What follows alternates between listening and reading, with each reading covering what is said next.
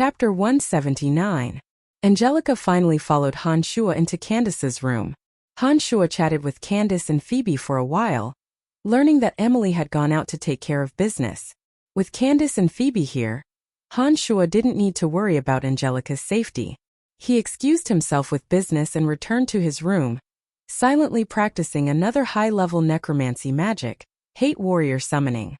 With Clarendon's many years of memories and Han Shua's unyielding spirit, he finally grasped the art of summoning a hate warrior after a few hours of torment. He summoned a hate warrior wielding a metal rod from the other dimension to his front. This hate warrior's summoning consumed quite a bit of Han Shua's mental strength. He meditated for a while and felt his mental strength rapidly recover. He then used the transportation matrix to return to the cemetery of death. "Evil Master, shouldn't you be taking me out of here this time?" Gilbert started yelling loudly when Han Shua appeared. "That's right, I'm really going to take you out of here this time," Han Shua said with a smile when he saw Gilbert walk over dejectedly. When he heard that he could leave the cemetery of death, the dejection on Gilbert's face was instantly replaced by excitement, and a string of flattery flowed out. "All right, make your preparations.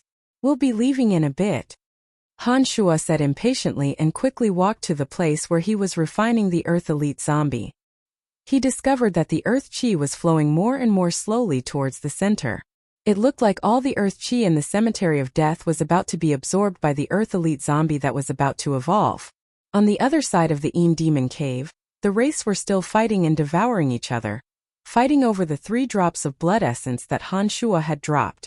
Because his strength had already reached the true demon realm, Han Shua's demonic yuan had already undergone a qualitative change.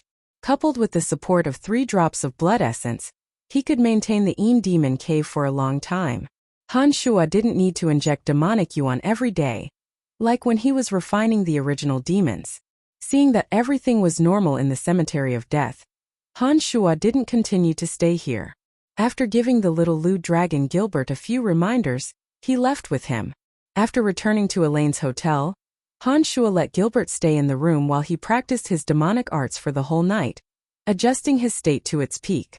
On the afternoon of the second day, Han Shua shut himself in his room and ordered Gilbert not to take a single step out.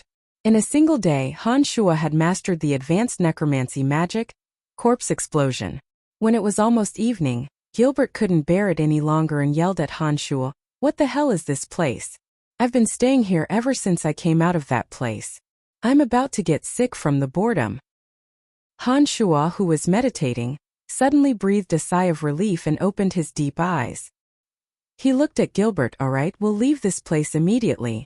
When we leave, shut up for the rest of the journey and do whatever I want you to do. If you dare act on your own, I'll leave you in the Cemetery of Death forever." What are we doing tonight?" "Haha, honored master, don't worry, I won't be a burden to you." Gilbert immediately responded with great excitement when he heard Han Shua's words. Footsteps sounded from outside at this moment, and then Emily's voice sounded from outside. "Are you inside?" When he heard that it was Emily, Han Shua immediately stood up and opened the door. "How is it? Has everything been settled?" Emily's beautiful figure was revealed when the door opened. Gilbert's eyes lit up and he suddenly whistled, saying excitedly, "A beauty, a great beauty." "Shut up." Han Shua turned his head and glared fiercely at Gilbert.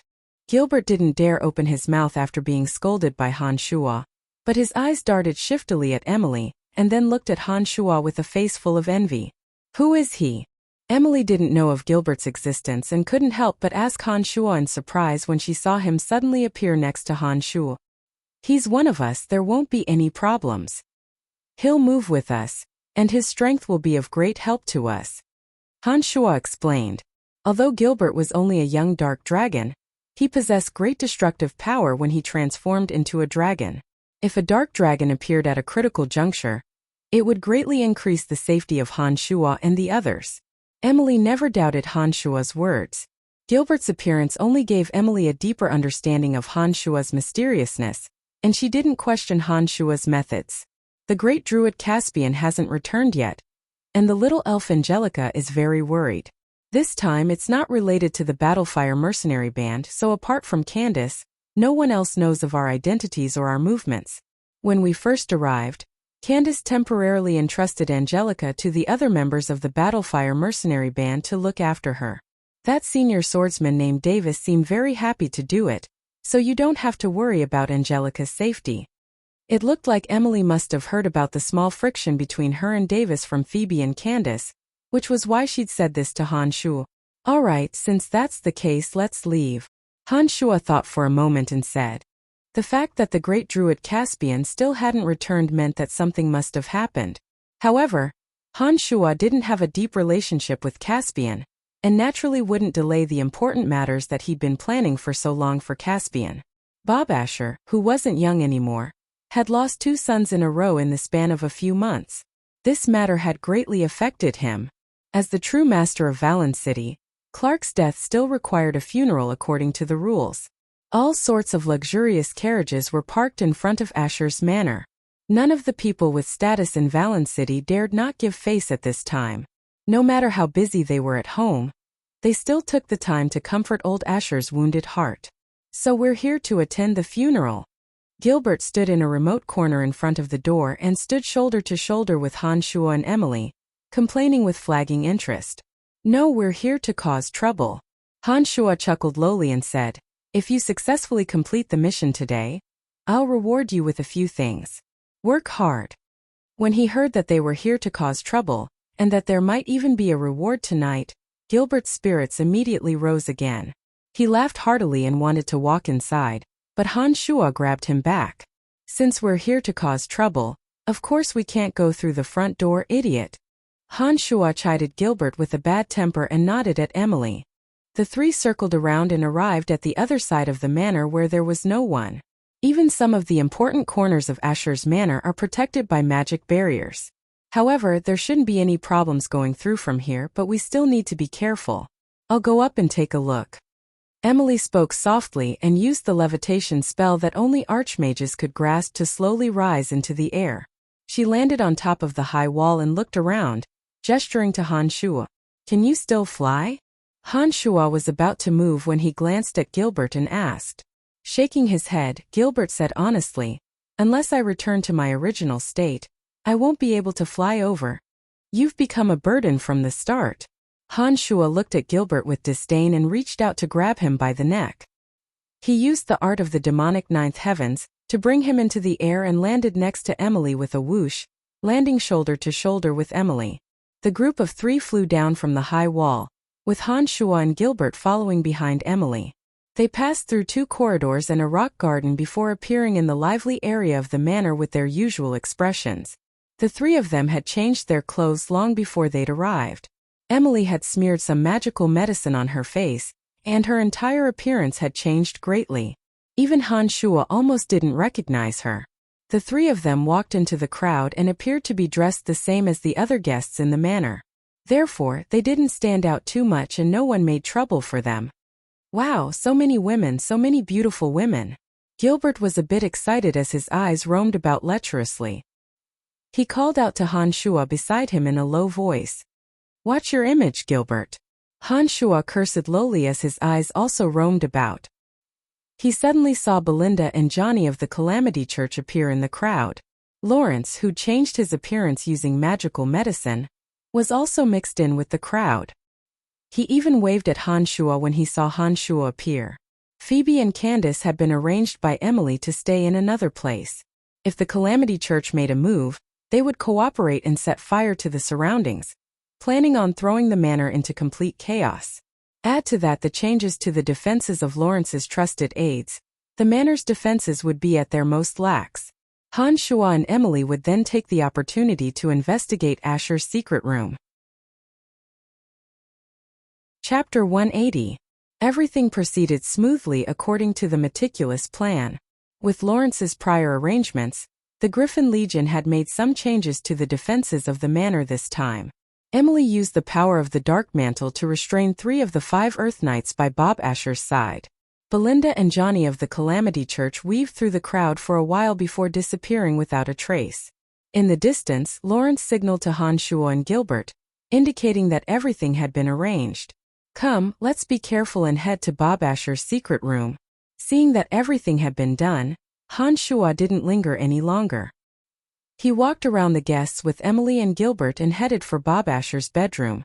The path to his room should have been heavily guarded, but because Lawrence's men had made arrangements beforehand, the three of them seemed to have an easy time on the way. When the three of them stood behind an artificial mountain and looked towards Bob Asher's room from afar, they discovered that many Griffin Legion soldiers were standing in front of the door. These people had solemn expressions and were tall and well-built. There was a valiant aura of having gone through many battlefields, and it was obvious that they wouldn't be easy to deal with. Lawrence said that the soldiers around Bob Asher's room are all his trusted aides. They've experienced all sorts of battles with him. All of them are fearless of death and won't listen to anyone but himself. Therefore, his trusted aides can't do anything. Han Shuo glanced at those people and explained to Emily beside him in a low voice. Nodding, Emily expressed her understanding. We of the Dark Mantle also know this. We must personally eliminate this group of people, otherwise we won't be able to enter so easily.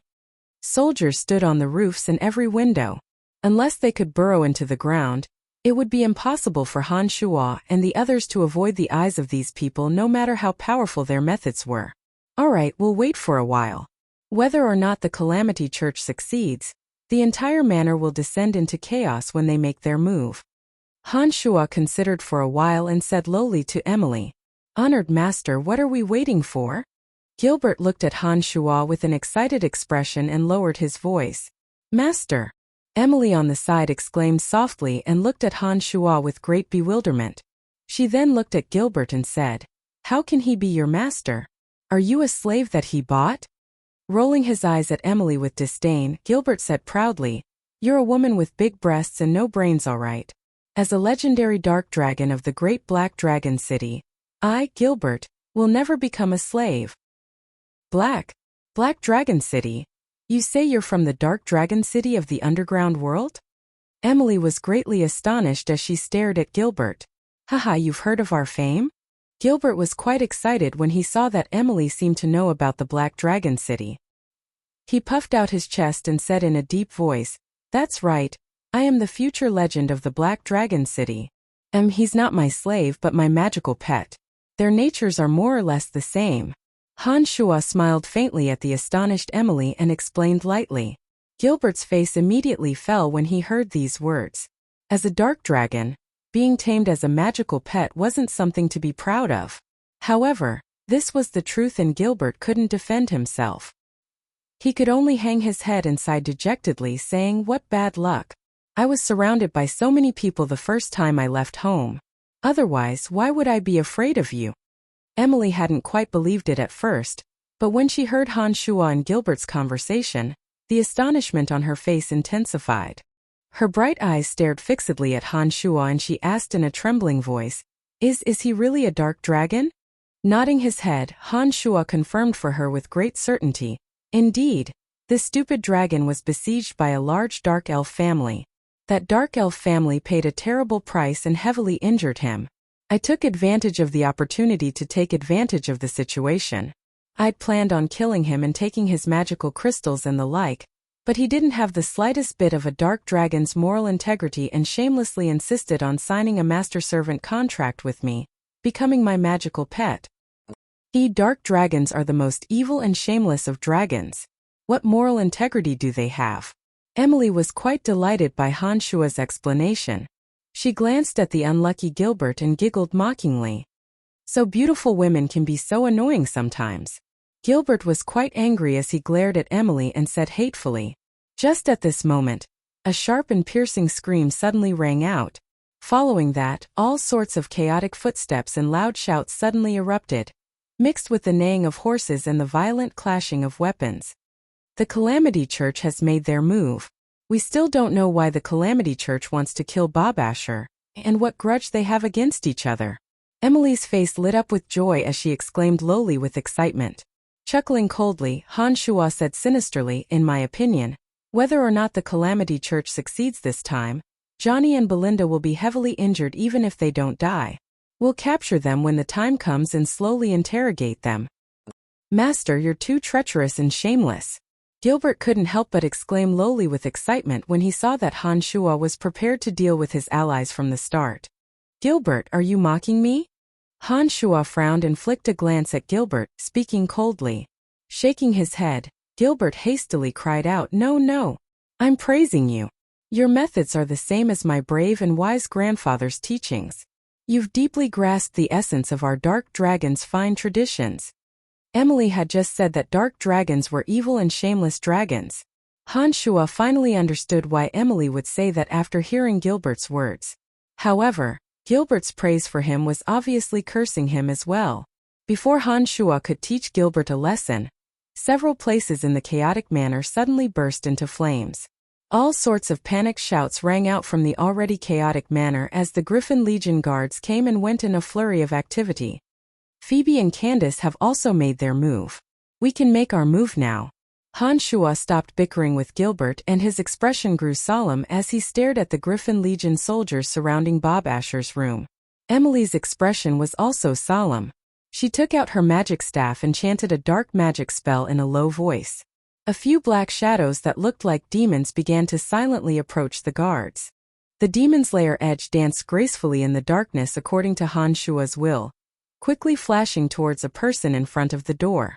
Just as the demon's lair edge was about to approach and that person might discover it, Han Shua's magical yuan abruptly exploded, as the demon's lair edge's slow forward speed suddenly increased. With a shrill whistle, the demon's lair edge pierced through the neck of the guard who'd just woken up.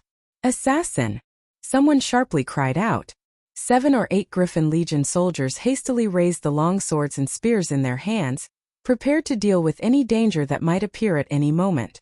Emily's dark magic only landed on the bodies of the first 2 Griffin Legion guards, causing their bodies to split open and bleeding profusely. They collapsed limply after a while.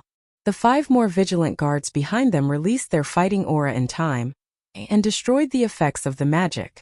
They weren't harmed at all. Due to the arrangements of Lawrence's trusted aides, everyone else had long since retreated. No one would be able to hear them no matter how much they shouted. Therefore, after the attack, Han Shua and the other 2 didn't continue to conceal themselves and directly charged out from the shadows. Contrary to Emily's expectations, Gilbert was the fastest. Even in human form, the strength of a dark dragon's body was still unimaginable to ordinary people. Gilbert was the first to rush out excitedly. His entire person was like a bulldozer as he grabbed the spear of the guard that Han Shua had just killed and fiercely stabbed towards the first person. Although he was a journeyman swordsman and emitted an extraordinary fighting aura, his entire body was instantly pierced through by the spear and thrown far away to the side, dying on the spot. When his fighting aura landed on Gilbert's body, it only caused Gilbert to make a muffled grunt. It didn't cause any damage to Gilbert's physical body. Emily was obviously startled by this attack and truly acknowledged Gilbert's identity as a dark dragon. Han Shua had long since known that this would happen and wasn't surprised at all. He slowly walked over with a calm expression, his mind controlling the demon's lair edge to dance wildly and kill 2 more Griffin Legion soldiers in a dazzling pattern. The strength of these soldiers were mostly mid to advanced swordsmen and knights, which was actually quite good. Their duty was to defend this area, and also to call out to more experts when they encountered an enemy. If it wasn't for the fact that Lawrence had trusted aides in the Griffin Legion and had already evacuated the surrounding troops, the first assassin shout would have been able to summon several large groups of Griffin Legion soldiers. If that really happened, Han Shua and the other 2 would only be able to flee for their lives. The remaining 2 guards finally fell under another attack of Emily's dark magic. Han Shua instructed Gilbert when he saw that the obstacles had been cleared, "Stay here and keep watch. Let us know if there's any movement." Han Shua shot Emily a look after saying this, and the 2 carefully pushed open the door and walked into Bob Asher's room. Bob Asher's room was decorated in an opulent and extravagant manner. Some of the furniture and decorations within were extremely valuable. The carpet was soft and smooth, likely made from the fur of an extremely rare magical creature. The wall lamps and oil paintings in the surroundings were all priceless. This Bob Asher really knows how to enjoy life. Just from the decorations in this room, it's obvious that his income isn't clean enough. Han Shua's eyes scanned the surroundings as he walked in and immediately opened his mouth to speak. Of course. Otherwise, he wouldn't be able to live in such a place with just his status as the commander of the Griffin Legion. Emily nodded and walked directly into the room as she conversed with Han Shua.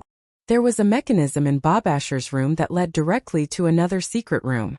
This was information that the Dark Mantle had paid a great price to obtain. Han Shuo and Emily went straight to the room as soon as they entered. As soon as Ai Meili came in, she immediately lifted the blanket on the big bed in this room. Then she reached out and fumbled around the edge of the bed for a while. Who knew what she was fiddling with? Suddenly, a hole with a flight of stairs appeared on the bedboard in this bedroom. In the Lancelot Empire, the Dark Mantle can basically find out anything we want. Although this secret room is very well hidden, Bob Asher will bring his mistress in to flaunt his greatness, so we can still find out about the existence of this place and the way in. Emily smiled at Han Shuo and explained before going down. Nodding, Han Shuo smiled to express his understanding. Indeed, someone like Bob Asher will indeed find it hard to control his desire to flaunt. If one wants to keep a secret, one must first overcome that obstacle of their own. Let's go take a look at Bob Asher's room and see what's in there," Emily said. Han Shuo followed behind her and went deeper into the underground passageway. He suddenly heard the faint sound of breathing before he reached the bottom of the ground. "There's someone down there, be careful."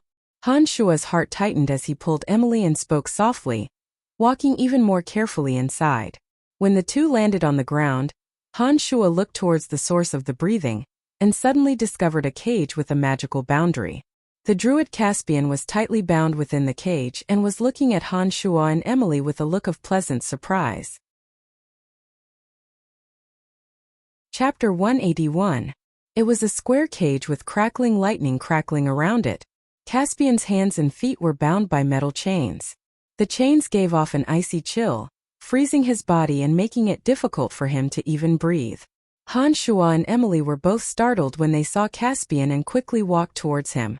Emily only observed for a moment before saying lowly, "There's a lightning and water magical boundary set up to restrict his strength. I'll need some time to undo it." Han Shuo swept a glance at Caspian, whose hair and beard were about to freeze, and said, "My weapon is very sharp. I'm confident that I can use it to break through the cage." Shaking her head with a serious expression, Emily extended a hand to stop Han Shuo's movements. She explained, "This lightning and water magical boundary is set up very cleverly. If you don't know the technique and forcefully use the sharpness of your weapon to break through the cage, it's possible that he'll be electrocuted or frozen to death immediately." Necromancy magic was different from the other majors, and Han Shuo's understanding of magic was a bit lacking compared to Emily's. Han Shuo didn't insist on his own opinion after hearing her words and said, "All right then, you're in charge of undoing the boundary. I'll look for some evidence of Bob Asher's crimes." Han Shuo didn't look at Emily any longer after he'd finished speaking, and began to carefully survey his surroundings. The secret room wasn't particularly spacious, and there were many cabinets of various sizes with many strange items on them. One of the cabinets had many shiny metals on it. There were markings on these metals that explained the meaning of each metal. These were all the various awards that Bob Asher had received in his many years in the army. These kinds of awards and medals had helped him become the commander of the Griffin Legion, a glory that he could brag about for the rest of his life. There was also a cabinet with some knight armors and weapons on it. Some of these armors and weapons were still shining, and some were obviously damaged. Below each armor and weapon was a thin piece of paper, which recorded the battle in which the armor and weapon were worn. There were also a few cabinets of various sizes, some containing ancient books, some containing obviously valuable longswords and spears, but there were no jewels or beautiful jade like Han Shuo had imagined. A person of Bob Asher's status wouldn't keep those vulgar treasures in a secret room like this. Don't even think about it. For him, wealth is no longer something he should pursue. The things here symbolize his glory and memories. They are not something gold coins can compare to. In the distance, Emily was currently dispelling the boundary that imprisoned Caspian. She unintentionally flicked a glance at Han Shuo, and discovered that Han Shuo didn't seem to care about these things at all. He seemed to be a bit dispirited. She couldn't help but speak up. Han Shuo sighed dejectedly when he heard Emily's reminder. "I'd thought that there would be countless gold coins and riches in his secret room. I'd even planned on rewarding Gilbert after the mission was completed. It seems that I've been ignorant and ill-informed. Hurry up and look for other things. We need evidence that will make it hard for him to turn over a new leaf." Emily rolled her eyes at Han Shuo and urged Han Shuo. Taking a deep breath in, Han Shuo calmed his mind and quickly paced around the cabinets, carefully digging out any secrets that might exist. However, after Han Shuo had searched all the cabinets, Han Shuo still didn't find anything of value. There doesn't seem to be anything. Han Shuo spread out his hands and said a bit helplessly when he walked up to Emily. Wait a moment. Emily was obviously at a critical juncture at this moment. A shadowy ball of magic suddenly pressed onto the cage in her hands. Two crisp sounds rang out as the ball of magic in Emily's hands pressed onto the cage. The crackling lightning on the cage disappeared in an instant. Even Caspian, who was in the cage, was no longer shivering as much as before. All right, I've dispelled the magical boundaries within the cage. You can use your weapon to rescue him now. Leave the matter of finding evidence to me. I've been in the dark mantle for so long and I'm best at this sort of work. Emily breathed out lightly and turned back to smile sweetly at Han Shuo, her body slowly moving towards the cabinets. Thank you. Caspian's trembling body had warmed up due to the dispelling of the two magical boundaries. He trembled as he thanked Han Shuo. Heh, I can only say that you're quite lucky to have run into us. Han Shuo said with a smile as he took out the Demon Slayer edge and held it in his hand. He infused magical yuan into it and slashed it with force. Creak. Several of the dark iron pillars of the cage were instantly broken by the Demon Slayer edge's incisive slash. Han Shuo reached out and twisted with force, pulling the iron pillars to the side. Caspian walked out from within. Caspian hurriedly stretched out his body as soon as he walked out, then exhaled 2 hot breaths of air and said to Han Shuo, How is Angelica? Is she in danger? Don't worry, we asked the Battlefire mercenary band to protect her before we left. I think she'll be fine, but Angelica is very worried about you. Han Shuo turned his head to look at Emily after saying this, not asking why Caspian was imprisoned here. On the other side, Emily took out some magical device and fiddled with it. She actually opened up a secret compartment in the corner of the wall and rummaged through it, taking out a small scroll. Found it. Most secret rooms have secret compartments that are concealed using space magic. Ordinary people would find it hard to discover, unless they're a space grand magus. Only then can they sense some magical pulses and remove the disguise. However, we do this too often and even have specialized magic search tools. I can sense the weakest magical pulses in this room through this little thing and obtain everything we need. Emily said proudly to Han Shuo after grasping the small scroll in her hand. So you're saying that our mission this time is complete? Han Shuo paused and then asked with a smile. Nodding, Emily was quite happy as she smiled. That's right. As long as we can leave Valen City, Bob Asher will be in big trouble this time. Dong dong dong. At this moment rapid knocking sounds came from above. Han Shuo and Emily looked at each other, their expressions changing. Han Shuo said lowly, This is Gilbert's signal. This means that someone must have discovered the changes here and is rushing over. We need to hurry up and leave this place. Emily took the lead and headed back the way they'd come after saying these words. Caspian had just come out of his cage and seemed to have yet to fully recover. His face was still deathly pale and his gait was a bit stiff. Han Shuo moved quickly to Caspian's side and grabbed him on his back, rushing out with him on his back. He followed Emily and returned to Bob Asher's bedroom. They just landed on the bed when they heard the sounds of fierce fighting in front of the door. Emily and Han Shuo looked at each other, Emily reaching out to touch the edge of the bed.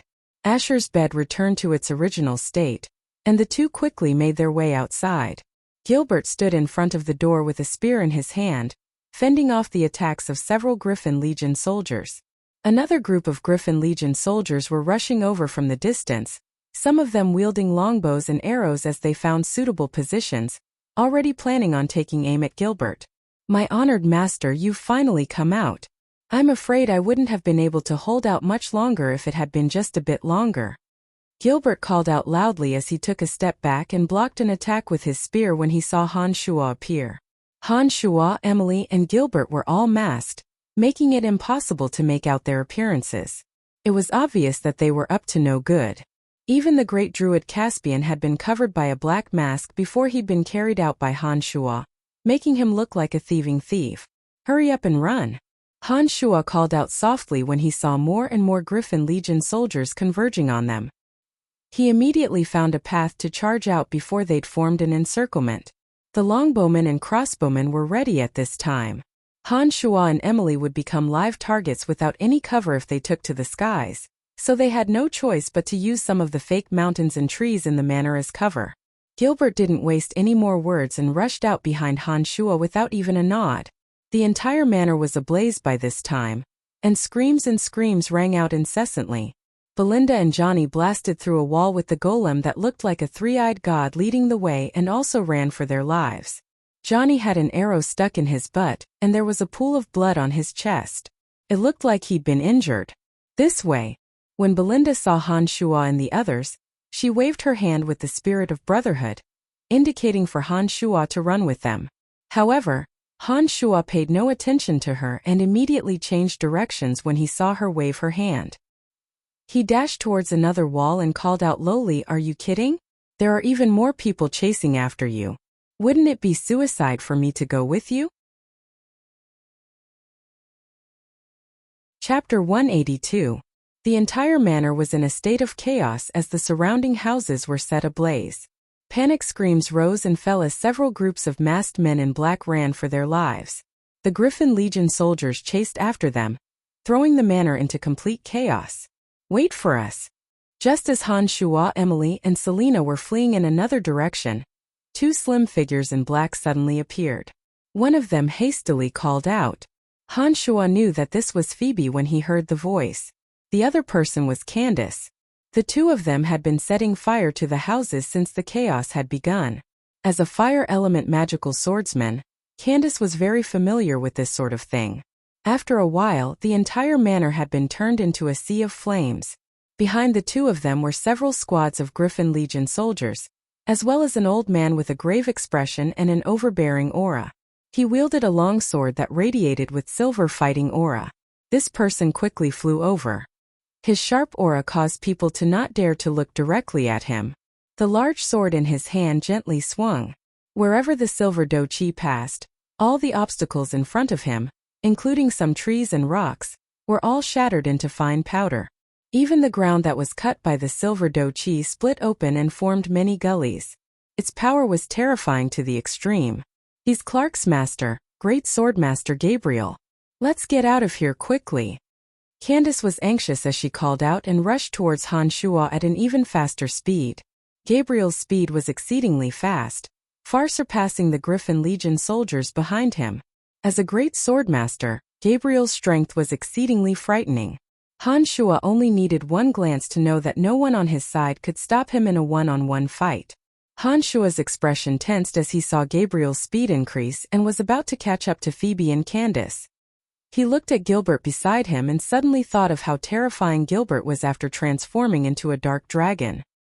He immediately called out coldly, "Damn it, hurry up and transform."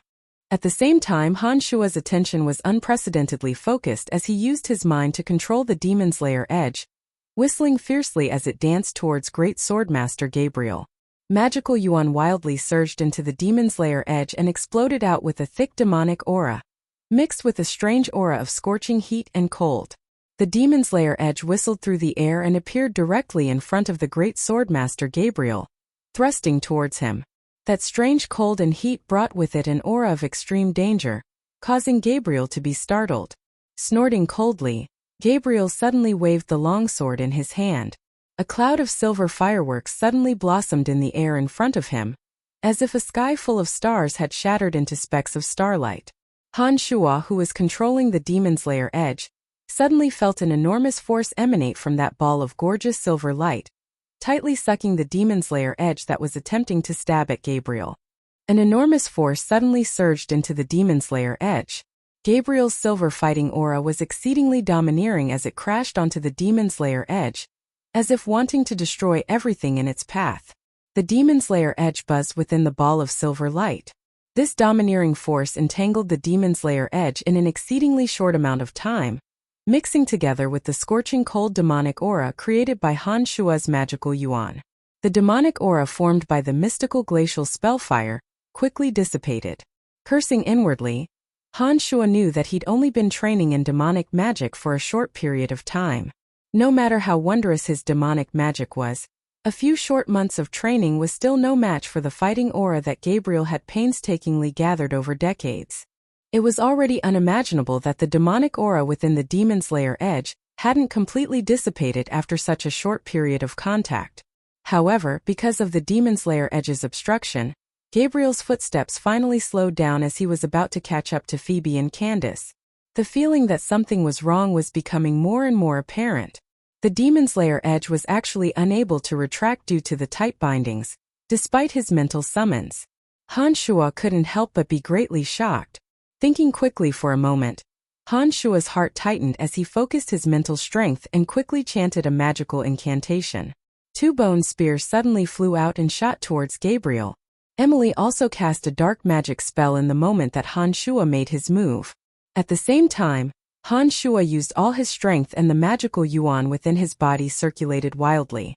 He suddenly tightened his mind and took advantage of Gabriel's distraction to deal with Han Shuo and Emily's magical attacks to forcibly free the Demon Slayer Edge from the ball of silver light. Because he'd expended too much energy and the speed at which the magical yuan circulated had exceeded the limits of Han Shuo's body, Han Shuo couldn't help but spit out a mouthful of blood. He'd already suffered minor injuries. "Your hurt put me down. I think I've recovered." Caspian, who was on Han Shuo's back, could clearly feel Han Shuo's body tremble violently. He immediately spoke to Han Shuo when he saw that Han Shuo couldn't help but spit out a mouthful of blood. Gabriel had already destroyed Han Shuo's bone spears and Emily's dark magic in a short amount of time. A pair of cold gray eyes swept towards Han Shuo and Emily at this moment, especially when he looked at Han Shuo. He seemed to be extremely curious about Han Shuo's magical yuan and the Demon Slayer Edge. Han Shuo turned his head to see that Gilbert had already transformed into an enormous dark dragon. Gilbert's body covered in black scales crashed fiercely into the wall in front of Han Shuo and the others, collapsing loudly. "All of you get on his back."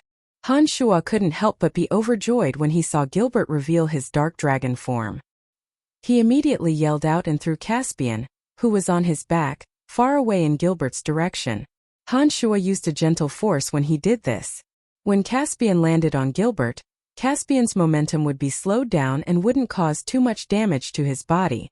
Other than AI Mealy, who already knew Gilbert's identity, Gilbert's sudden transformation into a black dragon caused everyone here to be instantly shocked.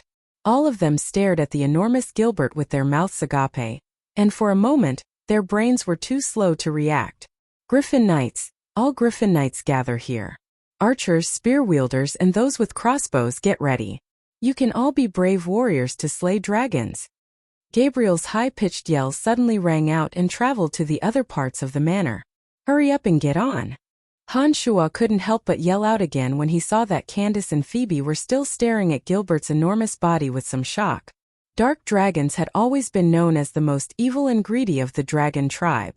They liked to live in the dark and damp underground world, and were shameless and greedy for money. They could be considered the embodiment of evil on the surface.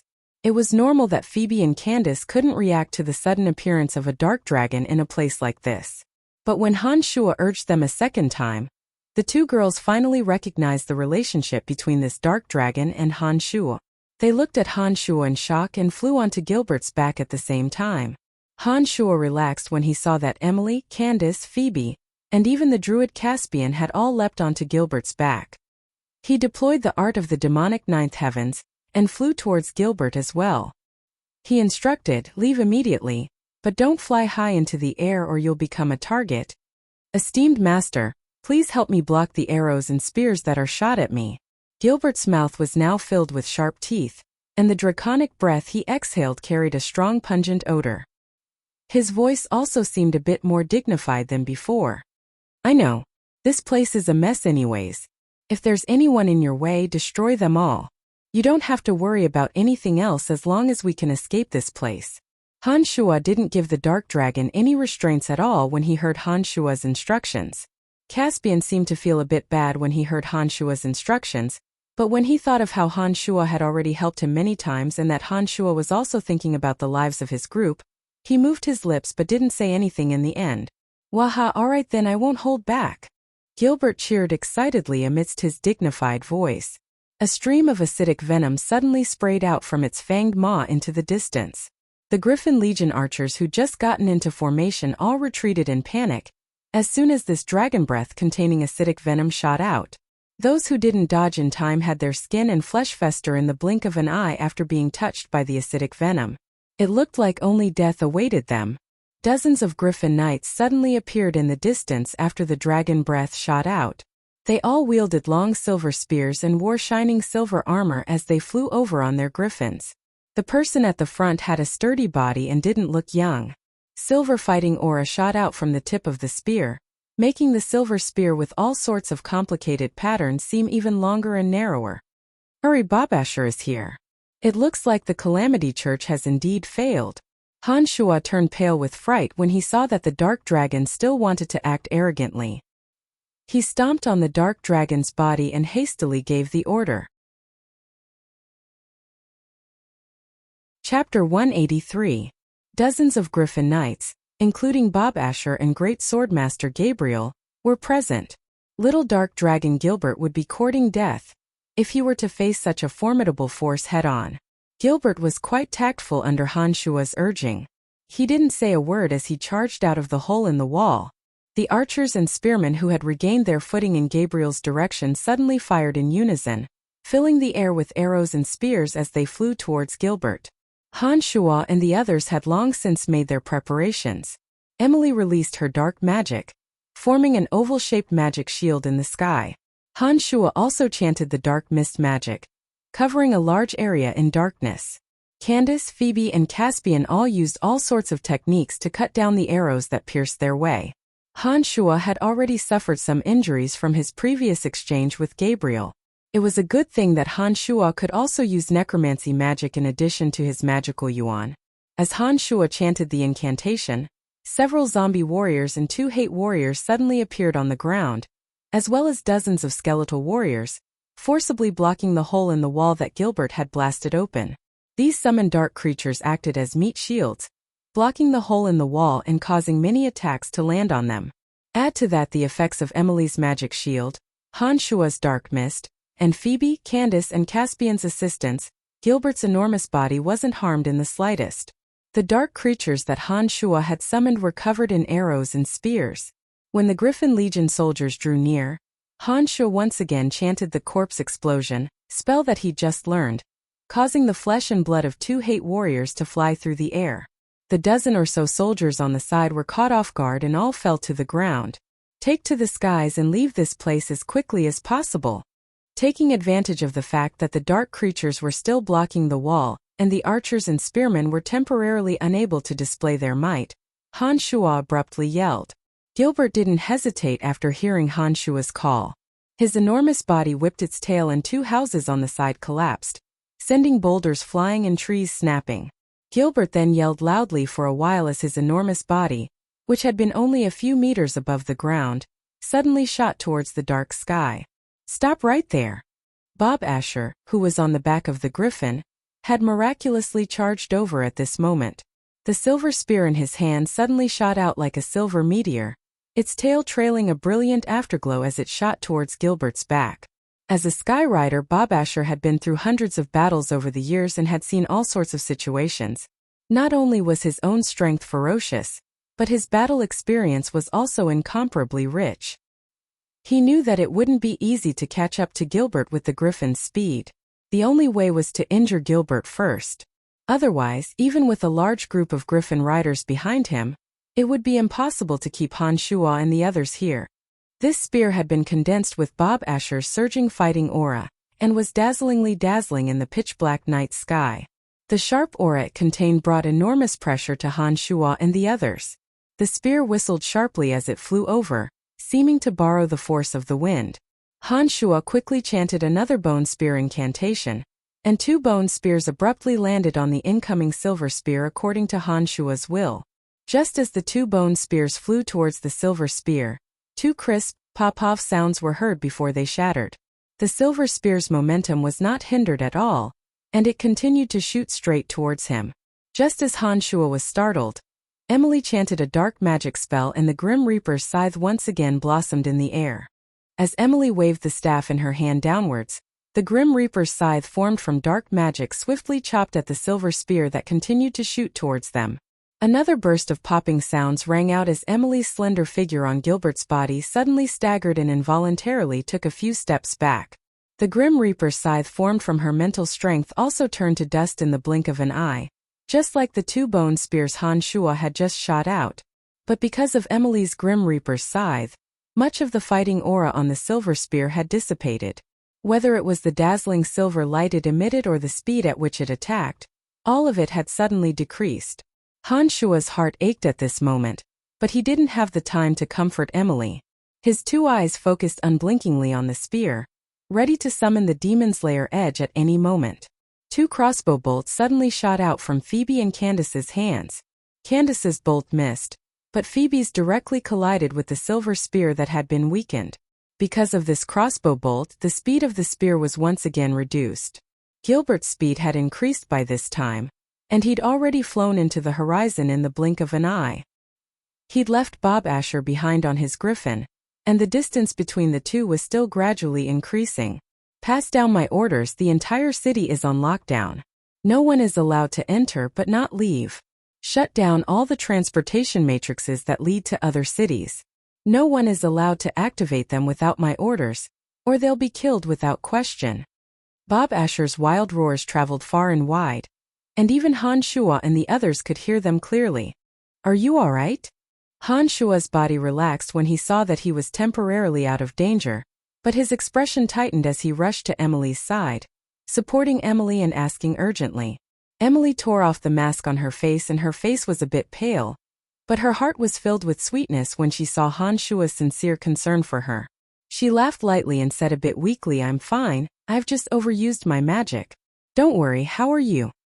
I'm fine as well, I'll recover after a few days of rest. Han Shuo also smiled and comforted Emily.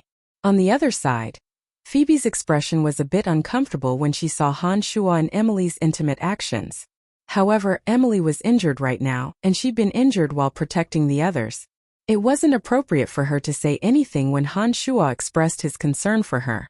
Coughing lightly, Phoebe walked to Han Shuo's side amidst the howling cold wind. Worry also appeared on her beautiful face as she reached out a slender hand to wipe away the blood at the corner of Han Shuo's mouth. She said reproachfully, You're spitting out blood and you say you're fine. Phoebe's light cough and her current actions immediately made Emily realize something.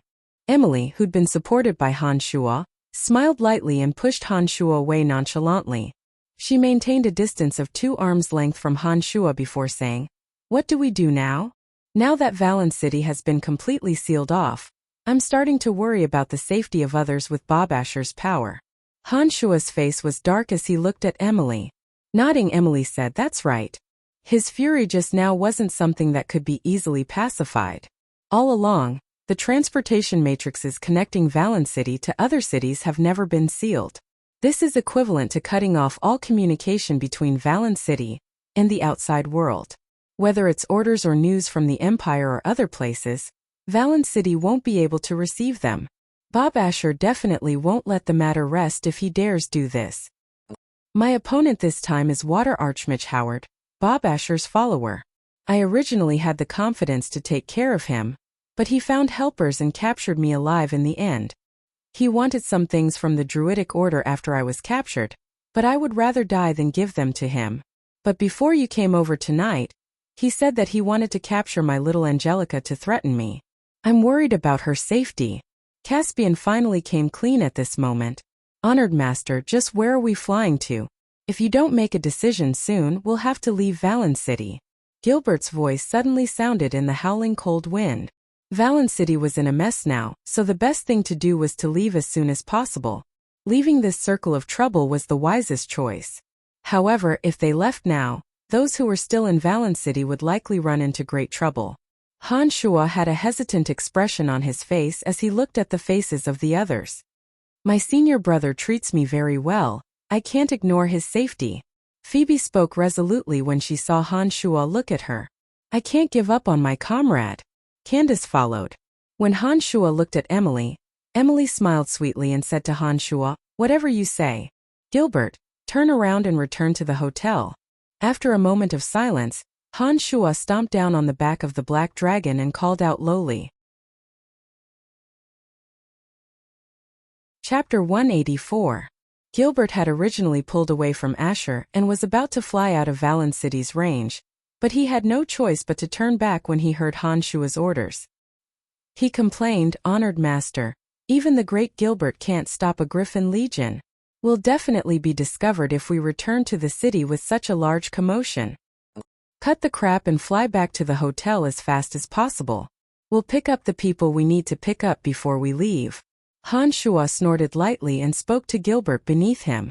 As a dark dragon, there wasn't much space on Gilbert's back for a person to stand on. Even if Han Shua returned to the hotel, he wouldn't be able to take everyone away at once. He had to start thinking about what to do now. His thoughts raced as he waited for Gilbert to enter Valen City from the outskirts he'd just left. The sharp-eyed Han Shua had already spotted the Griffin Knights high in the sky, whistling as they patrolled the area. With Gilbert's size, there was no way he'd be able to hide from the Griffin Knights if he wanted to return to the hotel from here. Han Shua mused for a moment and suddenly opened his mouth. "Gilbert, land immediately before the Griffin Knights discover us. We'll return to the hotel from the ground." Gilbert didn't waste any more words under Han Shua's orders and flew a certain distance at a low altitude, allowing everyone to land on his back. When everyone had landed, Gilbert's enormous body gradually shrank under the cover of the black light, finally turning back into the tanned and somewhat handsome young Gilbert. "We all wore masks in Aski's manor just now. Now that we're entering the city with our original appearances, they may not be able to recognize us." Han Shua glanced at Emily and said, "Indeed, but if a group of strangers like us appears together and is discovered by the Griffin Legion, they'll definitely become suspicious. I think we should split up so that no one will associate us with anything." Emily looked at everyone and said, "Well, everyone should know the way back. Let's split into 2 groups and go back. If there's any danger in the hotel, we'll meet up at the block behind." Han Shua nodded and agreed to Emily's arrangement. After Han Shua said this, Phoebe naturally stood next to Han Shua. As a magic pet, Gilbert naturally could not be separated from his master. Emily scanned the crowd and spoke again. "Since this is the case, I'll go with Miss Candace and Elder Caspian. Before Elder Caspian enters the city, use a magic potion to disguise his appearance. Otherwise, he'll be easily recognized." Han Shua reminded and said to Phoebe and Gilbert, "Let's go." The current Valen City was even more chaotic than the day of Clark's assassination. The chief of the Griffin Legion had used the invasion of Kasi Empire assassins as an excuse to seal off the entire city. Soldiers of the Griffin Legion whizzed past on the streets and in the sky. They immediately went up to interrogate strangers when they saw them. Under Han Shua's keen eyes and ears, Han Shua's group of 3 took some rugged and complicated paths and weaved through the shadows of rows of eaves, avoiding many Griffin Legion soldiers along the way. Whether it was Gilbert or Phoebe, they were both people with extraordinary strength. Han Shua's powerful memory after developing his brain region was put to full use on this return trip. The various complicated paths within Valen City were like a map reflected in Han Shua's heart. Han Shua's direction was erratic as he made his way back. In the end, Phoebe felt that they were getting further and further away from the hotel. If it wasn't for the fact that Phoebe was well aware of Han Shua's mysteriousness, she would have doubted whether Han Shua was taking the correct path. After taking many small paths and twisting paths, Phoebe and Gilbert were both feeling a bit dizzy and disoriented when the back door of the hotel suddenly appeared in front of them. Han Shua had actually avoided all the Griffin Legion soldiers on the ground and in the sky along the way.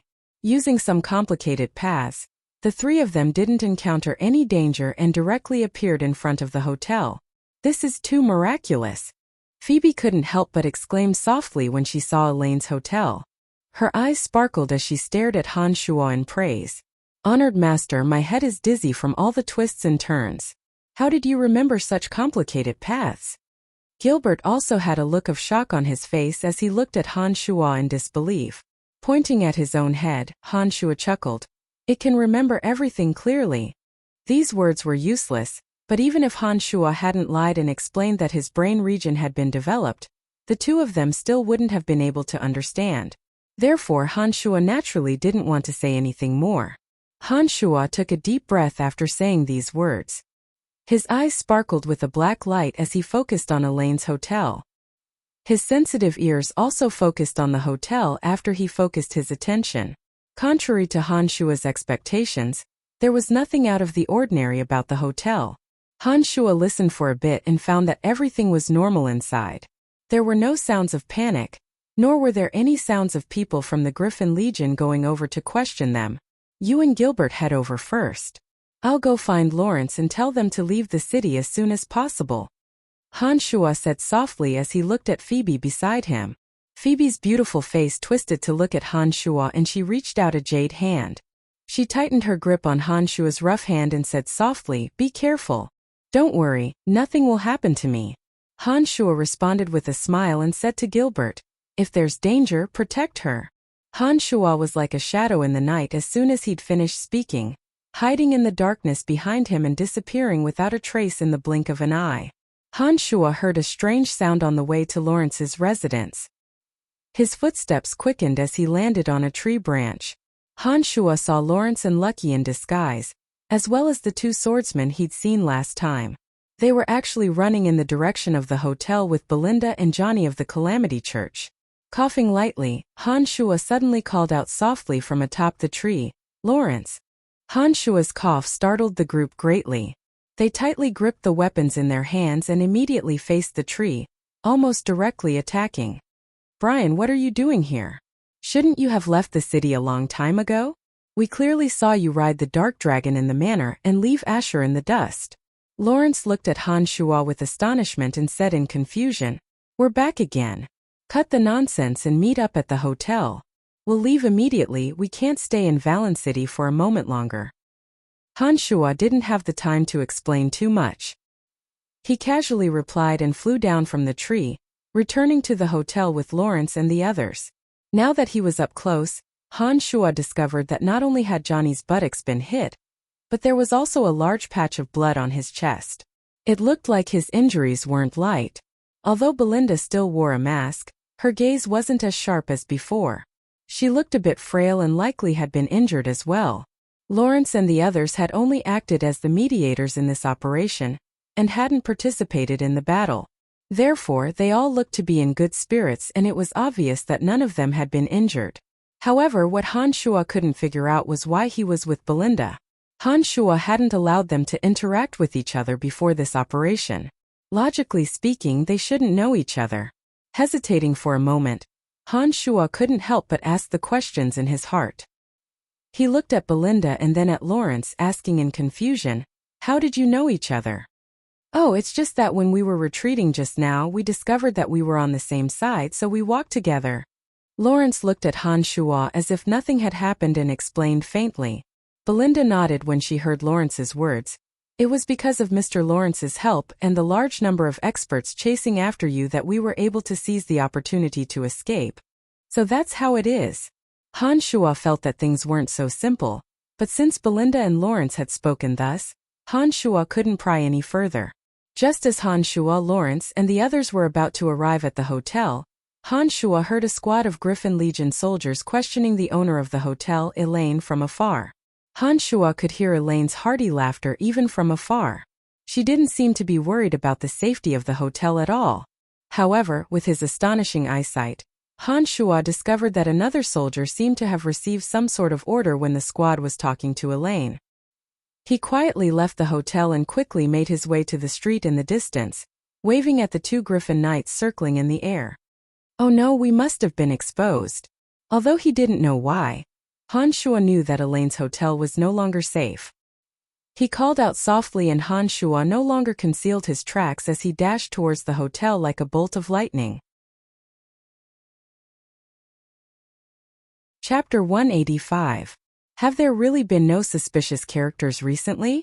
An officer of the Griffin Legion looked at the owner of the hotel, Elaine, and asked, "Honorable sir, our hotel has always had a good reputation in Valen City, and we've often cooperated with Master Asher's work.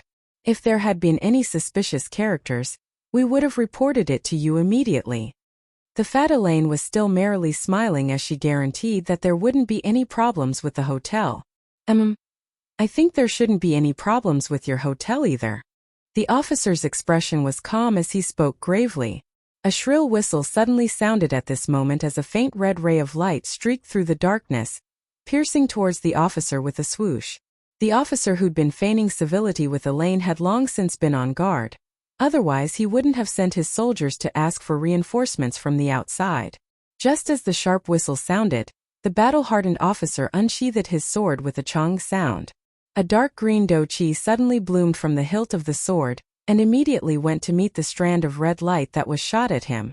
The demon's lair edge fiercely collided with the blade of his sword with a clang, extinguishing the fighting aura emanating from his body, and carving out a nick in the blade he was tightly gripping. At the same time, a figure flashed by like lightning as an iron fist suddenly enlarged and punched towards the officer. Startled, the officer raised his empty left hand and blocked his chest, attempting to block Han Shua's punch. What had been an ordinary punch suddenly flared up with purple spellfire when it reached his chest. A cold aura suddenly enveloped him and the aura immediately invaded his limbs and bones when Han Shua's fist landed on his chest. It was as if the officer had fallen into an icy cavern in that moment. Frost appeared on his hair and eyebrows, and his entire body was piercingly cold. He didn't even have the strength to raise his hand. Han Shua withdrew his tightly clenched right fist and grabbed the demon's lair edge that was hovering in the air. He turned around and yelled at the astonished Elaine, "This place is no longer safe. Call out everyone in the hotel and leave now." After recovering from the shock, Elaine quickly recognized the situation. At this time, the strange cries of the sky griffins were rapidly approaching, which meant that Han Shua's judgment was correct. Because of the call of the person who had just left, the griffin knights circling the sky were already starting to come over. But Lady Emily hasn't returned yet. When he was about to leave, he suddenly remembered that Emily was the leader of this mission, so he couldn't help but say, "You don't have to worry about that. She'll be back soon." Han Shua grabbed the demon's lair edge and immediately rushed into the midst of the other soldiers who had reacted. He quickly responded. Elaine didn't say anything else after hearing Han Shua's words. She nodded and turned to the back, yelling out a few words. Angelica, a few mercenaries from the Battlefire mercenary band, as well as Phoebe and Gilbert, who had just arrived, all suddenly appeared. As soon as these people appeared, they didn't wait for Han Shua's orders before immediately joining the fray, killing the remaining Griffin Legion soldiers beside Han Shua one by one. "Go, leave this place immediately," from the back. Although these Griffin Legion soldiers had died, this place had already been exposed. Add to that the person who had just informed them, this place would definitely become the focus of the Griffin Legion's attack, especially since 2 Griffin Legion soldiers had discovered the abnormalities in this place.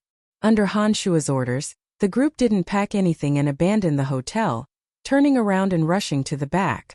Although the owner of the hotel, Elaine, didn't train in any fighting aura, she was extremely fast when she ran and didn't become a burden. Another clamor of shouts suddenly sounded from the distance. Han Shua's retreating body flipped over and landed on a nearby rooftop. He looked into the distance and discovered that Emily, Candace, and Caspian were on another street, fighting and retreating as they made their way over. Behind them was a line of 12 Griffin Legion cavalry. They rode warhorses adorned with silver armor and held sharp spears in their hands, whistling as they chased after Emily's group. They seemed to have discovered the identities of Emily's group. "This way, hurry up!" Han Shua suddenly yelled out from the rooftop, his voice like a sharp weapon as it traveled to Emily's location. Lawrence's group, who had arrived a beat too late, met up with Phoebe, Candace, and the others at the back of the hotel. Up until now, everyone who had participated in the operation against Bob Asher had actually gathered together again in this hotel. "Gather together, we'll kill our way out before the rest of the Griffin Legion arrives." Standing on the rooftop, Han Shua seemed to have become the leader of this operation as he yelled out loudly, "Steal the warhorses!" Emily, who had been rushing over, suddenly stopped in the dark and chanted a dark magic spell in a low voice. On the way that the 12 cavalrymen were flying over, a large dark swirl suddenly appeared. The warhorses charged into the whirlpool, their originally lightning-fast speed suddenly becoming extremely slow. The hoofs of the horses didn't make any sound on the ground. Some of the trees in the surroundings seemed to come alive at this moment as their branches danced like snakes, all of them wrapping around the slowed horses' legs.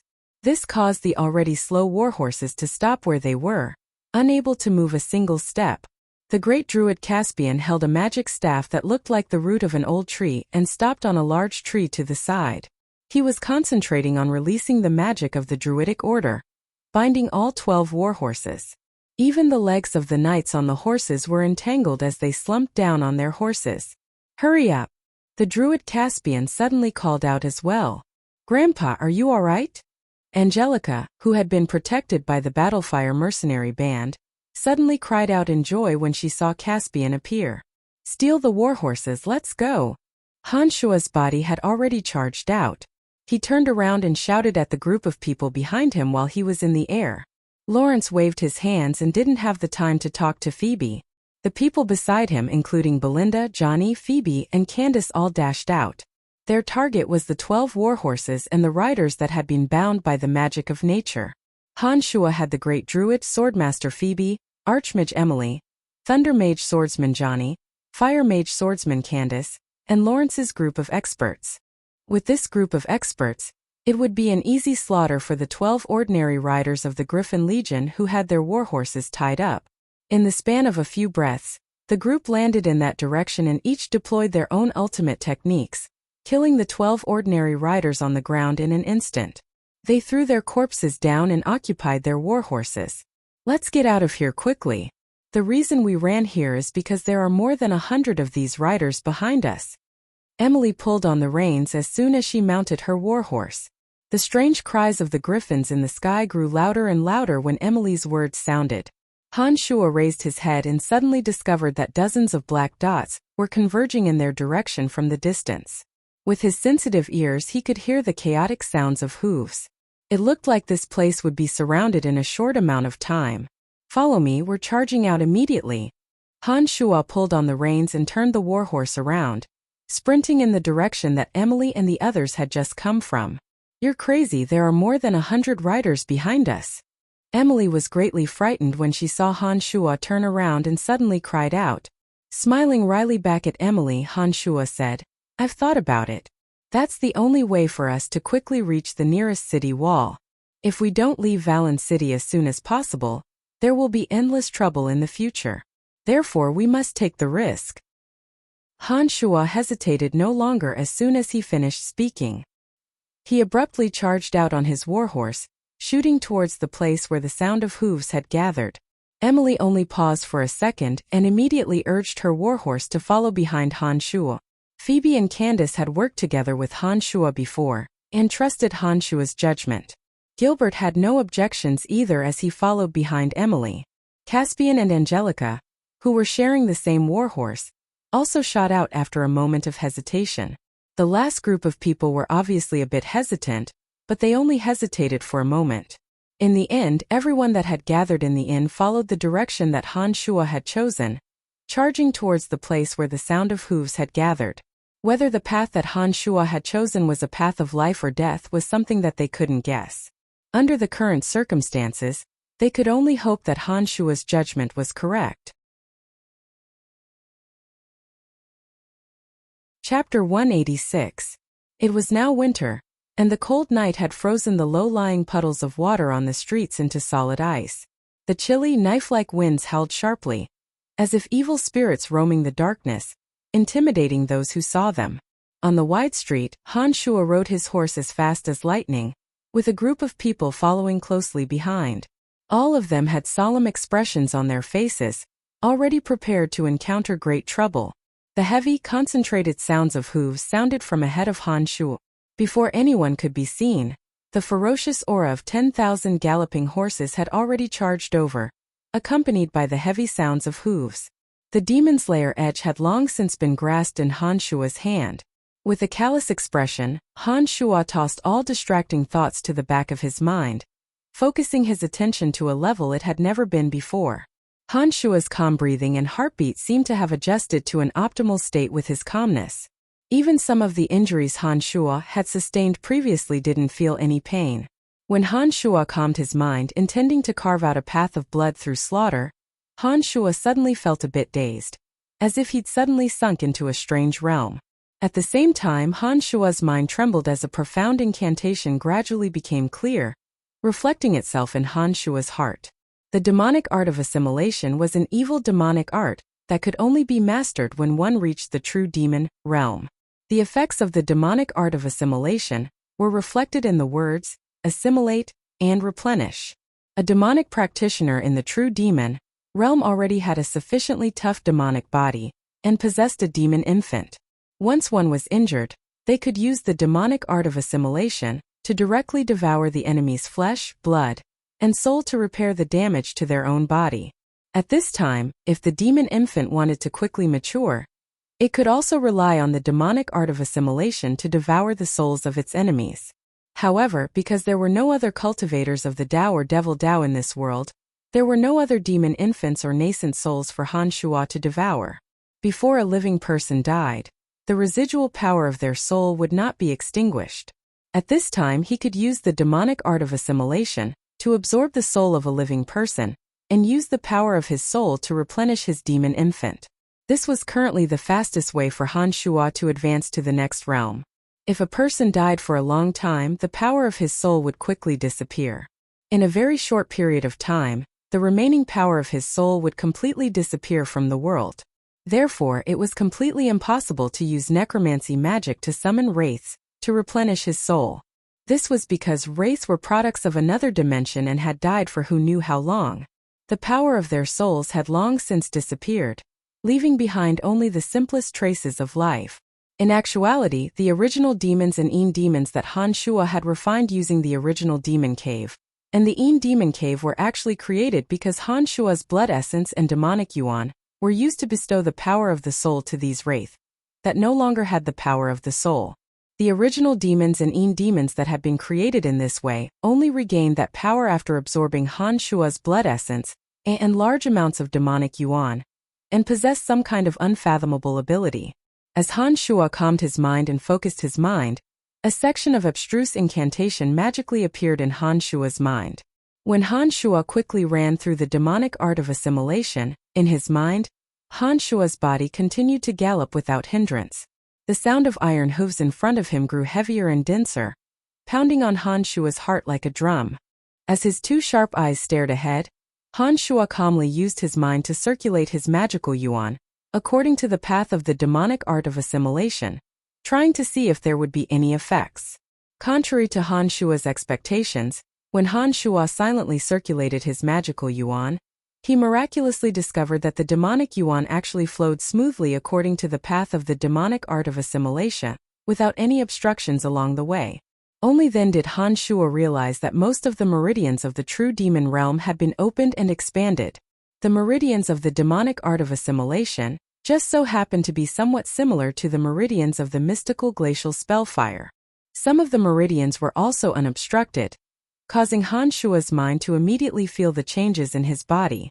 When Han Shua circulated the demonic art of assimilation and shifted the focus of his attention to his empty left hand, a thick cloud of black magical aura emanated from the center of his palm, forming a vortex that looked like a black hole.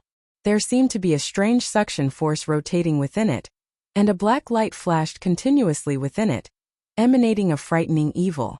The vortex formed from the black demonic aura in his palm wasn't large, but Han Shua knew that he had indeed grasped the demonic art of assimilation. As for its specific effects, Han Shua would only truly know when he tested it on someone. Those in front stop immediately for questioning or be killed without question. At this moment, an explosive roar sounded from the front of Han Shua. A dense group of knights rode over on their warhorses, the silver spears in their hands blossoming with dark green fighting aura, appearing quite dazzling in the darkness. Heh, I'd like to see who's going to kill who. Han Shua laughed wildly as he squeezed his legs together, causing the warhorse to gallop even faster as he charged directly at the knight. When they were about to meet, Han Shua had already started chanting necromancy magic in a low voice. The knights at the very front that had attempted to attack Han Shua suddenly discovered that bone spears had appeared out of thin air, and hastily raised their weapons to defend. Another spear thrusting towards him was blocked by the white bone shield that Han Shua had formed on his left shoulder after chanting. Under the cover of necromancy magic, Han Shua's momentum was unstoppable as he headed straight for the knight who had yelled earlier. When the demon's lair edge's sharpness clashed with the knight's spear, Han Shua's spear was broken in two on the spot, just as Han Shua had expected. Taking advantage of the knight's momentary daze, Han Shua, who'd been whistling past the knight's side, suddenly reached out and grabbed the knight. Han Shua's physique was abnormally strong. When he grabbed the knight with his left hand, he squeezed hard, causing the knight's shoulder bones to shatter. He then held the Demon's Lair edge in his right hand and used the thick hilt of the Demon's Lair edge to smash the knight's head, causing fresh blood to immediately spray out. The knight, who had been screaming in pain, screamed even more violently after being hit by the hilt of the Demon's Lair edge. However, his struggling body had no strength left, as if he'd been beaten senseless. Han Shua's left hand that had been tightly gripping the knight's body took this opportunity to circulate the demonic art of assimilation. In a split second, the knight's blood, flesh, and life force rapidly flowed into the whirlpool in Han Shua's left hand from his neck. A surge of strange energy suddenly surged into Han Shua's body through the demon infant and Han Shua's physical body. Due to the influx of this energy, his injured body miraculously and rapidly recovered, as if he'd received a miraculous elixir. Han Shua could clearly feel that some of the ruptured blood vessels in his chest had miraculously reconnected under the nourishment of this energy. At the same time, the knight that Han Shua had grabbed with one hand was gradually drying up and turning a grayish-brown due to the disappearance of his blood, flesh, and life force. When Han Shua finished absorbing his flesh, a strand of his soul was also sucked away by the demon infant like a drop of water. When Han Shua let go, a gust of cold wind blew past. The body that had lost its blood, flesh, and life force turned into dust that danced in the air. A living life had been extinguished in the blink of an eye due to the replenishment of the demonic art of assimilation, not leaving a trace in the world. As the caster, Han Shua had absorbed the knight's blood, flesh, and life force in a short amount of time. He had recovered from his previous injuries and was now full of vigor again. The miraculous and evil nature of the demonic art of assimilation gave even Han Shua a fright. He hadn't expected that the effects of the demonic art of assimilation would be able to absorb the knight's blood, flesh, and life force in the span of a few breaths and use it to replenish his own injured body. This was a classic method of harming others to benefit oneself, but it was in line with the true essence of a demonic practitioner. Disregarding the life and death of others, using the souls and life force of others to quickly recover and advance through slaughter and devouring, was a method that demonic practitioners had long since gotten used to for thousands of years. Demon, he's a demon. The knights blocking Han Shua's way watched with their own eyes as their leader was killed by Han Shua in such a strange and evil manner.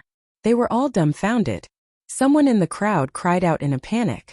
Han Shua's evil methods had clearly exceeded the scope of their understanding, especially when Han Shua's left hand had devoured the flesh and blood. Blood and broken bones had been splattered as Han Shua's demonic left hand devoured the flesh and blood. It was even more difficult for them to accept. Han Shua had already penetrated deep into this group of knights. Because the path wasn't wide enough, the knights in front of him had almost completely blocked the path. Even though Han Shua was fast, he had no choice but to slow down a little. Han Shua, who had been prepared to face a cruel attack, suddenly discovered that the enemies around him had all fallen into a daze. Each and every one of them looked at him with fear, and not a single one of them dared to make the first move. Chapter 187. Their momentary daze was broken when Emily and the others behind Han Shua joined the fray. Emily and the others swarmed over and attacked the knights in front of them mercilessly as soon as they arrived. Dazzling magic and fierce fighting aura exploded at the same time in that instant. It was as if bombs had landed in the center, causing many knights to die or be seriously injured. Faced with the threat to their lives, the Griffin Legion knights who'd just been stunned by Han Shua's demonic art of assimilation attacked with their lives on the line. Long spears, arrows, and sharp spears suddenly shot towards Han Shua's group. Because the road had been completely blocked by the Griffin Legion knights, Han Shua's group would inevitably meet them if they charged over. When these people abandoned their fear and attacked with their lives on the line, they immediately became a hindrance to Han Shua's group. However, Han Shua's group were all experts in martial arts and magic. Because the Griffin Legion knights couldn't spread out and surround them, only a dozen or so people came into direct contact with Han Shua's group from start to finish. They were naturally no match for them in this way. The Griffin Legion Knights were all cut down in an extremely short amount of time. It was a pity that there were more than 100 of them, and they were all experienced warriors. When they fought back fearlessly, the speed of Han Shua's group was also hindered. The strange cries of the Griffin Legion came from the direction that Han Shua's group had come from. Han Shua only needed to listen for a moment to immediately understand that a large group of Griffin Legion Knights should be rushing over. Perhaps Asher would also be among them. Charge forward or else it'll be too late. Han Shua roared and turned to glance at Gilbert, instructing, "Transform into a dragon and crush everything for me." Gilbert's body flew up from his warhorse under Han Shua's roar, transforming into the enormous body of a dark dragon in midair. Gilbert's body whizzed past on the narrow street. He opened his mouth and spat out a stream of flames, engulfing a dozen or so Griffin Legion Knights. Muffled footsteps sounded at this moment as the armored golem that looked like Ansi Desi charged into the crowd under Belinda's control. Together with Gilbert, they unleashed the terrifying destructive power of their enormous behemoths, attacking the knights like a disaster. Han Shua observed carefully and discovered that there were a few more obvious scratches on the golem's armor compared to the last time he'd seen it in Elaine's inn. Although the armored puppet beast was still as ferocious as ever, it was a pity that it seemed to be in a sorry state compared to the last time. Even its speed seemed to have slowed down. Han Shua didn't need to think too much to know that the golem must have been injured when he tried to assassinate Asher in the manor. Otherwise it wouldn't be in this state. Just as Han Shua was about to turn his head away, he suddenly discovered that Lawrence's eyes were sparkling with extreme excitement. He stared at the armored golem with sparkling eyes, and couldn't help but sigh in admiration. Perhaps Lawrence had wanted to save Belinda, because he'd taken a fancy to the golem's value. If such an enormous creature with astonishing destructive power could be used as a weapon of war, then whether it was to attack a city or to plunder land, it would be extremely effective. It was no wonder that Lawrence was so excited. With Gilbert and the golem leading the way, Han Shua and the others immediately felt much more at ease. Han Shua and the others made their way through the ruined streets with ghastly wails and howls, planning on continuing forward. At this moment, several enormous earth spikes suddenly shot out from the ground in front of them. Each spike was several meters long and fiercely pierced towards Gilbert, who was flying low in the air. Two water dragons formed from water magic that looked like icicles also suddenly appeared and shot towards Gilbert. Gilbert, who'd been yelling excitedly, was caught off guard and was hit. His enormous body tumbled to the ground with a loud crash. After being bombarded by him, a group of knights who were still alive shot all their weapons at him, causing him to be wounded once again. "Damn it, you've injured me. I'll kill you." With a miserable howl, Gilbert let out a shrill cry and spat out flames at the two water and earth archmages in front of him. With a shake of its enormous body, it destroyed a few houses around it and flew up once again.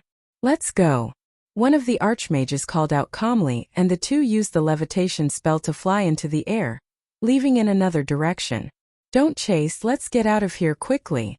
Han Shua saw that Gilbert was madly chasing after the two archmages and immediately yelled out to stop him from leaving. Gilbert had just made his debut and lacked battle experience. Add to that his arrogance, it was no wonder that he'd suffered at the hands of the two archmages. If it hadn't been for Gilbert, the slow-moving golem wouldn't have been able to blast open a section of the city wall when they reached it. Therefore, Han Shua absolutely wouldn't allow Gilbert to act on his own at this time. Due to the connection of the contract, although Gilbert raised his head and yelled a few words in the air after Han Shua's order, he still obediently continued to charge forward in the end. However, because he'd just been injured, Gilbert's flying speed was no longer fast enough. It seemed that his injuries had once again affected his physical body. The strange cries of the griffins grew closer and closer. As Han Shua and the others fled for their lives, the group finally appeared at the city wall closest to them. The scattered soldiers of the Griffin Legion along the way were instantly disintegrated under this attack. "Blast open a section of the city wall," Han Shua ordered once again. Gilbert and the armored golem charged towards a section of the city wall at the same time. The sturdy city wall only creaked and trembled under the tremendous impact, but didn't collapse in an instant. In order to defend Valen City against the Kasi Empire's invasion, the city walls are all made of sturdy rocks. Rather than using the Black Dragon to blast open the city walls, It's more convenient to fly over. When they arrived, Emily saw that Gilbert's blow had no immediate effect, and immediately suggested, "Don't worry, I'll be fine."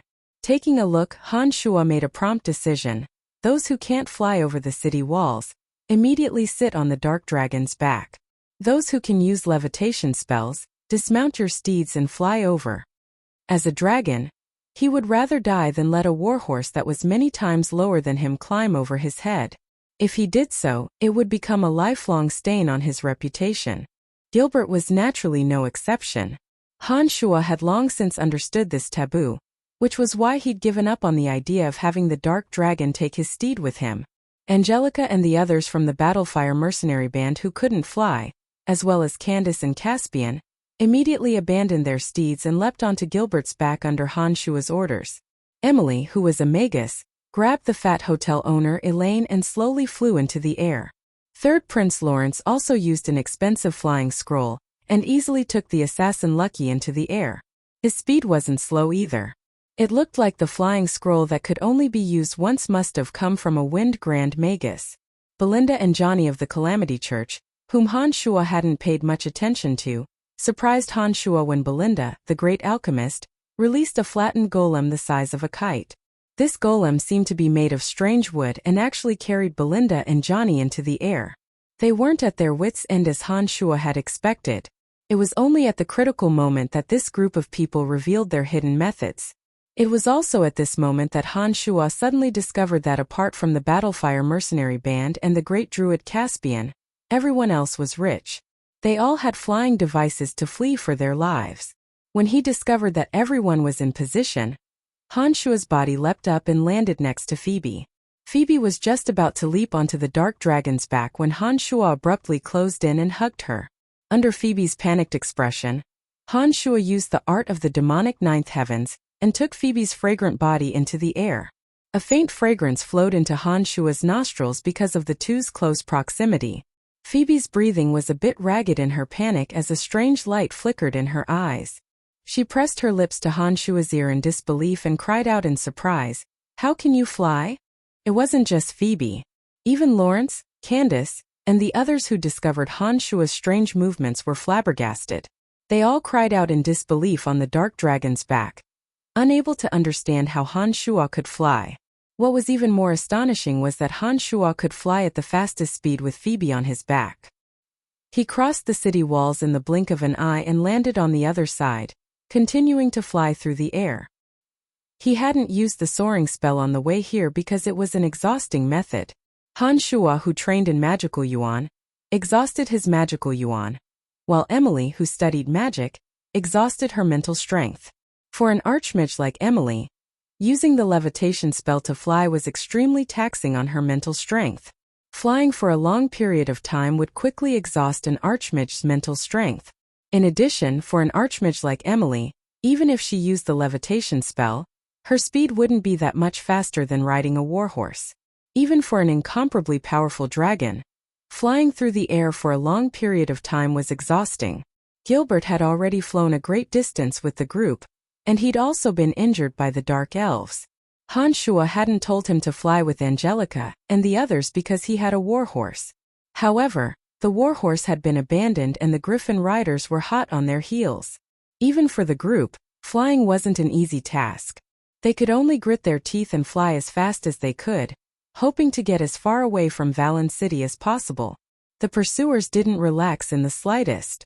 When Han Shuo and the others crossed the city walls and continued to fly forward, Han Shuo, who was high up in the sky, saw the grand formation of thousands of Griffin Legion riders and the dense black dots in the sky, chasing them relentlessly.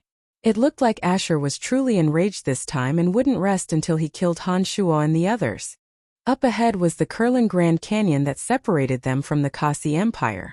There were mountain ranges of various sizes around the canyon, with lush vegetation and sparse human habitation. Once they entered that wide area, even Bob Asher and the others on griffins would find it harder than ascending to the heavens to find Han Shuo and the others. Therefore, once the target was confirmed, Han Shuo once again became the leader. After explaining the situation at the very front, Han Shuo held Phoebe in his arms and the black dragon carried Candace, Angelica, and the others behind him. They galloped forward with all their might. In this dangerous moment, everyone sped forward with all their might. Perhaps it was because they were competing with each other, but Lawrence and Belinda actually had excited expressions on their faces as they looked at Han Shuo in front of them. Their speed increased again and again, as if they wanted to pull Han Shuo down. With Phoebe in his arms, Han Shuo didn't know whether to laugh or cry when he saw the two chasing after him excitedly. Everyone was running for their lives right now. He didn't know what these two were up to, as if catching up to him would prove something. He didn't know what they were doing this for. You've kept both of them in the dark in this operation. You've been the commander from start to finish. These two proud and arrogant people must be a bit angry. Now that you're flying faster than them with me in your arms, they're even more furious. Phoebe looked behind her and said to Han Shuo in a soft voice, "So that's the case. That doesn't seem necessary." Han Shuo was surprised and said strangely, "If you weren't the one I liked, I would also want to defeat you if you kept pressing down on me in all aspects. That's human nature." Phoebe explained in a low voice and then mischievously said into Han Shuo's ear, "Will you defeat them?" Laughing heartily, Han Shuo's heroic spirit soared to the heavens with the beauty in his arms. He even completely forgot about the danger he was in. He said in a low voice, "Hold me tight, I'll make them despair." Chapter 188. The Art of the Demonic Ninth Heavens. That Han Shuo practiced wasn't just a bit more advanced than the levitation spells that the archmages of this world had mastered. When Han Shuo activated his magical yuan and flew through the air at full speed, his speed was unimaginably fast. Because he'd used the demonic art of assimilation to absorb the blood, flesh, and soul of a knight, Han Shuo's injuries from his clash with Asher had already healed. Now that Han Shuo was flying at full speed, he was like an arrow loosed from a bow. He flashed through the dark night and disappeared without a trace. Lawrence and Belinda were inwardly rejoicing as they saw that Han Shuo was getting closer and closer to them, when they suddenly discovered that Han Shuo's speed had doubled and he disappeared from their line of sight. Shaking his head with a wry smile, Lawrence's heart was filled with emotion. He'd gained a deeper understanding of Han Shuo's miraculous abilities. It was also at this moment that Lawrence made up his mind to make Han Shuo his subordinate. How was it? Han Shuo slowed down a bit after pulling away from Lawrence and Belinda, holding Phoebe in his arms as he spoke. "How did you do it?" Phoebe's voice was filled with surprise. "Haha, don't worry about that. I can fly through the air anyways, but it's not because of necromancy magic." Han Shuo smiled faintly as he explained. The sky had brightened after a night of battle and pursuit. As the sun rose, the Kurlan Grand Canyon was bathed in the morning light and was covered in silver. Looking back, Han Shuo discovered that Dark Dragon Gilbert, Emily, and Belinda were gradually approaching. After waiting for a while when they flew towards Han Shuo saw a cluster of black dots in the distance. Judging from the distance, Han Shuo discovered that his group had maintained an ideal distance from the Griffin Legion. Seeing that the Kurlan Grand Canyon was already in sight, Han Shuo encouraged everyone, "As long as we enter the Grand Canyon, the Griffin Knights won't be able to find us thanks to the complicated terrain and the thick, snowy trees." There was no need for Han Shuo to say anything. Everyone knew what to do at this time. Everyone was shaken, and with even more enthusiasm, they charged forward with all their might. As expected, they landed in the Kurlan Grand Canyon before the Griffin Knights could reach them. The Kurlan Grand Canyon was vast, with mountains, rivers, and lakes in great numbers. It was located between the Lancelot Empire, the Kasi Empire, and the Orc tribes. Past the Kurlan Grand Canyon, heading west was where the Orcs lived. Heading north was the border of the Kasi Empire. Heading south for a few days, one could reach the city of Zajoski in the southwest of the empire. The Orc tribes of the Lancelot Empire, Kasi Empire, and Kasi Empire surrounded the Kurlan Grand Canyon in a triangular shape. Therefore, this place didn't belong to any of the countries. Whenever war broke out, the Grand Canyon could become a place where troops could be stationed or engaged in battle. Due to the special terrain, there were also some towns in this place, with people from the Lancelot Empire, the Kasi Empire, and the Orc tribes residing within. They would make use of this special terrain to conduct transactions that would benefit both sides. Before war broke out, merchants and adventurers from the 3 countries could interact amicably in these towns. Of course, as the escapees, Han Shua's group didn't plan on hiding in these towns. Everyone descended from the sky as soon as they entered the Kurlan Grand Canyon. Phoebe, who'd been out doing business for many years, and Emily, who'd been out on missions, immediately took over Han Shua's command. The 2 girls discussed briefly and decided on a direction to head in. The thick snow on the trees around them almost covered the sky. For Han Shua's group, this place was very suitable for hiding. As long as they leaned against a random tree, the Griffin Knights circling in the sky wouldn't be able to find them. Therefore, after everyone descended from the sky, they deliberately walked towards places with lush vegetation as they treaded on the snow. It was obviously inconvenient for Han Shua to carry Phoebe at this time, so he tugged at Phoebe and gestured for her to leave his embrace. As a swordmaster, Phoebe first squirmed in Han Shua's embrace, seemingly greedy for the warmth emanating from Han Shua's body. However, when she discovered that everyone was walking on foot, and that Candace was looking at her with a smile that wasn't quite a smile, she blushed and hurriedly left Han Shua's embrace. As Casters, Emily, Angelica, and the others were all wrapped in thick flesh-colored coats. After flying through the night and being buffeted by the frigid wind for so long, they were all shivering from the cold. Their footsteps slowed down a bit at this time. Seeing that Emily's beautiful face was a bit pale from the cold, Han Shua felt a bit of pain in his heart. He looked left and right and suddenly suggested, "We've already entered the Kurlan Grand Canyon anyways. There are trees blocking the sky here, and it'll be hard for the Griffin Legion to find us. I see that everyone is a bit tired after a busy day. It's not wise for us to continue on our way now. Why don't we find a hidden place to rest first?" Everyone readily agreed after Han Shua's words. Phoebe's bright eyes spun as she suddenly thought of something. She turned and said to Han Shua, "I've been here a few times and I remember that there's a hidden cave nearby. I've stored some goods there before, we can rest there." "Alright, we can look around. It'd be best if we can find this place." Han Shua was overjoyed and said with a smile. Phoebe then furrowed her brow in thought and pointed in a direction. She said, "If I remember correctly, it should be there. Let's go take a look." When the group approached, they discovered that apart from a thick layer of snow, there were no traces of a cave. Phoebe was startled for a moment and then said with certainty, "It should be here. It looks like the entrance to the cave has been blocked by snow. We'll know if we dig a bit." "Then what are we waiting for?" Lawrence called out briskly. It looked like he trusted this junior sister quite a bit. He took out his long sword and stabbed fiercely at the place Phoebe was pointing at.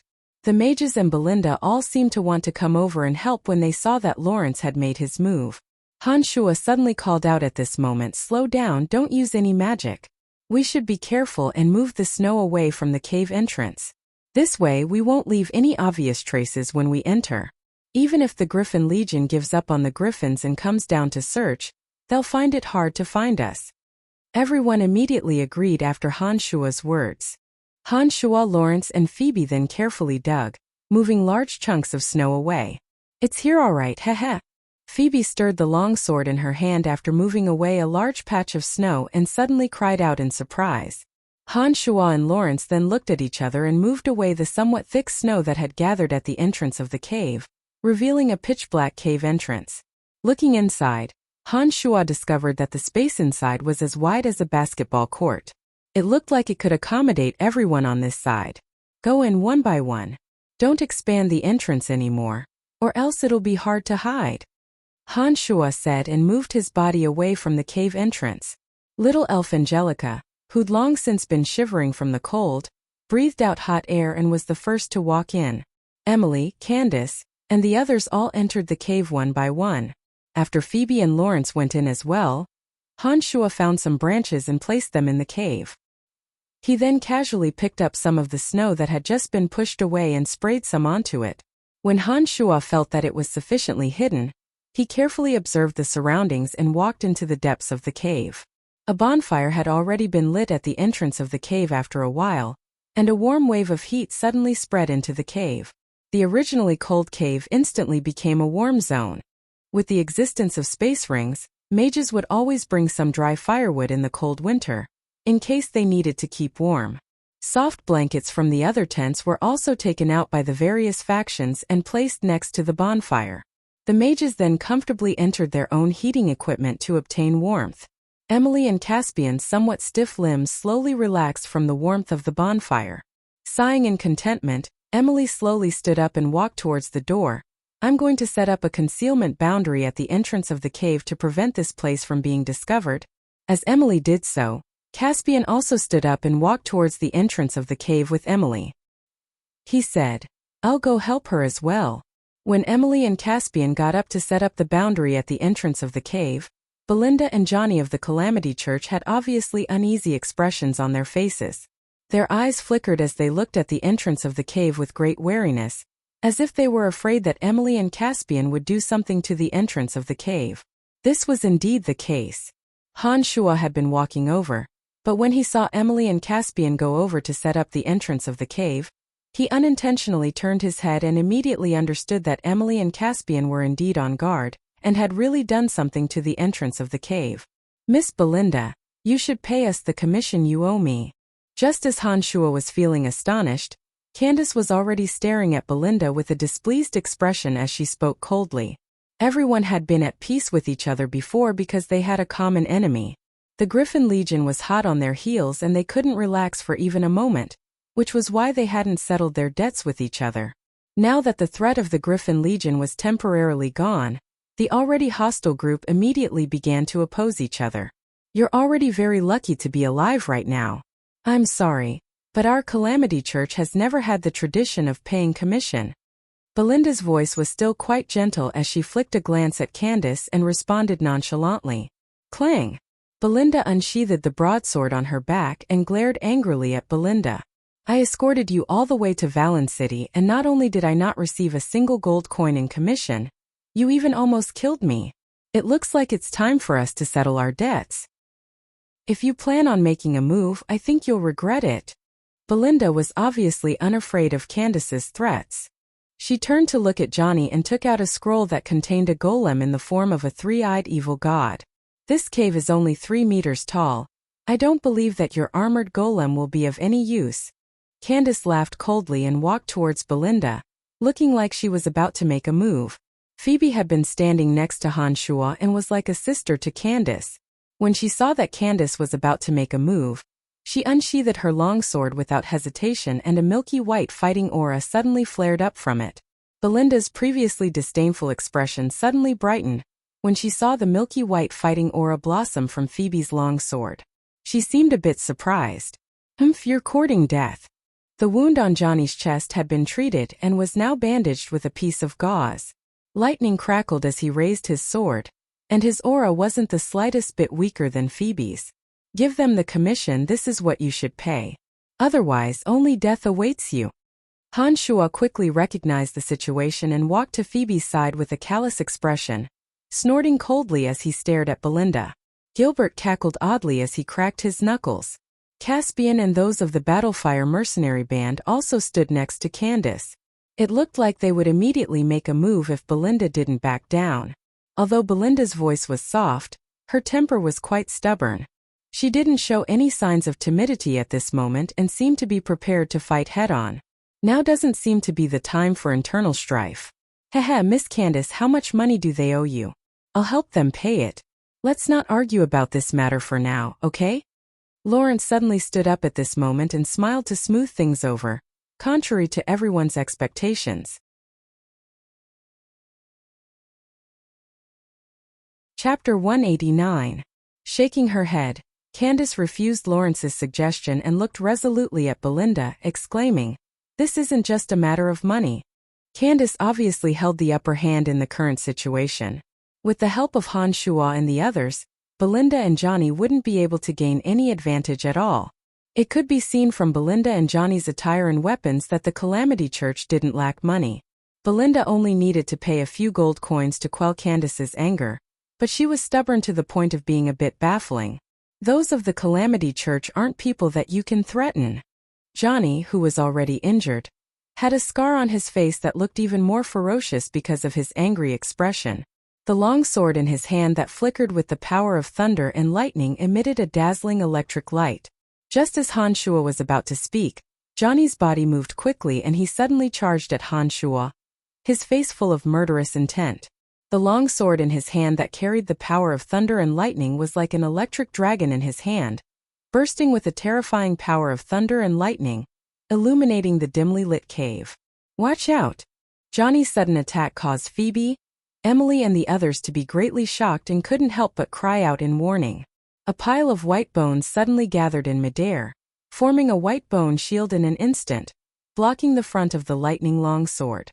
2 bone spears shot out and collided with Johnny's lightning longsword before the white bone shield had formed. Creak creak. The bone spear exploded and sparks flew. Under the impact of Johnny's momentum, the lightning longsword bombarded the white bone shield with a bang. In an instant, the bone fragments on the white bone shield immediately broke into chunks. Johnny's sword had been obstructed twice, but it still persisted in its attempt to stab Han Shuo to death. The demon's lair edge finally whistled out of its sheath as a cold glint flashed in Han Shuo's hand. Han Shuo gave a muffled grunt as his body stumbled back a few steps. The lightning on Johnny's longsword suddenly flickered and then extinguished. Johnny's momentum also slowed at this moment. When he was about to make another move, Caspian, Emily, Phoebe, and the others were already standing next to Han Shuo, glaring angrily at him. It doesn't seem that I'm your enemy? Having steadied himself, Han Shuo first circulated the magical yuan through his body and confirmed that there were no major injuries. He then focused his cold gaze on Johnny and spoke faintly. You deceived us in the operation against Bob Asher this time and used us as cannon fodder. Apart from helping us send a few people away, you didn't do anything at all. Now that the matter has passed, don't pretend that we don't know what you're planning. You deserve to die the most. Johnny's expression was savage as he looked coldly at Han Shuo. As the chief of the Griffin Legion, whether or not Han Shuo and Emily had concrete evidence, they didn't have the right to kill Asher, much less assassinate him. If Han Shuo and Emily had joined forces with the Calamity Church to kill Asher, then the 2 of them would certainly suffer the consequences in the Dark Mantle. In addition, Han Shuo, who was well aware of Asher's strength, also understood that killing Asher in Valen City wasn't something that they could do. Only religious fanatics would act recklessly without regard for their own lives. Nodding, Han Shuo smiled faintly and said, Since things have been made clear, then don't blame me for burning the bridge after crossing it. You've already made a move against me, so don't blame me for not holding back. Han Shuo turned his head to look at the wry smiling Lawrence after saying this and said with a smile, You wouldn't be thinking of helping them now, would you? Spreading his hands, Lawrence took a few steps back and said with a wry smile, I was originally very interested in the Calamity Church's golem and wanted to obtain the manufacturing methods of the golem through friendly means. But now I think that's not quite possible. Lawrence's words confirmed Han Shuo's previous guess. Lawrence was someone who only cared about his own matters, and yet he'd suddenly extended a helping hand to Belinda and Bob. He had other plans indeed. Lawrence's words now meant that he was standing on Han Shuo and Phoebe's side. Nodding, Han Shuo smiled faintly at Lawrence and said, Many thanks. Do you think that you've won against us for sure? Belinda, who was standing behind Johnny, still had a calm expression on her face. She only spoke at this moment and reached out to take out the item that sealed the golem, preparing to make her move. Hehe, you won't have the chance. Han Shuo laughed and used the demon infant to communicate with a drop of blood essence, hidden in Belinda's body. With a thought, the cold air contained within the blood essence entered Belinda's body. She felt her neck go numb and she fainted backwards. What did you do to her? Johnny was greatly startled by Belinda's sudden collapse. He looked at Han Shuo with a bit of panic. She'll live, but there's no need for you to exist. It's too dangerous to keep you alive. Han Shuo snorted coldly and suddenly opened his mouth to chant a necromancy spell. A hate warrior appeared out of thin air and 3 zombie warriors blocked Han Shuo's path. Johnny immediately knew that Belinda wouldn't be able to help him when he saw that the situation had developed to this point. He hesitated slightly and immediately turned to flee, attempting to leave through the only hole. Emily and Caspian suddenly started chanting magic incantations. Just as Johnny's body landed at the entrance of the cave, several thick tree roots agilely entangled him, and a cloud of black gas floated towards him. You can't escape. Emily giggled and chanted another spell. The black gas seemed to be some sort of binding as Johnny's body suddenly stiffened as soon as it neared him. The nimble tree branches then seized the opportunity to entangle his body. Johnny was a thunder and lightning demon swordmaster, all right. He was still able to move after being restrained so many times. He raised the long sword in his hand with great difficulty, planning to chop off the tree branches that bound his body. However, the 3 zombies and the hate warrior had already closed in on him at this moment. A bolt of lightning flashed as the long sword sliced through the air, hitting the first 2 zombie warriors. Electricity abruptly invaded the bodies of the 2 zombie warriors, and when the long sword sliced through the air, the 2 zombie warriors suddenly froze in place and didn't move again. When he brandished the long sword with great difficulty and was about to make a move on the other zombie warrior, the nearby hate warrior smashed down with a club, landing directly on Johnny's right hand that was holding the sword. The sound of bones breaking suddenly rang out. Johnny's face was full of pain as he howled in agony, the long sword in his hand falling to the ground. Han Shua, who had been standing beside Phoebe and the others, flashed and landed behind Johnny like lightning. With his back facing Phoebe and the others, he used the demonic art of assimilation and sucked Johnny's howling soul into the demon infant. When the power of the demon infant slowly corroded Johnny's soul, Han Shua, who seemed to have eaten a great tonic, finally threw a punch at Johnny's back. With a thud, the life in Johnny's eyes faded and he fell to the ground powerlessly, a hand imprint appearing on his back. After killing Johnny, Han Shua's demon infant expanded and started to use the nature of demonic arts to purify the power of Johnny's soul, turning it into food for the demon infant's growth. As a thunder and lightning demon swordmaster, the power of Johnny's soul was clearly much more abundant than that of the Griffin Knight. When Han Shua did this, he could clearly feel the growth of the demon infant. He's dead. On the other side, Emily slowly walked over when she saw that Johnny had been killed by Han Shua. When Emily discovered that Han Shua was standing there motionless and hadn't looted Johnny's body like he usually did, she couldn't help but remind Han Shua he's dead. Han Shua, who was concentrating on comprehending the characteristics of the demon infant, was startled awake when he heard Emily's call. He continued to silently circulate the demonic art of assimilation, without batting an eyelid. Han Shua nodded at Emily and pointed at the fallen Johnny. You take care of this, I'm going to rest for a while. Han Shua sat down cross-legged on the spot after saying this and focused on comprehending the changes in the demon infant after absorbing Johnny's soul power. The stronger a person was, the more powerful their soul power would be.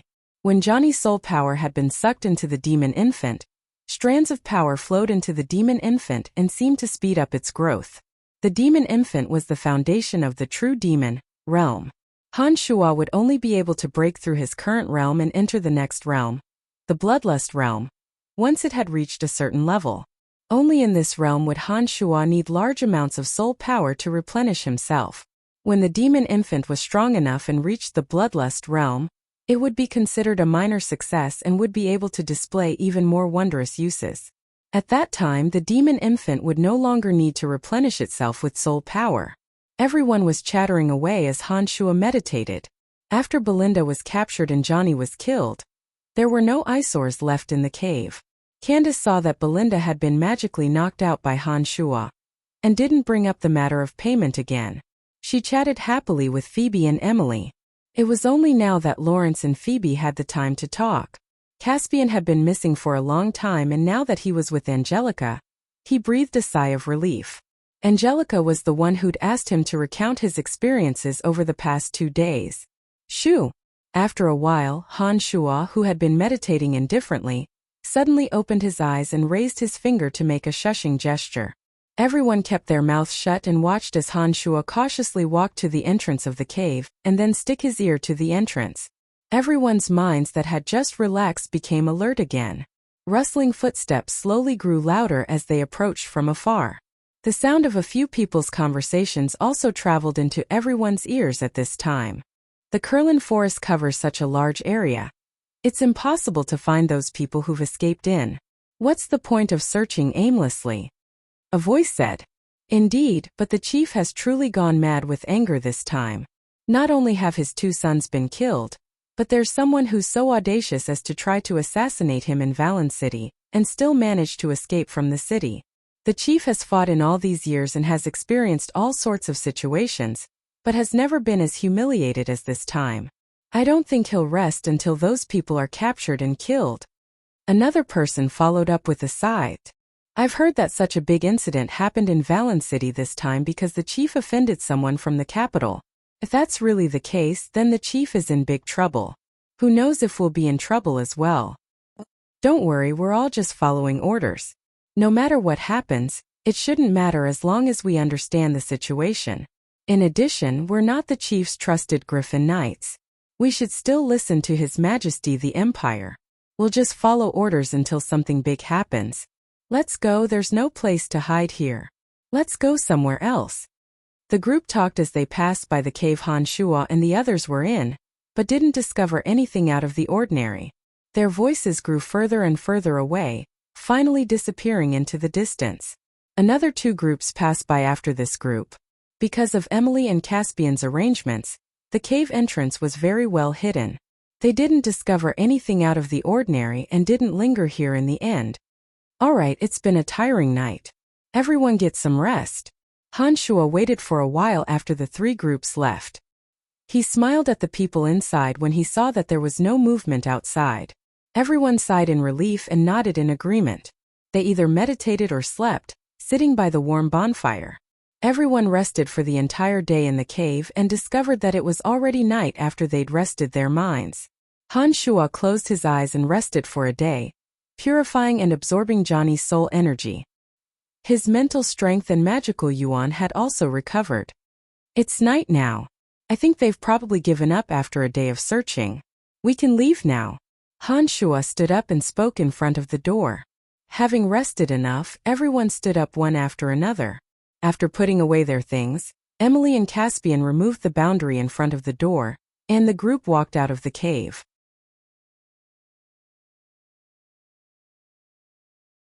Chapter 190. A bright crescent moon hung high in the sky as its cold moonlight sprinkled down, illuminating the world wrapped in silver and making the night quite bright. The surroundings were exceedingly quiet, without the slightest sound. It wasn't just humans and beasts that didn't want to leave their caves in the cold winter night. Even some small insects seemed unwilling to leave their caves. When the group walked out of the cave, they immediately felt that the temperature outside was much colder than in the cave. Even though they'd been mentally prepared, they still couldn't help but tighten their thick clothes and exhale lightly. There's no time to lose. I think it's best if we leave as soon as possible and return to the Empire. Han Shuo looked around at the group and spoke lowly. It was unknown if Griffin Legion Commander Asher had discovered that the important items in the secret room had been stolen after the commotion. When he returned to Valen City with no results from this search, he'd discover the problem with the secret room sooner or later. At that time, he'd definitely be driven to desperate action. Therefore, Han Shuo and Emily had to deliver the information they'd obtained to the senior executives of the Dark Mantle as soon as possible, so that they could deal with Asher as soon as possible and prevent him from stirring up trouble. There are a few ungoverned towns in the vast area of the Kurlan Grand Canyon. The Dark Mantle has a few strongholds here, and the largest stronghold has a magical device that can contact the senior executives of the Dark Mantle. Brian and I need to get there as soon as possible. We're in very little danger now, so it looks like it's time to part ways. Emily mused for a moment and then suggested with a smile. When I entered Elaine's hotel, the merchant company escorting the goods with me had already left Valen City, so I'm working alone now. I've already told them that nothing will happen to the merchant company for now. I'll return to the Empire with Brian. Phoebe stood beside Han Shuo and expressed her stance. Caspian and Lawrence thought about it for a moment, and both expressed their intention to part ways with Han Shuo. Caspian solemnly expressed his thanks to Han Shuo, and Lawrence's gaze roamed over Belinda, who had been captured by Emily. He then said, Brian, if you can get the method to refine a golem from her, I'm willing to pay a great price for it. Nodding his head, Han Shuo expressed his understanding and said with a smile, I will ask her, but I advise you not to have too much hope.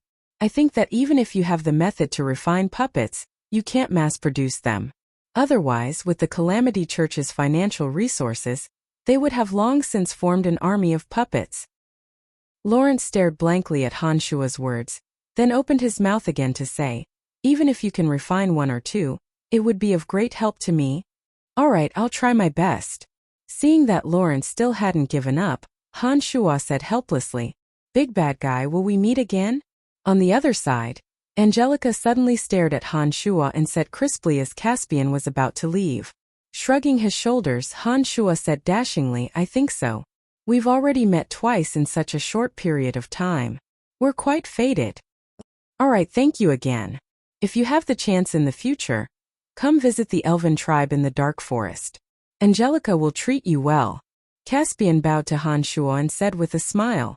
Lawrence and the others didn't linger when Caspian and Angelica left, walking in the opposite direction from Caspian and Angelica. After Caspian and Angelica disappeared, Han Shuo thought that if Caspian and Angelica found out that he was the leader of the Dark Forest Troll, the two of them would hate Han Shuo to a great extent. It was best not to visit the elven tribe. Senior Swordsman Davis of the Battlefire Mercenary Band felt dejected after Angelica's departure. This valiant swordsman's gaze was still fixed in the direction that Angelica had disappeared in, lost in thought. "Candace, how much does this Belinda owe you? I'll pay it for you. We still have a use for her, we can't give her to you." Emily looked at Candace at this moment and took out her crystal card, seeming to want to pay Candace. "Forget it, Sister Emily, we don't lack these gold coins.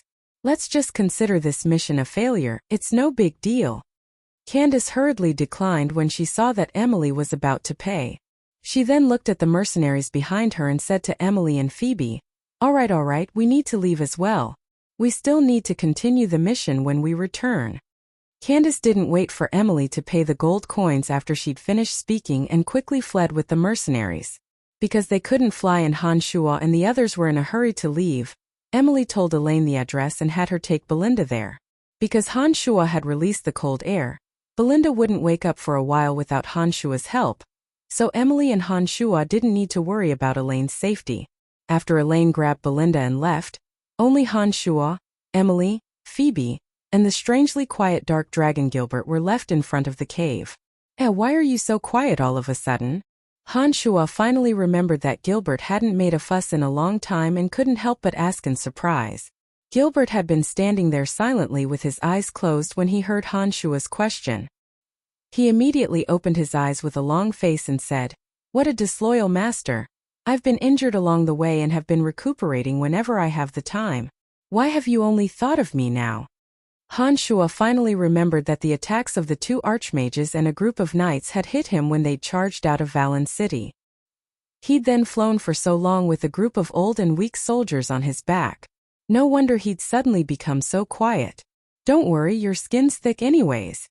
Han Shuo chuckled naughtily and thought for a moment. "How about this? You get the hell back home first and I'll take you out after you've recovered. I've only been out for a few days and you're chasing me back again." Gilbert immediately yelled loudly when he heard that Han Shuo wanted him to return to the cemetery of death. "Go be a good boy or I'll show you what's coming. Now that I'm with two beauties, it'll be so inconvenient to bring you along, not to mention that you're injured." Han Shuo laughed naughtily as he took out his magic wand and set up a matrix. He grabbed Gilbert's shoulder as he yelled and kicked him in regardless of whether he was willing or not. His mental strength moved and the matrix was immediately activated. Gilbert also disappeared without a trace. Without the Eye of Darkness, even Gilbert wouldn't be able to walk out of the cemetery of death. Therefore, Han Shuo didn't have to worry about Gilbert making trouble after sending him in. Off to the side, Phoebe stared in astonishment at the miniature magical matrix that Han Shuo had set up and directly sent Gilbert to some unknown place. She couldn't help but exclaim softly, her bright eyes looking at Han Shuo with even more astonishment. "Heh, it's just a transportation matrix, there's nothing strange about it. Let's go, we can also leave this place."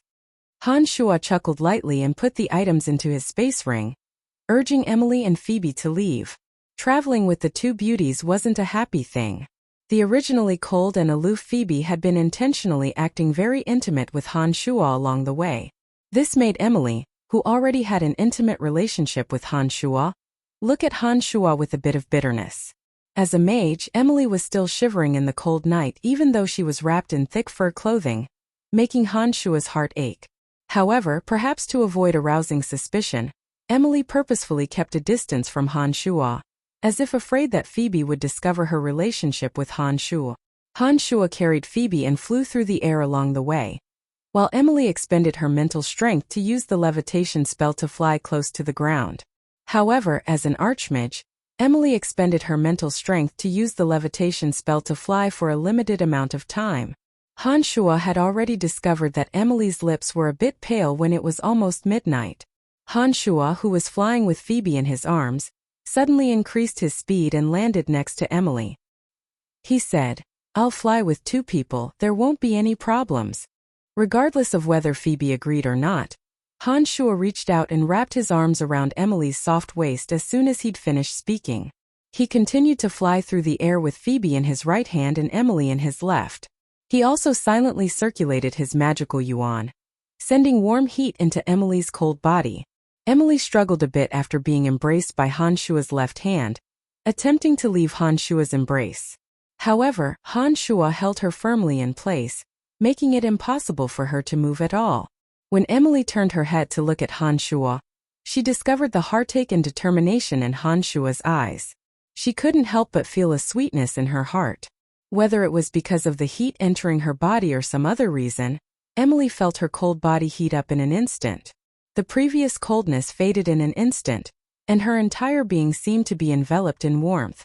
"I see that you seem to be very familiar with the way you're holding her." At this moment, Phoebe's cherry lips moved to Han Shua's ear, and she spoke softly with a hint of jealousy. She didn't seem to be afraid that Emily would hear her words. "We need to get to the Dark Mantle's location as soon as possible. There will be major problems if we're late, so I'll fly with you too. This is the fastest way." Han Shua's expression was indifferent, and he didn't express anything because of Phoebe's words. They were silent the rest of the way. Han Shua circulated the art of the demonic ninth heavens to its limits, and split out an extra portion of magical yuan to warm Emily's body. He followed Emily's directions as fast as lightning and shot towards a mountain range in the Kurlan region.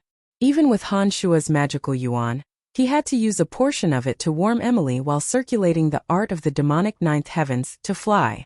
This enormous consumption was a bit hard to bear. By the second half of the night, Han Shua was already panting and sweating. "Take a rest, look how tired you are." Although Phoebe had been a bit jealous just now, her feelings for Han Shua were sincere. She couldn't help but speak with heartache when she saw Han Shua sweat. On the other side, Emily was also feeling heartache. She had wanted to open her mouth to persuade Han Shua, but when she saw that Phoebe had already spoken, Emily didn't say anything else. By now Han Shua was indeed a bit tired. From last night until now, he'd fought and then fled. Even when he'd arrived in that cave, Han Shua had spent the entire day digesting Johnny's soul with the demon infant. Therefore, his body hadn't had a good rest. A pair of eagle-like eyes scanned the surroundings sharply. Han Shua's sharp eyes discovered a tree hole. He brought Emily and Phoebe to a stop at the entrance of the tree hole. Pushing aside some snow, Han Shua poked his head in and discovered that there was still some space in the hollow tree hole. "Let's rest inside," Han Shua suggested. The top of the tree hole was tightly sealed, with only a long and narrow hole at the root. When the 3 of them entered, they discovered that they weren't exposed to the cold wind. He used his own body to block the hole while Phoebe, Emily, and the other 2 squeezed to the sides. Although there was some space in the tree hole, it was still too cramped for all 3 of them. The 3 of them were tightly pressed together, their arms and legs leaning against each other. It was a bit difficult to move around. As soon as he relaxed, Han Shua took a deep breath and the magical yuan within his body automatically circulated, recovering the energy he just expended. The speed was extremely fast. Emily and Phoebe were pressed against Han Shua's front and sides, with Emily's chest and abdomen against Phoebe's back.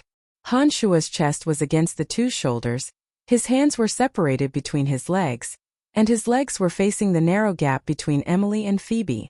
It was nighttime and the only source of light in the tree hole was blocked by Han Shua's back, making the inside of the cave pitch black. Apart from Han Shua, the 2 girls' vision had been affected, and it was difficult for them to see their surroundings clearly. In this place, Han Shua's chest was pressed against the 2 girls' fragrant shoulders. Out of concern for Emily, Han Shua circulated his magical yuan, intending to send a bit of warmth to Emily. Therefore, Han Shua twisted his left hand that had originally been on his left thigh, and slowly placed it on Emily's thigh.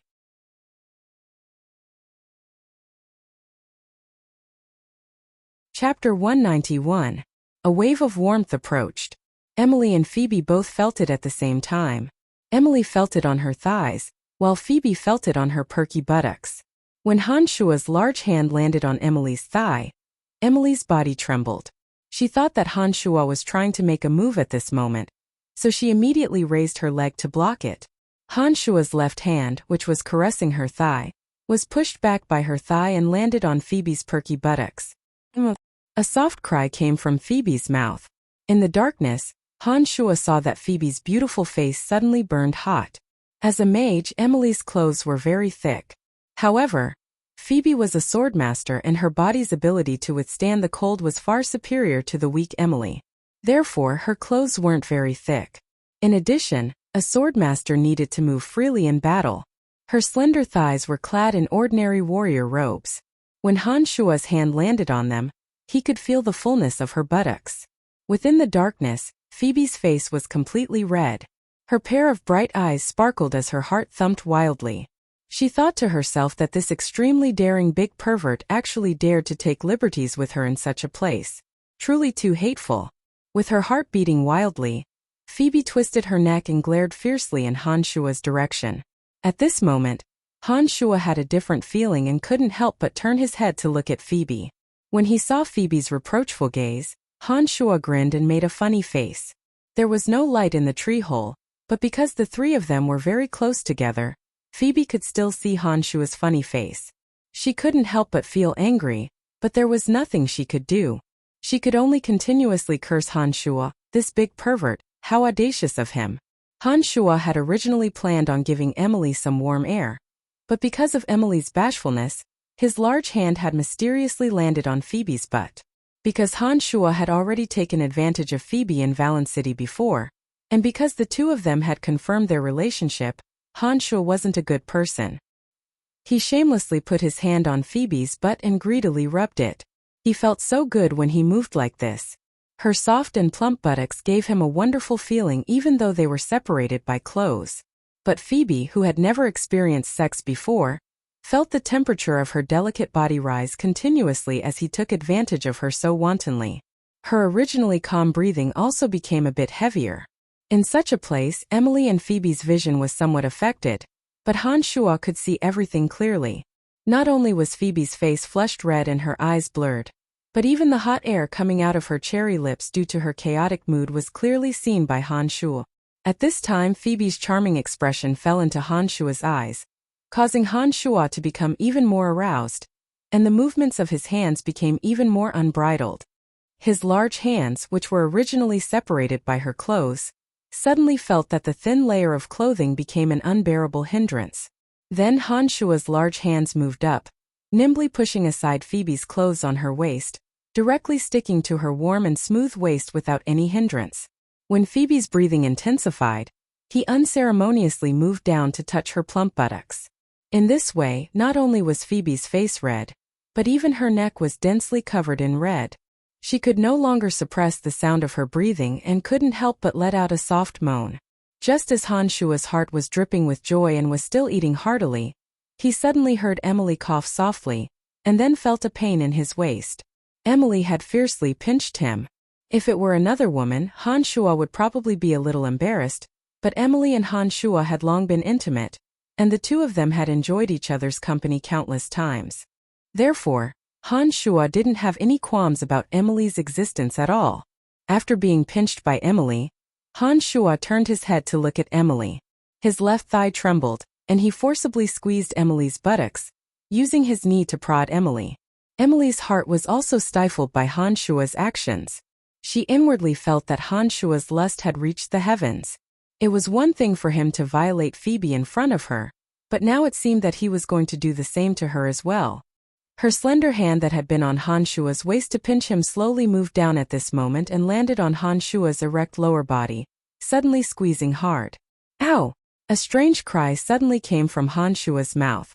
His erect lower body was forcefully pinched by Emily, causing Han Shua to involuntarily cry out in pain. Han Shua, who had originally planned to violate both women, suddenly withdrew his hands and feet. What's wrong? What's wrong with you? Phoebe, who had lost her self-control a moment ago, immediately woke up when she heard Han Shua's scream. She appeared a little flustered as she asked Han Shua, "There's a squirrel inside. It probably bit him, and now it's flying away from the hole behind him." Emily's strange voice sounded in the darkness as if nothing had happened. Han Shua could hear the pleasure in Emily's voice. "Little slut, you actually dare to pinch me there. See if I don't teach you a lesson next time." Han Shua's teeth itched with hatred as he silently thought of how to punish Emily. "Isn't that right, Brian?" Emily laughed delightedly when she saw that Han Shua didn't respond. She purposefully asked Han Shua, "Yes, an abominable squirrel bit me. If I catch it, I'll definitely make it wish it was dead." Han Shua couldn't say anything. Not only did he have to swallow the bitter pill, but he also had to pander to Emily. He felt very sullen inside. "We've taken over its place, so it's only right that it treats us this way. Don't think about killing people and setting fires every day." Phoebe's voice had only just recovered its usual indifference now as she spoke faintly in the darkness. "Miss Phoebe, your body temperature is a bit high, and the sound of your panting just now is a bit loud. Is it because you've been traveling in the cold wind for the past 2 days that your body has been frozen?" Emily was very happy to see Han Shua suffer such a setback. It was as if she'd found a way to vent all of the resentment she'd accumulated along the way. She naturally didn't take the threat in his words to heart. However, Emily couldn't completely release the resentment in her heart, just because Han Shua had suffered such a setback. Her heart stirred, and she deliberately pretended to be concerned as she asked Phoebe, "Cough? I think so." Phoebe's cheeks had just returned to normal when she heard Emily's question. She couldn't help but blush again as she responded with some embarrassment. "Brian, look at how cold you've made Miss Phoebe. Why aren't you hugging her a bit tighter to give her some warmth? But don't you dare take advantage of her here." Emily laughed delicately as she spoke softly. Han Shua and Phoebe were both a bit embarrassed. Emily's words had a hidden meaning, and Phoebe naturally understood them. She also knew that Emily must have found out about the embarrassing incident between her and Han Shua. She couldn't help but glare fiercely at Han Shua in the dark. At this point, Han Shua naturally understood that it was impossible to take advantage of Phoebe and Emily. For someone as perverse as Han Shua, his body wouldn't be affected even if he stood naked in a world of ice and snow. In order to prevent Emily from continuing to blabber, Han Shua directly said, "I'm going to relieve myself. You two can rest here." Han Shua didn't wait for the two girls to speak as he struggled out of the tree hole after speaking. He took a few steps to relieve himself, then retreated to a spot not far from the tree hole where Phoebe and Emily were. He sat down cross-legged in a pile of snow and calmed his heart to silently circulate his magical yuan. After an indeterminate amount of time, Han Shua felt that the magical yuan had already formed its own cycle, and his body had recovered to its peak condition. A strong throbbing suddenly occurred in the depths of his heart. An indescribable call seemed to be imprinted in the depths of his heart from an endless distance. It was as though there was a voice in the depths of his heart that was giving him a message to return to its side immediately. Han Shua was shocked. He didn't know what was going on at first, but when Han Shua discarded all distracting thoughts and focused all his attention, he suddenly discovered a mysterious connection that hadn't been severed, even though they were separated by an endless distance. Perhaps this connection had always existed, but Han Shua had only just discovered it now. This was the call of Little Skull from an alternate dimension. When Han Shua felt this call, as though it was asking for help, the greatly shocked Han Shua immediately used the most basic skeleton summoning spell to summon Little Skull from an infinitely distant alternate dimension. He relied on this weak but unseverable connection to summon Little Skull to him. The bones on the little skeleton's body creaked and swayed, as though it had just experienced a great battle. The bone dagger in its hand danced wildly in the air. The bones on its body showed signs of shattering. The 7 bone spurs on its back, which were originally sharp, actually looked a little blunt, perhaps because it had been chopping at hard objects for a long time. From Little Skull's physical condition and its current movements, Han Shua was certain that Little Skull must have been in a foreign world and engaged in a battle with the creatures there. Moreover, Han Shuo could feel that it was indeed Little Skull calling for help just now. All of this made Han Shuo feel a little incredulous.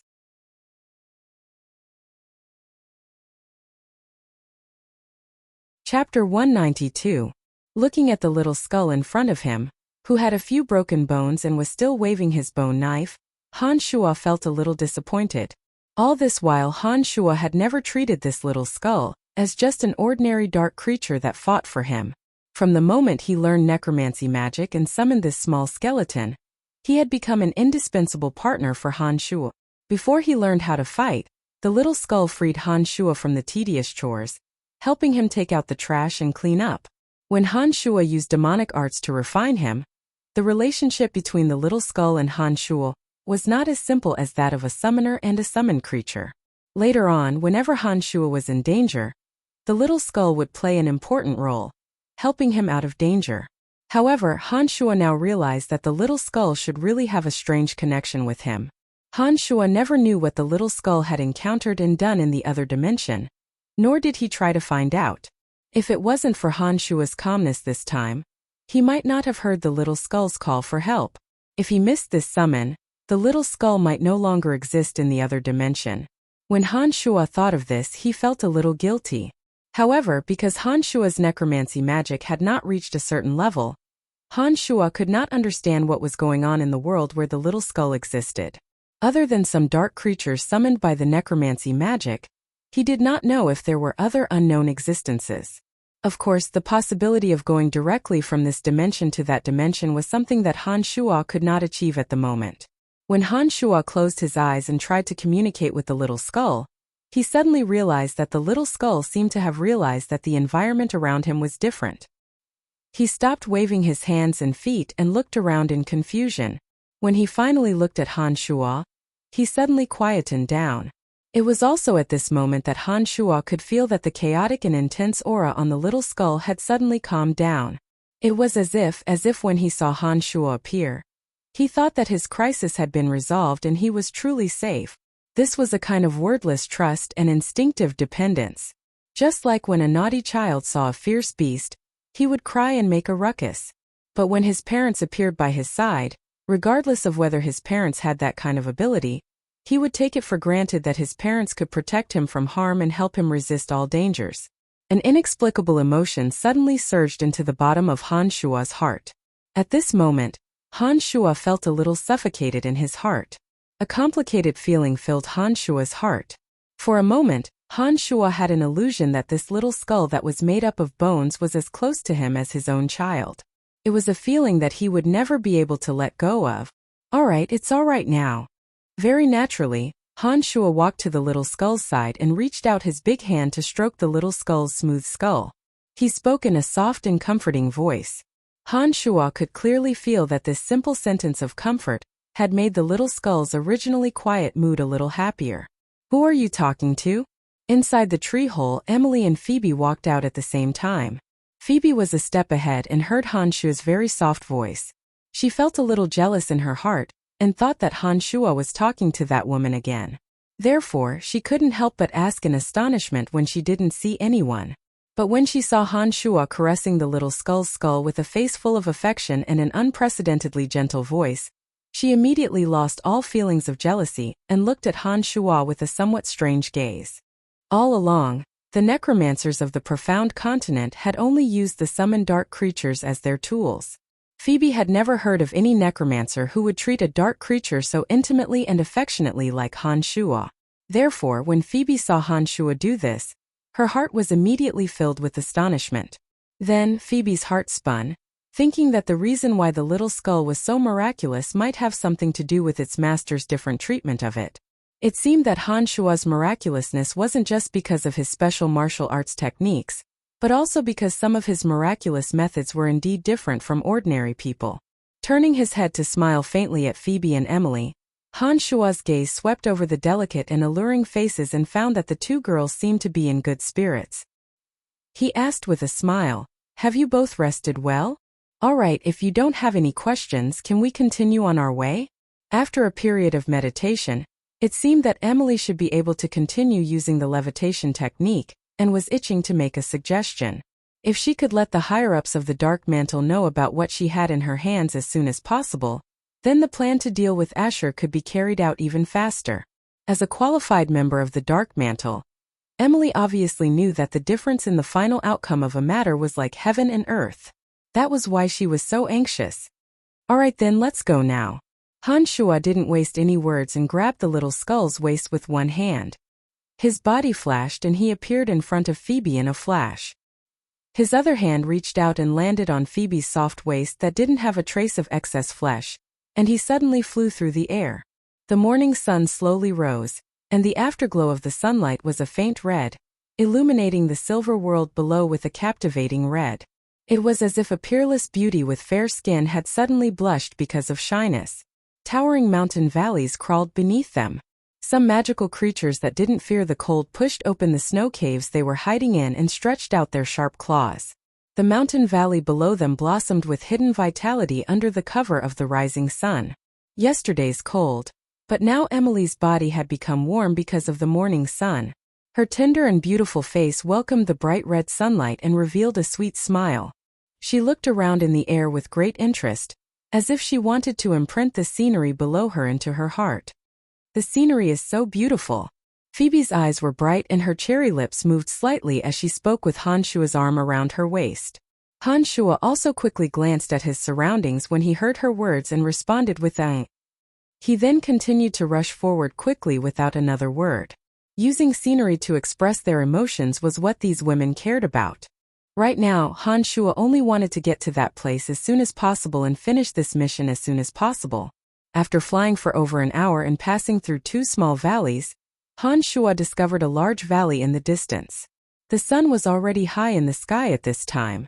The vicinity of the large valley wasn't covered in thick snow, and the ground was clean and tidy. Low buildings of various styles were scattered in rows on the small mountain Tanai. On the streets that had been cleaned up, humans, orcs, and elves with different appearances and different clothing walked out of the buildings they lived in. We're almost there, let's go on foot.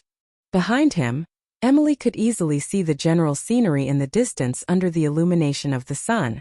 Her voice sounded a little cheerful. This place was somewhat similar to the town of Droll, but a bit more complicated. Although they both had inns and places to indulge, the adventurers and merchants in the town were basically all from the Lancelot Empire. In addition, the town of Droll was also managed by Lancelot Empire soldiers. However, the adventurers and merchants in this place weren't only from the Lancelot Empire, but also from the Kasi Empire and the Orc tribes. There were also people from even further countries, or some of the rare races that lived in the Kurlan Grand Canyon. Of course, such an ungoverned place naturally didn't belong to any single country. In Tanai of the Sunshine Valley, the greatest power is the Keeper of Order. They're in charge of protecting the rights and interests of the traders and preventing the invasion of bandits. All along, the three countries here have their own powers. When one side is so strong that the other two don't have any objections, this power will take over the order here and collect huge fees from the merchants and adventurers. They're in charge of everything here. Of course, this power isn't unchanging. If one side can prove that they're superior and can suppress the other two, then the Keeper of Order will change. Currently, the Keeper of Order here is the Cairo mercenary band from the Kasi Empire. Emily and Han Shuo descended from the sky and slowly explained to Han Shuo as they walked towards the Valley of Sunshine. If the Keepers of Order here serve their own country, then wouldn't that infringe on the rights and interests of the adventurers and merchants from other countries? Han Shuo thought for a moment and asked in astonishment.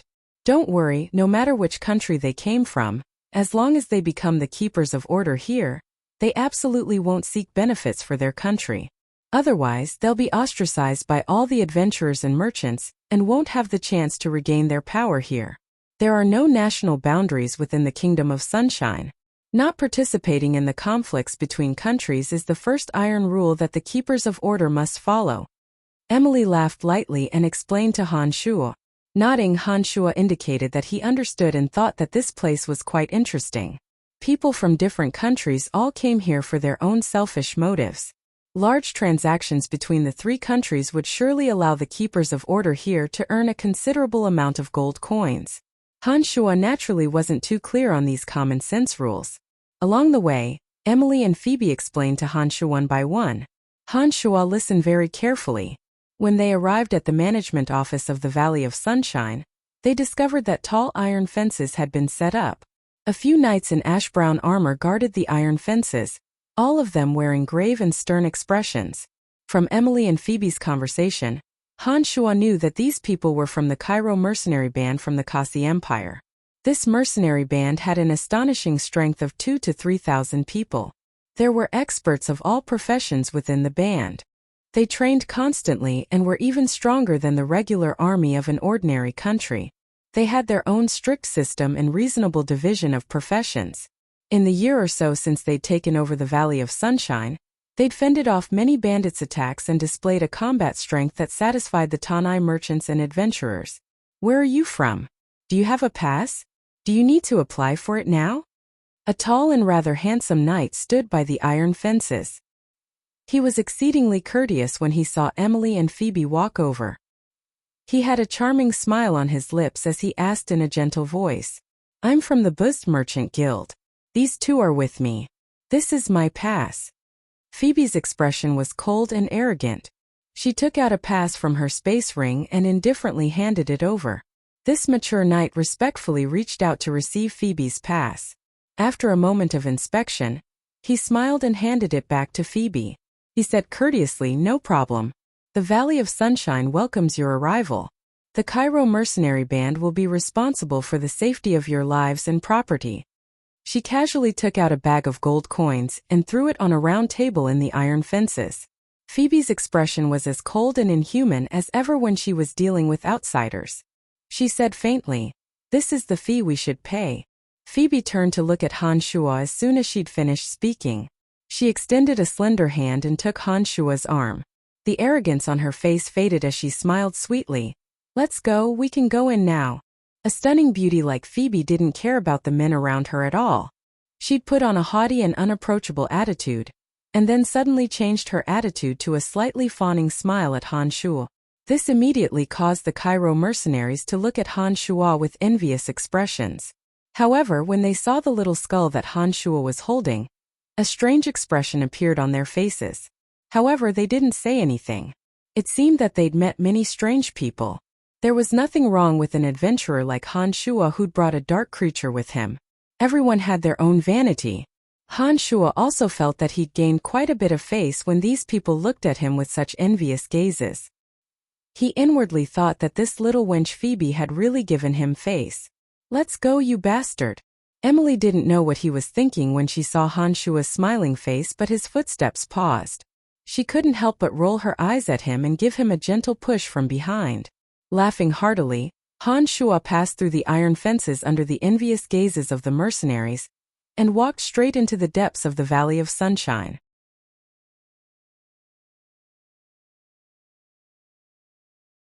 Chapter 193.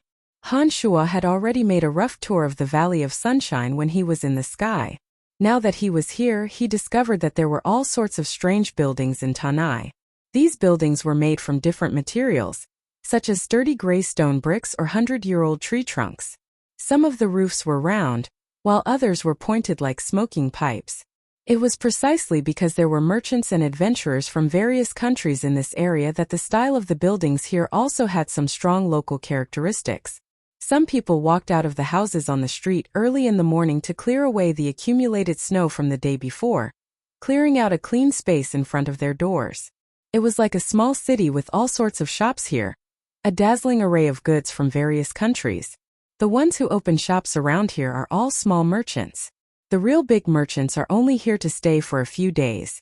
Because they've already contacted each other beforehand, they'll leave after they've finished their business here. This wasn't the first time that Phoebe had come here.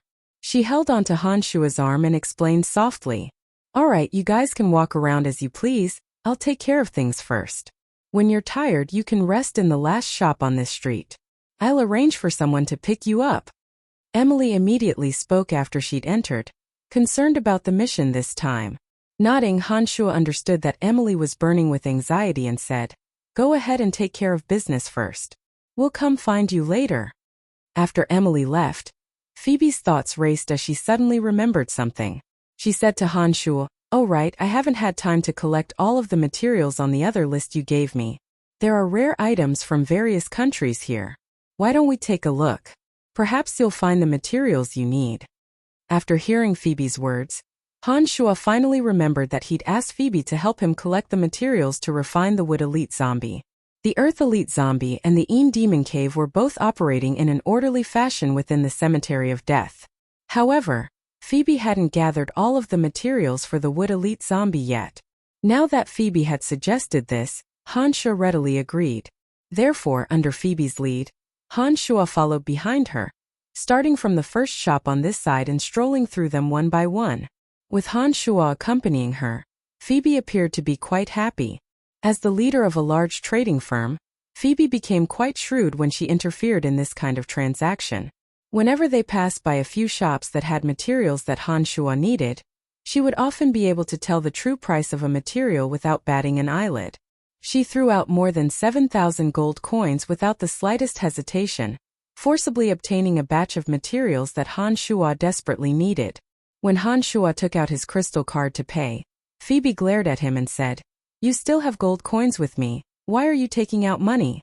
Han Shua was speechless and didn't bother with this matter anymore. He only followed behind Phoebe and watched her coldly haggle with the owners of several shops along the way. There were indeed many rare materials in this glorious Tanai. Even the black iron ore and black gold or that couldn't be found within the empire could be found in 2 shops. There were even some items that were strictly prohibited by the empire that were openly displayed here to attract customers. For example, there were some powerful aphrodisiacs and hallucinogens, powder that could melt corpses with a single drop, and even some powerful weapons that had just been developed by various countries, as well as the crystal cores and bones of some powerful magical beasts. They were all available. The owners of these shops might be humans, orcs, elves, or even some strange merfolk that lay half of their bodies in the pool. Because they were using the human language to communicate, there were no barriers to communication. When Phoebe and Han Shua had finished walking around, both of them felt that this trip hadn't been in vain. Both of their space rings had gained some rare materials. Alright, it's about time. Let's go meet up with Emily today. A shop like this glorious Tanai isn't something we can finish in a day. As long as we put in some effort, I'm sure we'll be able to make up for the few materials you're still lacking. They entered a dozen or so shops in a row, haggling with all of them. Even Phoebe was a bit tired and couldn't help but say to Han Shua after walking out of another shop. Unknowingly, the sky above the Valley of Sunshine was as red as blood, illuminating the entire valley in a sea of red. It was already evening. After such a long time, Emily should have finished her business. Han Shua was also anxious to know how she was doing. Listening to Phoebe's words was exactly what he wanted, so he and Phoebe headed towards the place Emily had pointed out. Because he didn't know what danger Little Skull had encountered in the other plane, Han Shua didn't put him back into the other dimension and kept him by his side. In this glorious Tanai, there were all kinds of strange characters from all kinds of races. Han Shua with a Little Skull didn't seem all that special. But when they headed towards the place Emily had pointed out, Little Skull suddenly stopped in front of a shop. He stood there motionlessly, his empty eyes looking at the door as if he was interested.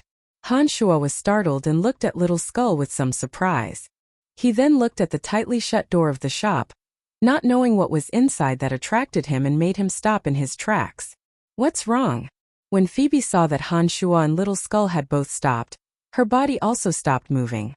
She turned back to look at Han Shua and asked in surprise. Han Shua had a strange expression on his face as he lifted his head to look at Phoebe, then continued to stare at Little Skull.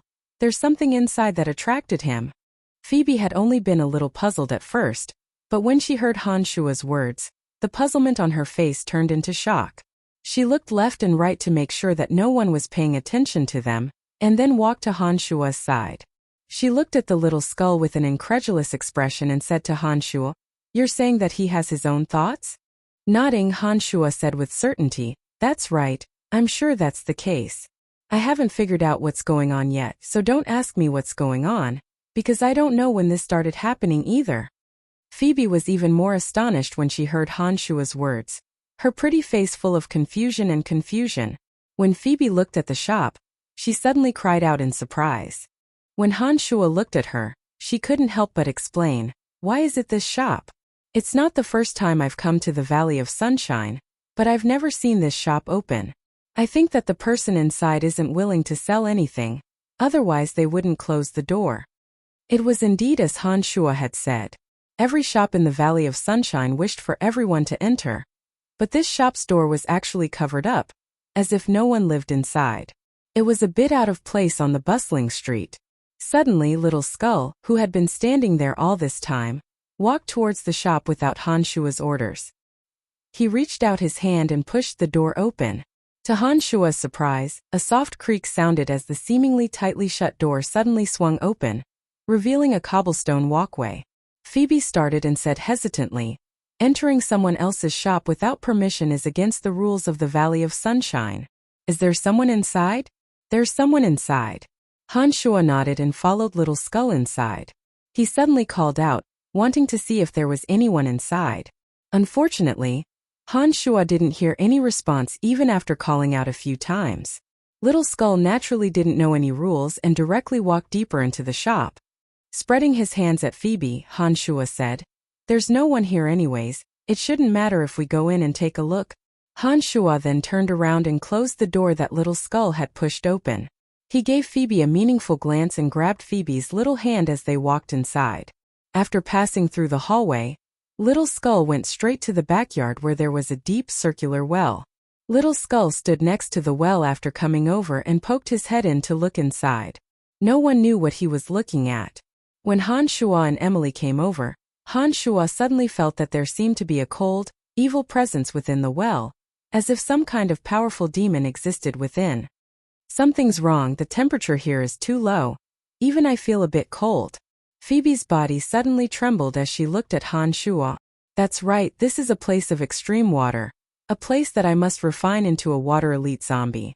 The dense water chi within has been absorbed by the vengeful spirits, and has most likely formed water demons." Han Shuo's face was filled with ecstasy as he spoke excitedly. Han Shuo drew closer and felt with his heart. He could clearly feel the dense water chi within, as well as two cold and sinister presences. This made Han Shuo understand that the water element within had been absorbed by the vengeful spirits and formed into two water demons.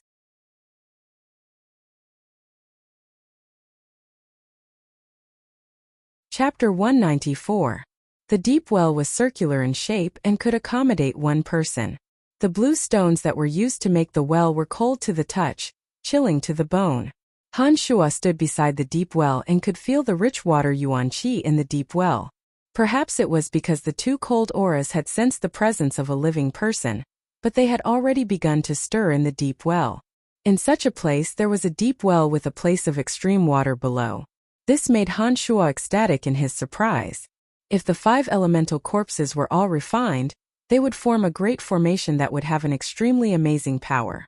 Now that Han Shuo had found the place of extreme earth and extreme wood, if he added this place of extreme water, he would be one step closer to success. As Han Shuo was secretly rejoicing, Phoebe suddenly frowned and said, "It seems to be a little colder. You said this is a place of extreme water, what do you mean?" Two bone-piercing cold air suddenly spread out from the deep well. The originally calm deep well suddenly gurgled and splashed water.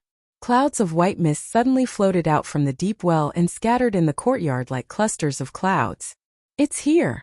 Han Shuo snorted coldly and reached out to grab Phoebe. He said solemnly, "The water demon has come out to cause trouble. Be careful." The water yuan qi in the place of extreme water was very rich. If someone drowned in such a place, their soul would not immediately dissipate into the world.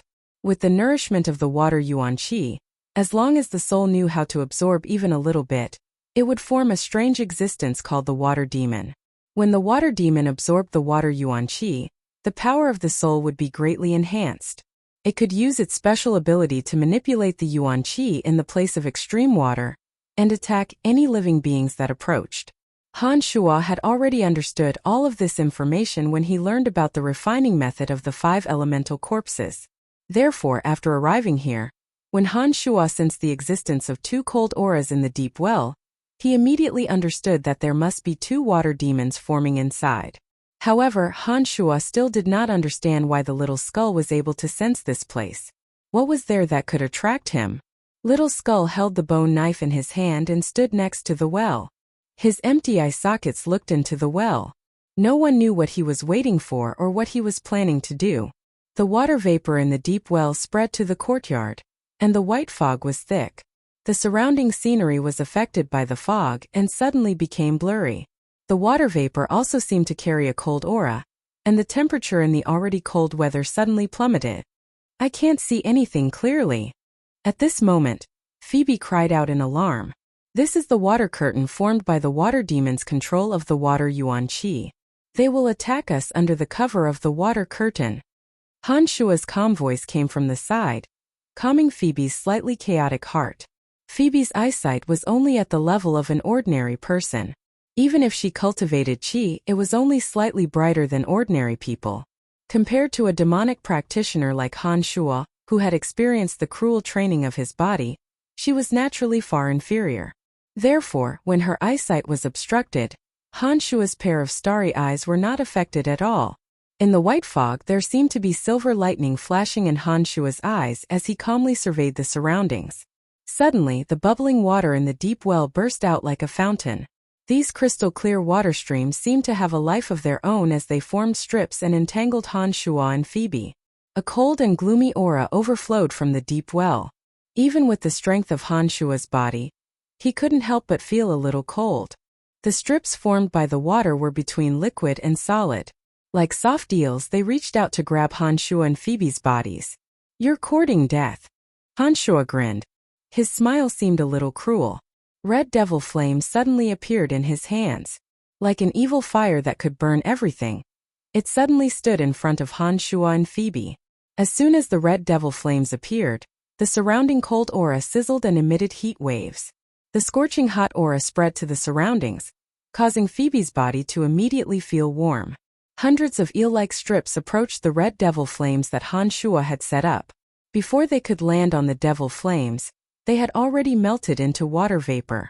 Two unpleasant low cries, like the last cries of a drowning person, suddenly came from the deep well. Two blood-red shadows suddenly shot out from the deep well. The two shadows seemed to be formed from blood as they constantly twisted and deformed in the air. Finally, they formed the figures of a man and a woman. However, shadows were still shadows and didn't have real appearances. Blood water demons. Han Shua was shocked as he looked at the two blood-red shadows in astonishment.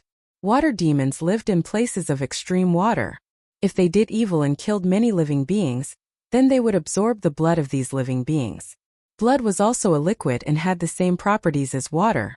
The boiling blood of living beings on the verge of death also had a strange power. Water demons would absorb the power contained in their blood. When the power of the blood absorbed was large enough, water demons could become even more vicious and vicious blood water demons. After water demons became blood water demons, not only could they control the power of water origin energy in places of extreme water, but they could also control the blood of living beings with flesh and blood. They were very difficult to deal with.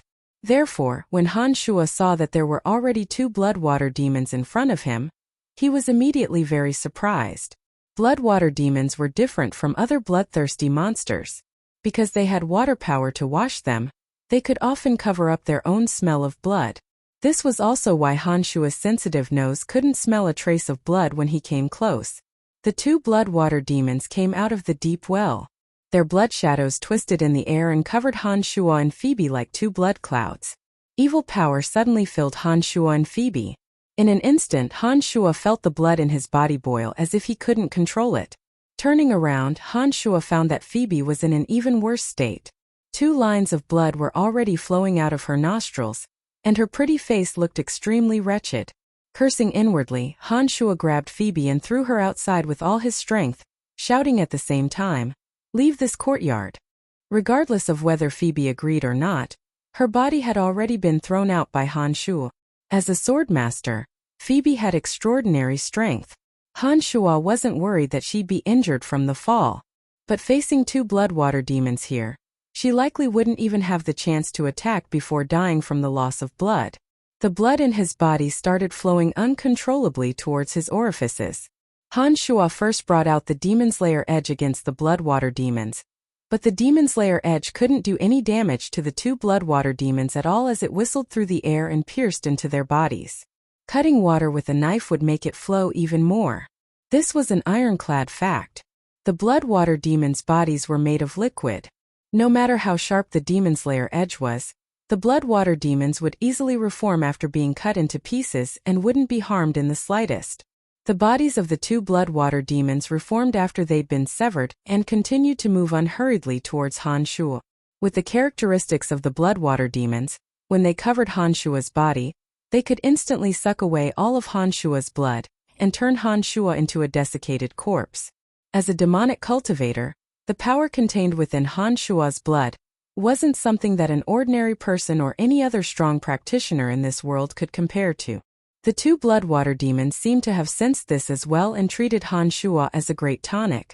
They didn't care about Phoebe's departure at all. They didn't separate one blood-water demon to deal with Phoebe, and instead focused on Han Shuo. This was an obvious indication of how much they valued Han Shuo. The blood in his body was in a frenzy as the magical yuan was doing its best to control the flow of blood out of his body.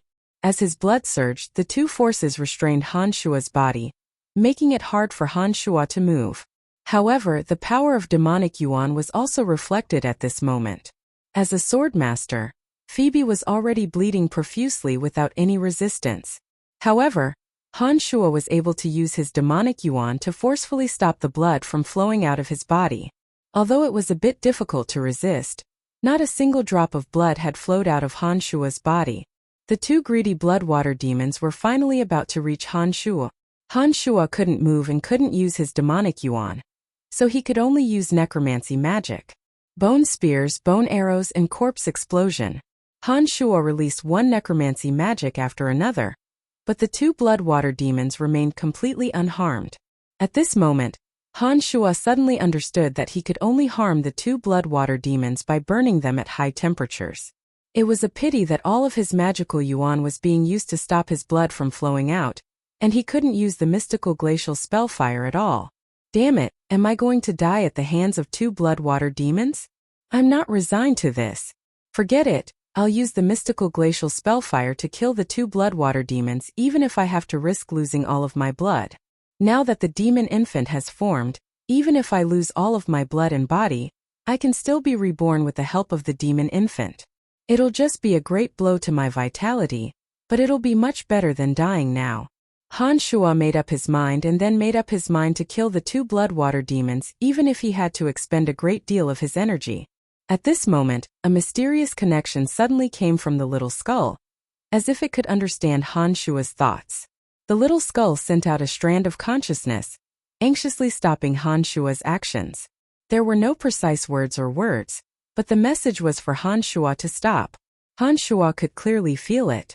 Han Shuo, who'd been about to make a move, was momentarily stunned as his mind raced. The two blood-water demons were only 5 or 6 meters away from Han Shuo. Han Shuo couldn't move and could only look forward, but he couldn't see any trace of the little skull. If he didn't make a move now, Han Shuo could be covered by the two blood-water demons at any moment. All of his blood would be sucked dry in the blink of an eye, and his body would instantly lose all signs of life. The demon infant would likely be unable to escape the hands of the two blood-water demons, even if it left his body. His entire body and soul would be destroyed without a trace. The little skull's anxiousness made Han Shuo unsure if he should stop his plans. Seeing the two blood-water demons gradually approach, Han Shuo sighed and made a decision that he didn't know was right or wrong. Trust him. A resolute look appeared in his starry eyes as Han Shuo threw all of his previous plans to the back of his mind.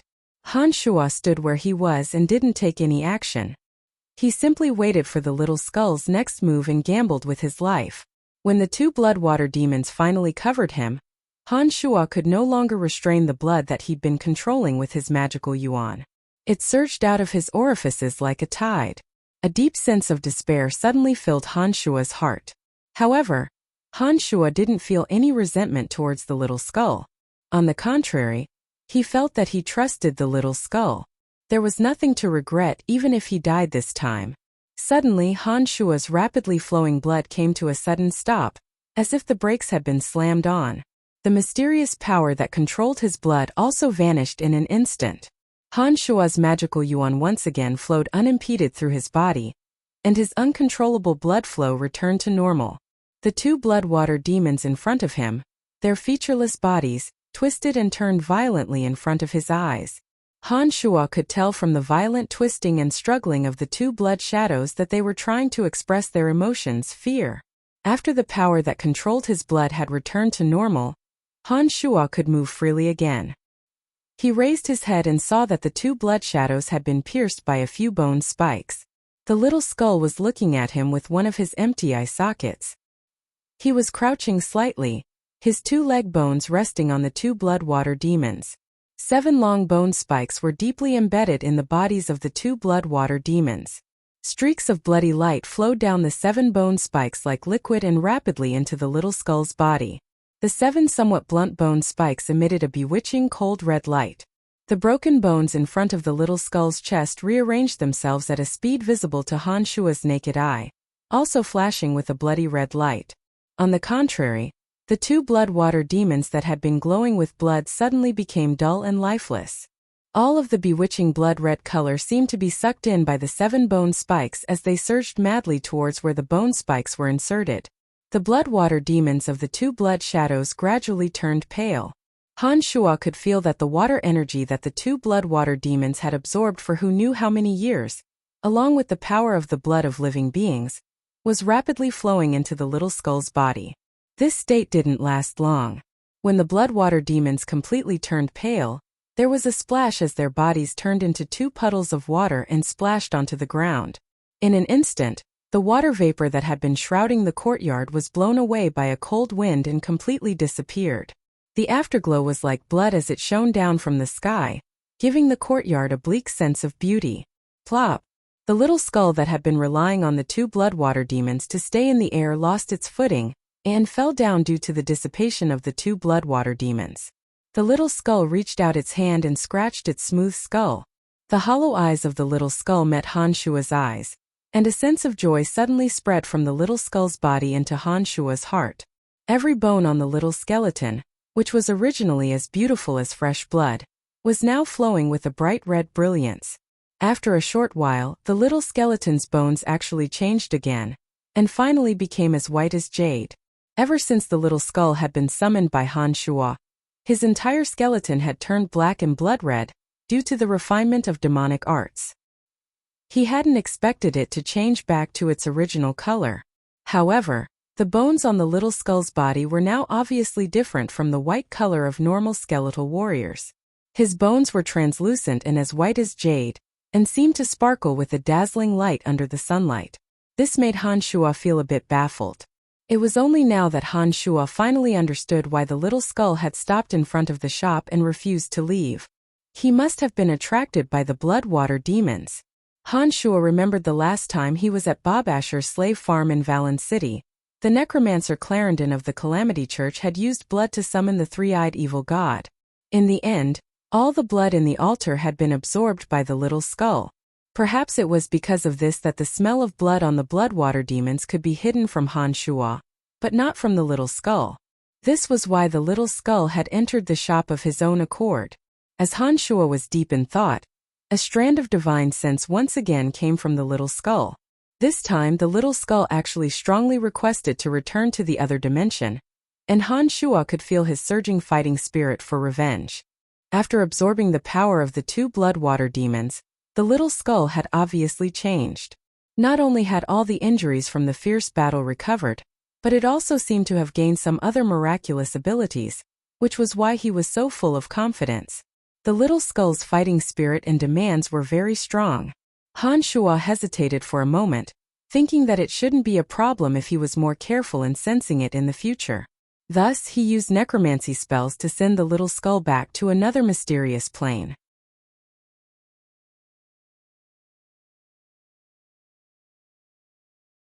Chapter 195. The afterglow of the setting sun spilled into the courtyard. Apart from 2 puddles of water, there were no other traces of the well. The sound of hurried footsteps suddenly sounded from outside, quickly approaching. In the blink of an eye, a group of more than 10 people, including Phoebe, appeared in front of Han Shua. Her beautiful face was filled with worry as her bright eyes suddenly fell on Han Shuo. Seeing that Han Shuo was unharmed, her expression visibly relaxed, but she still didn't relax her grip on the longsword in her hand. Her fair neck turned to survey the surroundings, as if she wanted to see if there were any hidden dangers. Apart from Phoebe, there were 12 other Cairo mercenary vanguards in full armor. It looked like they had been summoned by Phoebe. These 12 guards had vigilant looks in their eyes, looking around very cautiously. "Are you all right?" After looking around and seeing that there was nothing out of the ordinary and that there was no danger, Phoebe let out a small breath of air and walked towards Han Shuo to ask. Shaking his head, Han Shuo gave Phoebe a surreptitious look before smiling and comforting her. "Don't worry, I'm fine." "I'm sorry, Mr. Harris, I think we must have been hallucinating. The danger that I spoke of earlier didn't appear." Receiving Han Shuo's look, Phoebe understood that Han Shuo must have taken care of the matter. An embarrassed expression appeared on her pretty face as she spoke to the cold-looking leader of the guards. This man was broad and robust, with a head of short brown hair that was messy. He held a double-edged battle-axe in his right hand, and his body gave off the fierce aura of someone who had gone through a lot of killing. It was obvious that he had killed too many people. This shop was once cursed by an evil god. Every owner who has taken over this shop over the years has died a horrible death. Whether human or beast, as long as they accidentally enter this shop, they will be killed by the evil god's curse. There has never been an exception. No matter how you came in, I advise you to leave immediately. Harris's eyes roamed over Han Shuo and Phoebe as he finally spoke coldly. He waved his hand and didn't wait for Han Shuo and Phoebe to say anything. A group of 12 Cairo mercenary band guards walked out of the courtyard with him, as if they didn't want to stay a moment longer. This Harris is a battle-hardened berserker, and the vice-captain of the Cairo mercenary band. When I said that there was danger here, he came over reluctantly. It looks like there's something here that makes people wary. Even with my strength as a swordmaster, I didn't have any ability to resist. Phoebe briefly introduced Harris's identity after he left and then changed the topic. She stared at Han Shuo and said, "What's going on?" Smiling dashingly, Han Shuo reached out to touch the well and said happily, "The 2 bloodwater demons have been killed. There won't be any more strange occurrences happening here in the future. In addition, I'm going to buy this shop no matter how much gold I have to spend." With a face full of pleasant surprise, Phoebe looked at Han Shuo with bright eyes and said confidently, "Since you've said this, you must have enough confidence. Don't worry about the shop. I'll be in charge of negotiating with the Cairo mercenary band. I think a cursed place like this won't be worth much gold." Nodding, Han Shuo walked to Phoebe's side and reached out to hug Phoebe. He moved his mouth close to her ear and said softly, "Phoebe, thank you so much." Suddenly blushing, Phoebe hugged Han Shuo back and kissed Han Shuo lightly on the lips. She then put some distance between the two and looked directly at Han Shuo, saying emotionally, "You were the first to throw me out when danger approached. Brian, I should be the one thanking you." Not only had the danger of the bloodwater demons caused Phoebe to experience life and death, even Han Shuo had almost been scared out of his wits.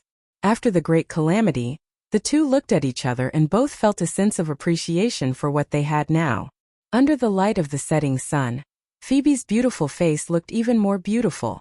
Her bright eyes sparkled with light, making Han Shuo want to lose himself in them. Tightening his grip, Han Shuo pulled Phoebe into his arms. Feeling Phoebe's body tremble slightly in close contact, Han Shuo's heart was filled with happiness. Before he'd come to this world, Han Shuo had been an ordinary person with evil intentions but no guts. His personality was kind but a bit cowardly. He hadn't done anything to be proud of in his 20 years of life, nor had he ever had a woman. He'd lived in mediocrity for 20 years. But under Chu Kanglin's scheme, he'd brought the memories of the demonic arts to this strange world. In a short period of time, Han Shuo had obtained great power, obtained a considerable sum of money, and had already won the hearts of 2 stunning beauties. The vicissitudes of life were always so unexpected. The extravagant hope that he'd only dared to imagine 20 years ago was quickly realized in such a short amount of time. This caused a feeling of disbelief to rise in Han Shuo's heart. Sometimes, Han Shuo even felt that everything that was happening now was like an unreal dream. However, The repeated dangers and pain reminded him that this wasn't an illusion. All right, I think Emily must still be waiting for us. Let's hurry over. Sighing with emotion, Han Shua couldn't help but speak softly to Phoebe as he watched the sunset glow fade away. The sky had already darkened.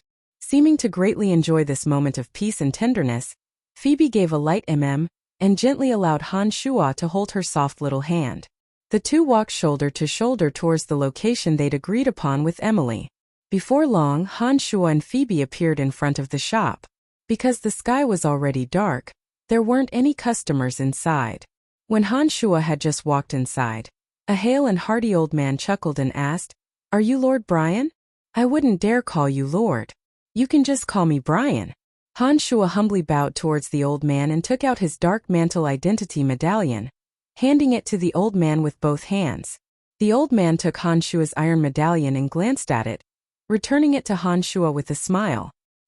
He then said a bit apologetically to Phoebe, "I'm sorry, Miss Phoebe, please wait here for a moment.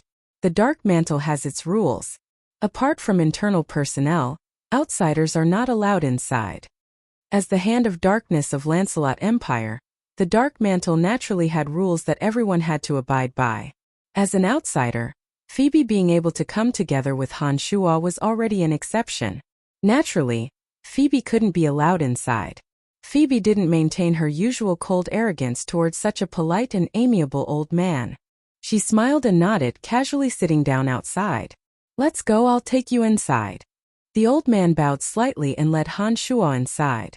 After passing through a corridor, the old man stopped in front of the living room and pointed inside, saying, "Lord Emily is inside."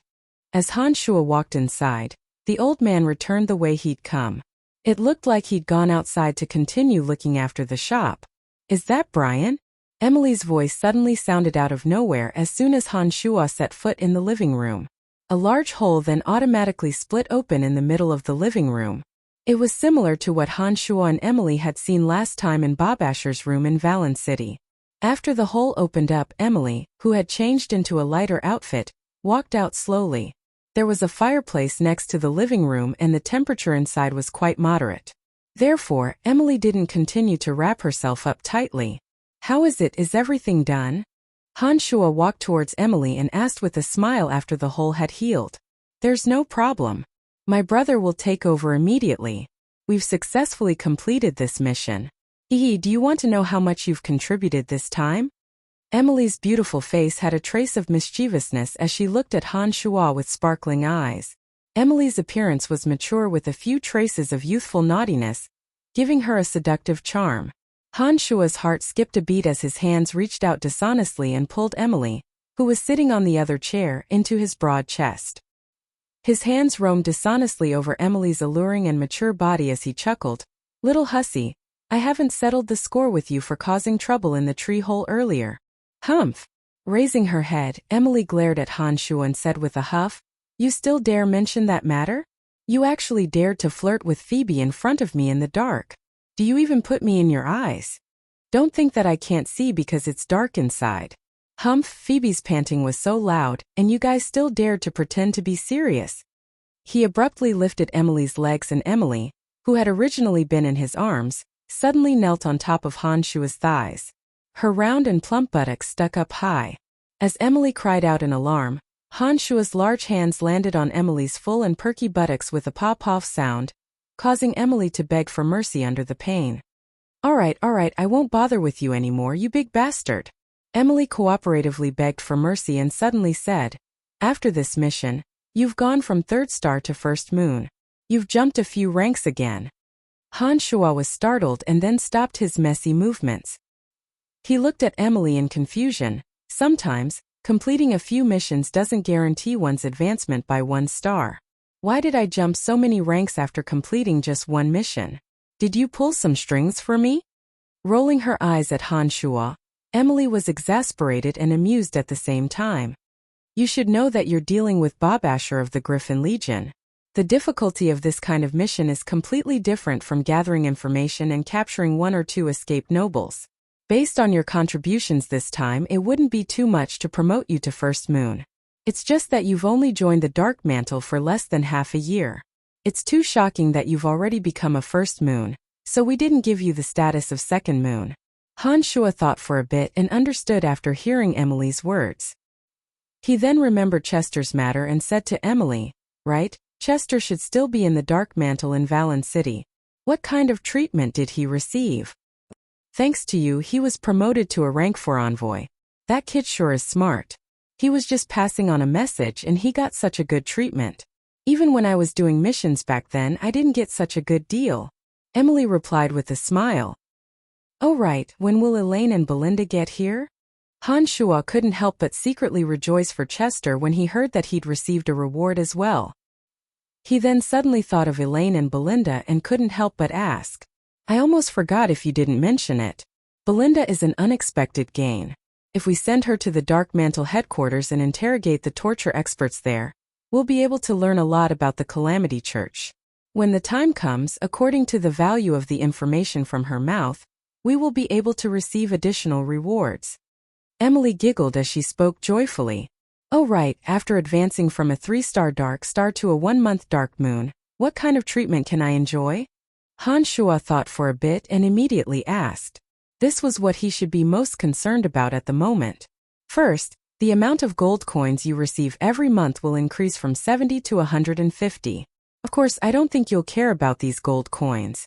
Apart from this, you can use your current authority to obtain all kinds of information on the corresponding identities in every Dark Mantle stronghold. You can now use all the transportation matrices in every city of the Lancelot Empire without paying any gold coins. You can use your current status in any military organization in every city to mobilize no more than 100 soldiers to assist you in battle under special circumstances. Also, Han Shuo finally discovered after Emily's tireless explanation that all aspects of treatment had greatly improved after advancing from Dark Star to Dark Moon. The Dark Moon envoys already had so many privileges. The higher-ranked Dark Sun envoys and the 3 heavyweights of the Dark Mantle naturally enjoyed even more privileges. No wonder so many people wished to grasp power. It looked like this was indeed a good thing. Han Shuo couldn't help but sigh emotionally.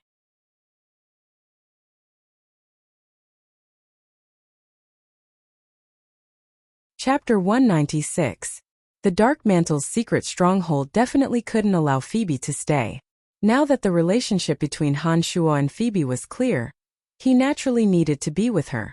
After feeding Emily and comforting her with a few words, Han Shuo and Phoebe finally left the place together, planning on finding their own hotel to stay in.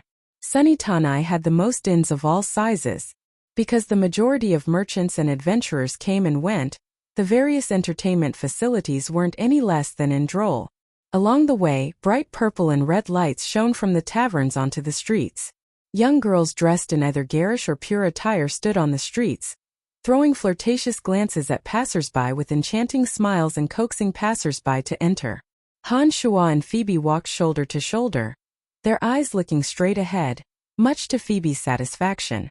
In actuality, this was because Han Shuo had just vented on Emily's well-rounded body. He naturally didn't have any nefarious thoughts when he came out immediately. After a while, Phoebe stopped in front of a luxuriously decorated hotel. She pulled Han Shuo with a small hand and led Han Shuo inside. When they arrived at the counter, the skinny owner smiled fawningly before Phoebe could open her mouth and said fawningly, "Honored Miss Phoebe, will you still choose that room this time?" Nodding her head, Phoebe's expression was cool as she took out her crystal card and handed it over, not saying anything else. From the owner's expression, Han Shuo knew that this definitely wasn't Phoebe's first time here. It looked like Phoebe must have visited many places in her travels to and fro with the Bust Merchant Guild. Taking out the crystal card and key, Phoebe turned her head and smiled faintly at Han Shuo. She grabbed Han Shuo's arm and walked inside. The interior of the hotel was comfortably warm, completely incomparable to the cold outside. Brilliant lights were hung along the corridors, illuminating the entire hotel. The solid wood floorboards were as bright as a mirror. Clear footsteps rang out as they stepped on them, the sound exceptionally pleasing to the ear. It looked like these floorboards were obviously not ordinary. Han Shuo hadn't noticed that Phoebe had arranged another room for him as he walked with Phoebe. He couldn't help but feel a bit of ambiguous anticipation as they walked deeper into the corridors. Could it be that Phoebe was planning on sharing a bed with him? As he thought of this, Han Shua's eyes couldn't help but look at Phoebe beside him with a fiery gaze. All he saw was Phoebe's long brown hair cascading down naturally like a waterfall. As she walked, her hair fluttered gracefully over her fair cheeks and slender neck. Her eyebrows were curved like crescent moons, her skin was creamy, her eyes were bright like stars, and her lips were as red as a cherry dripping with water. It made one want to fiercely bite them. "Big pervert, what are you looking at?" Suddenly, Phoebe stopped in her tracks and rolled her eyes at Han Shua with a slightly red face. Han Shua's fiery gaze carried a strong desire to possess her. Phoebe wasn't a fool and naturally saw it clearly. She couldn't help but rebuke him in her panic. "No, nothing." Han Shua straightened his expression and immediately concealed his lecherous gaze. He changed the topic and said, "Why aren't you walking? We're here. What are you thinking about? Can't you see the door is right in front of us?" Phoebe's bright eyes were filled with shyness and joy. She glared at Han Shua and pointed at the door. Sure enough, he followed Phoebe's jade finger and discovered a tightly shut door. The corridor had also reached the end. It seemed that this should be the most secluded room. "Nothing, I was just thinking about you." Han Shua laughed evilly and raised his head to look directly at Phoebe. "You stinking bastard. You only know how to use flowery words to coax me." Phoebe felt a sweetness in her heart as she shouted in a soft voice. "No, I was indeed thinking about you just now," Han Shua said, feeling wronged. Phoebe naturally wouldn't believe him. She flicked a glance at Han Shua and said with a light snort, "Then you definitely weren't thinking in a good way. Look at your lecherous smile earlier. You must be thinking of some dirty thoughts." He really hadn't been thinking of anything good before. Phoebe had guessed correctly and Han Shua could only laugh dryly. He then urged Phoebe, "Hurry up and open the door. I'm very tired after a busy day. Let's go in early to wash up and sleep." Phoebe didn't pursue the matter and took out the key to open the door. She moved to the side to let Han Shua in and then locked the door from the back. There was a spacious hall in front of them with a soft carpet and large fur chairs. There were 4 rooms that had already been booked, including 2 bedrooms, a bathroom, and a storage room for miscellaneous clothes. "Do you think I don't know what you're thinking? Humph, there are 2 rooms here, one for each of us. If anyone dares to barge in the middle of the night, I'll stab him with my sword." Phoebe raised her head threateningly as she lit up the fireplace, causing the temperature in the room to slowly rise. "Heh. I'm just afraid that someone who dares barge in will run into a beautiful woman's wet dreams, and then take the initiative to throw himself into her arms." Han Shua laughed evilly and exposed her. "You damned bastard, you still dare mention this matter." Phoebe's face instantly flushed red as she flew in front of Han Shua in a rage. Her slender, jade hands reached out and pinched the tender flesh on Han Shua's waist. Han Shua first cooperated with her by letting out a miserable shriek, then grabbed Phoebe in his arms and pressed his mouth against hers without the slightest trace of politeness. Amidst Phoebe's unrelenting whimpers, Han Shua's tongue was like a dragon entering the ocean, wantonly swirling about. Phoebe symbolically struggled for a while before her delicate body gradually softened. Her jade hands that were originally pounding on Han Shua's chest had unknowingly wrapped around Han Shua's neck like a snake. Her small fragrant tongue secretly stuck out and entangled with Han Shua's. Conveniently lying down on the soft carpet below, Han Shua savored Phoebe's fragrant sweetness while reaching out to caress Phoebe's perky breasts. When Han Shua's large hands finally covered Phoebe's soft breasts, Phoebe suddenly struggled and abruptly pushed Han Shua away from her body. She then rolled her eyes at Han Shua with a blushing face and said with seductive eyes, "It looks like I must be careful. Otherwise, if I'm not careful, you'll take all the advantages. Oh, after running around for such a long time, my body is about to stink. I need to take a quick shower. You just stay here obediently." As soon as she finished speaking, Phoebe rushed into the dressing room as if she was fleeing and slammed the door shut with a bang. Then the sound of running water could be heard from inside. It looked like Phoebe was indeed in a hurry to wash off the dirt on her body. Dong dong dong. Dong dong dong. It was at this time that there was a sudden knock on the door. Han Shua was startled and thought to himself that it couldn't be Emily who had come looking for him, could it? Walking towards the door with suspicion, Han Shua opened the door and saw a large cluster of beautiful flowers. There were probably no less than 100 of them, and they exuded a delicate fragrance that gladdened the heart and refreshed the mind. Suddenly, The large cluster of flowers was removed and a handsome face appeared in front of Han Shuo. His eyebrows were like swords and his eyes were like stars. He had a wide forehead and a high nose bridge. Apart from his cheeks being a bit thin, this face could be called extraordinarily handsome. The handsome face that originally had a brilliant smile on it suddenly furrowed his eyebrows and was covered by a haze. He looked at Han Shuo with an unfriendly expression and said, "Who are you? Where's Phoebe? She's bathing inside, and who are you?"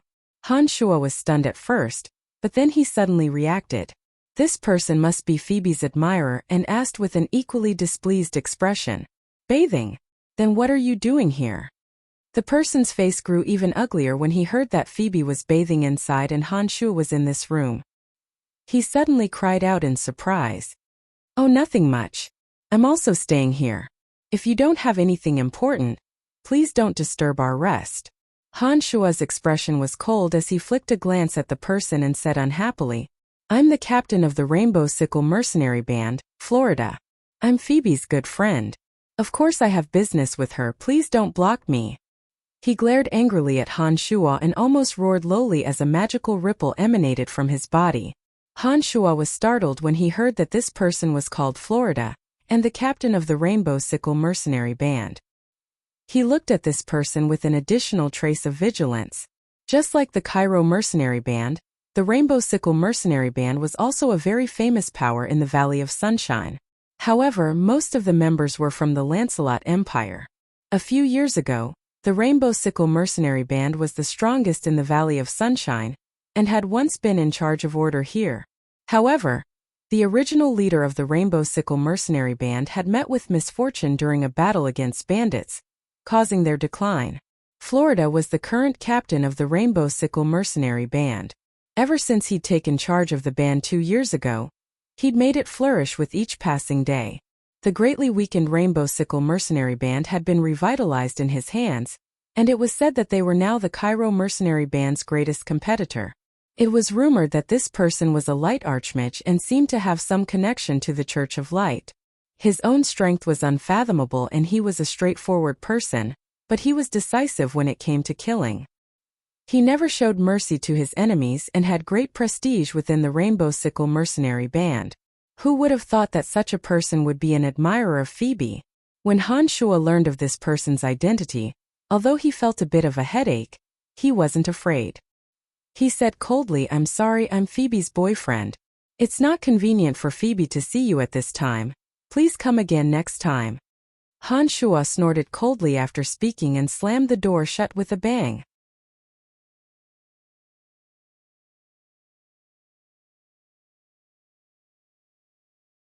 Chapter 197.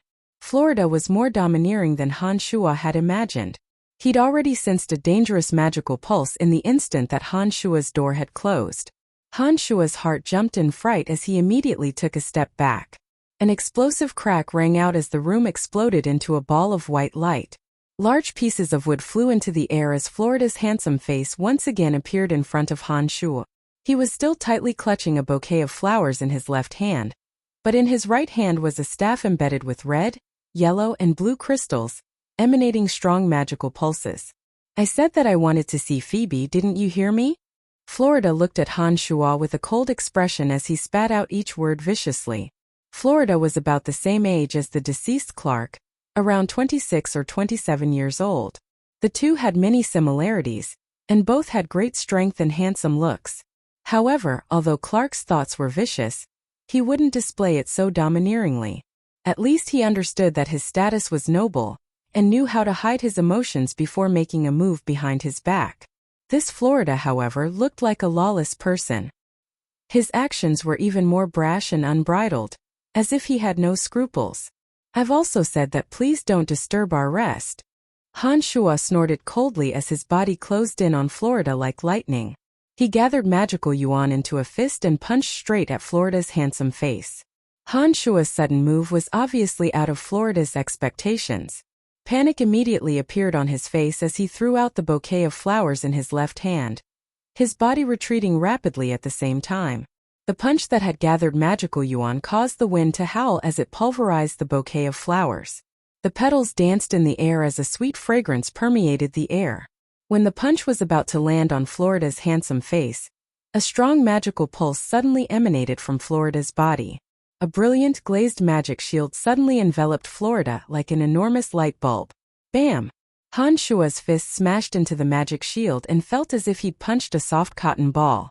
The magic shield twisted at the point of impact from Han Shua's punch, and a deep fist imprint appeared. Han Shua's tightly clenched fist stopped in front of Florida's high-nose bridge, unable to move any further. With a few thumping sounds, Florida turned pale with fright and retreated a few steps with his magic shield, increasing the distance between him and Han Shua. His breathing was a bit erratic, and his gaze towards Han Shua became even colder, as if Han Shua had become his mortal enemy. "You dare make the first move?" Florida's voice was as savage as his appearance as he glared angrily at Han Shua. Han Shua waved his outstretched fist and retracted it. Han Shua pointed at the shattered door and said callously, "Your actions can be considered an invasion from the moment you broke the door. I was only defending myself." Nodding with a cold smile, Florida looked coldly at Han Shua and said, "Very good, you've got some guts. However, now that we've pulled apart, you won't have the chance to approach me again. Now let me see just how much skill you have." Florida took another few steps back after he'd spoken and raised the magic staff in his right hand, intending to officially fight Han Shua. Han Shua also solemnly took out the Demon's Lair edge from his space ring when he saw Florida's actions, preparing to deal with Florida's attack. This person was a light archmage and his strength was certainly out of the ordinary. Han Shua had tested him just now and discovered that Florida's reactions and movements were nimble. It looked like he was an expert who'd gone through hundreds of battles. Han Shua hadn't been able to hurt Florida when the two had been so close before. Now that there was some distance between them, Florida would be able to make use of his strengths as a mage and would definitely be difficult to deal with. At this moment, hurried footsteps rapidly approached from the distance. Just as Han Shua and Florida were about to make their move, Vice Chief Harris of the Cairo mercenary band, who they'd met in the shop in the place of extreme water, quickly approached with a few guards. "Isn't this Chief Florida? Why aren't you staying with the Rainbow Sickle mercenary band? Why are you causing trouble in the property protected by the Cairo mercenary band?" Harris's voice was full of faint mockery, and was as cold as it had been during the day. The sound of water splashing in the washroom suddenly stopped at this moment. It looked like Phoebe, whose hearing had been affected by the sound of water in the shower, had finally discovered the commotion outside after all the noise just now. Florida, who had been hostile towards Han Shua, turned his head to look at Harris when he heard Harris's voice. He put away the magic staff in his hand and said with a cold expression, "I'm here to see Miss Phoebe. I hadn't thought that I'd be blocked outside by a blind brat. If you're here to manage the hotel's business, then I welcome you on behalf of the owner. However, I hope that you don't try to make a move here or our Cairo mercenary band will definitely intervene. You've stayed in the Glorious Sun Tanai for so long. You must know the rules of the Glorious Sun Tanai." Harris snorted coldly when he saw Florida put away his magic staff. "Humph, count yourself lucky today," Florida said coldly to Han Shua and then turned to walk out. He stopped next to Harris and said with his back to Han Shua, "I'll regain control of the Valley of Sunshine before long. I won't be as polite to you then." Florida laughed wildly after he'd finished speaking and walked out with large strides. He actually didn't stay here and wait for Phoebe to come out. Harris's face was ugly as the veins on his forehead bulged. He looked like he'd go berserk at any moment. Han Shua knew that Harris was a berserker. It was said that a berserker's strength was quite astonishing to begin with, and they could also use a mysterious method to go berserk. Their strength would continue to increase explosively after going berserk, and they possessed unbelievable destructive power. Seeing Harris's current appearance, Han Shua really hoped that he'd suddenly go berserk and be unable to suppress the rage in his heart, immediately attacking Florida to the death. It was a pity that Harris quickly returned to normal after his initial rage and didn't fulfill Han Shua's wishes. He flicked a cold glance at Han Shua and said, "You'll have to compensate for the door here. Florida has great power in the Valley of Sunshine, so be careful since you've offended him. You can come find us if you need anything from the Cairo mercenary band." Although his expression was still cold, perhaps because they had a common enemy, Harris's attitude towards Han Shua had changed a bit.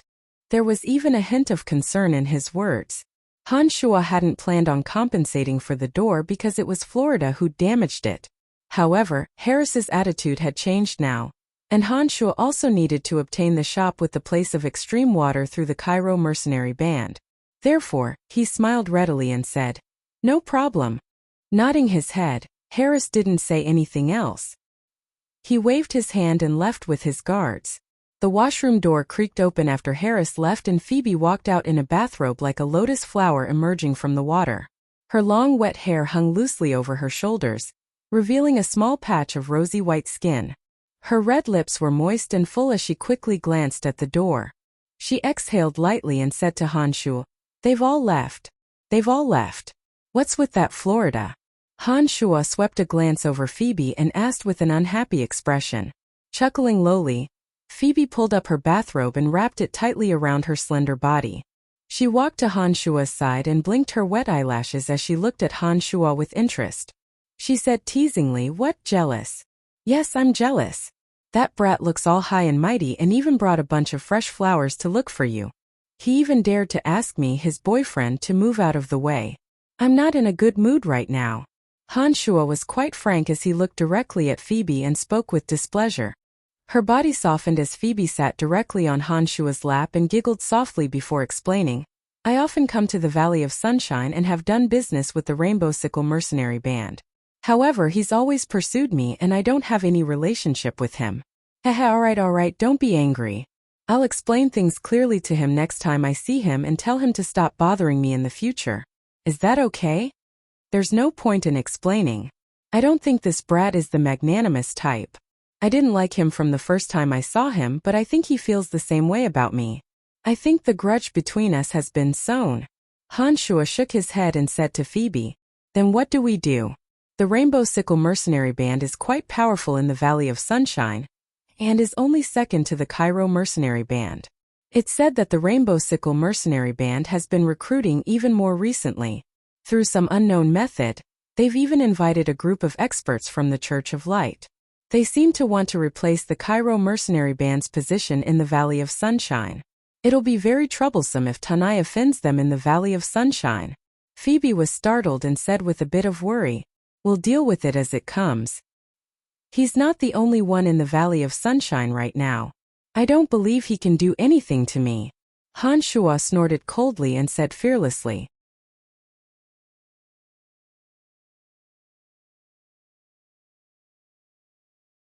Chapter 198. Florida's appearance had caused the door to shatter. The two of them had no choice but to switch rooms and pay 20 gold coins for the damaged door. This time, Phoebe had asked for 2 rooms, so Han Shua no longer had the opportunity to steal her beauty. When Phoebe returned to her room to rest, Han Shua didn't remain idle either. Han Shua found the cupboard in this room and set up the transportation matrix. He then adjusted his mental strength and released a dark mist spell in the cupboard before walking into the transportation matrix. The cemetery of death was as cold and desolate as ever. When Han Shua walked out, he saw that the enormous Gilbert had revealed his true form and was sleeping amidst the pure white bones. He didn't notice Han Shua's arrival at all. After 2 days of rushing about, Gilbert had shouldered a heavy responsibility. His body had once again been injured and should be truly tired. Han Shua didn't disturb him and went to the place where the Earth Elite Zombie and Een demons were being refined. First, Han Shua channeled magical yuan into the Een demon cave. When Han Shua discovered that there were only 9 wraiths left in the Een demon cave, and that they were still fighting each other day and night, he understood that the day of harvesting Een demons was getting closer and closer. The Earth Elite Zombie in the place of Extreme Earth exuded an enormous aura of life. The earth chi that surrounded the entire cemetery of death was becoming thinner and thinner. Clouds of gray aura enveloped the center of the place of Extreme Earth, as if a large hand was gripping it tightly and slowly pulling it in. A mysterious connection came from the center of the place of Extreme Earth. Han Shua stared blankly for a moment before a wave of joy suddenly surged into his heart. When he carefully sensed it, Han Shua discovered that this joy came from the Earth Elite Zombie, buried deep underground. It seemed that Han Shua's arrival had made the Earth Elite Zombie feel joy. After absorbing the earth chi in the place of extreme earth for such a long time, in addition to the nourishment of the precious materials that Han Shuo had spent a huge amount of money to purchase, the Earth Elite Zombie was no longer a simple zombie warrior. He already had the most instinctive senses. Han Shuo had found the 3 places of extreme earth, wood, and water. With the help of Phoebe's trading company, Han Shuo was confident that he could purchase enough materials to refine the earth, wood, and water elite zombies. As long as these 3 types of zombies were formed, the strength of Han Shuo's body would greatly increase. If he could also find the places of extreme metal and fire together, Han Shuo would possess a terrifying demonic formation when he gathered the 5 elemental zombies. When that time came, he would have even more right to speak in this world. Seeing that everything was normal here, Han Shuo didn't wake up Gilbert and silently returned to the inn in the Valley of Sunshine. After climbing onto the bed, Han Shuo sat cross-legged and closed his eyes. His entire body relaxed as he slowly sank into a meditative state, not relaxing at all to increase his mental strength. Phoebe came over early the next morning. Her originally straight hair had been tied up high, and her sky blue dress set off Phoebe's temperament even more elegant. She naturally came over and grabbed Han Shuo's arm. Phoebe pulled Han Shuo outside and said, "Let's go. We'll continue strolling around the Valley of Sunshine today, and try to collect all the materials you need." Han Shuo gladly agreed. He'd originally only been collecting materials to refine the Wood Elite Zombie, but because of the discovery of the place of extreme water, Han Shuo had started to prepare the materials he needed to refine the Water Elite Zombie in advance. As the border between the 3 kingdoms, the Valley of Sunshine was filled with an endless stream of merchants. All sorts of strange goods could be found here. When Han Shuo and Phoebe searched patiently, they indeed found quite a few materials they needed. The noon sun shone down on the Valley of Sunshine, bathing the entire valley in sunlight. It was so warm that it made people feel very comfortable. Walking out of a shop, Phoebe rubbed her lower abdomen and smiled sweetly at Han Shuo. "I'm a bit hungry. Let's find a place to get something to eat first." "You're familiar with this place. Just take me to where there's delicious food," Han Shuo replied with a smile. It was said that when a demonic arts practitioner reached a certain level, they could live for hundreds of years without eating or drinking. They didn't need to use grains to nourish their body. However, Han Shuo hadn't reached this level yet. Besides, food was also a form of enjoyment for Han Shuo. Apart from replenishing his body's energy, Phoebe led the way in front and the 2 walked into a small shop. A few dwarves about 1 meter tall walked out and politely welcomed Han Shuo and Phoebe to their seats. This shop wasn't very big, and the decorations inside weren't luxurious either. There were only a few simple chairs, but it was packed with people. A few merchants wearing luxurious fur coats and sparkling diamond rings on their fingers sat lazily on the tables and chairs that weren't very spacious, wolfing down the food on their plates without a care for their image. Han Shuo and Phoebe sat down at a table for 2 by the window. Phoebe didn't ask for Han Shuo's opinion, and directly instructed a dwarf next to her, "Bring the best food in the shop." The dwarf smiled faintly and bowed courteously, then quickly left Phoebe and Han Shuo's side. He was probably busy with something. Dwarves are really a strange race. Some dwarves are skilled at forging ironware, some are skilled at brewing fine wine, and some love to cook. When they fall in love with their craft, they can always bring some incredible masterpieces to people. The dwarves in this shop come from a remote mountain range in Kasi Empire. The joy of their life is to cook all kinds of delicious food. The food made by their hands is simply unforgettable, Phoebe explained to Han Shuo with a smile. Han Shuo, who came from another world, had enjoyed the influence of China's culinary culture. After tasting some of the food in this world, he always felt that the difference between the food here and the extensive and profound culinary culture of China was simply not small at all. To be honest, Han Shuo really didn't believe that the food here would be more exquisite and tasty than what Han Shuo had eaten in hotels before. Therefore, he didn't hold much hope and just smiled in response to Phoebe's words. The business here was very good. From the number of customers and their status, it could be seen that the extravagant customers didn't dislike the small size of this place. In particular, Han Shuo could tell from the way some of the elegant noblewomen ate that they really did enjoy the food on their plates.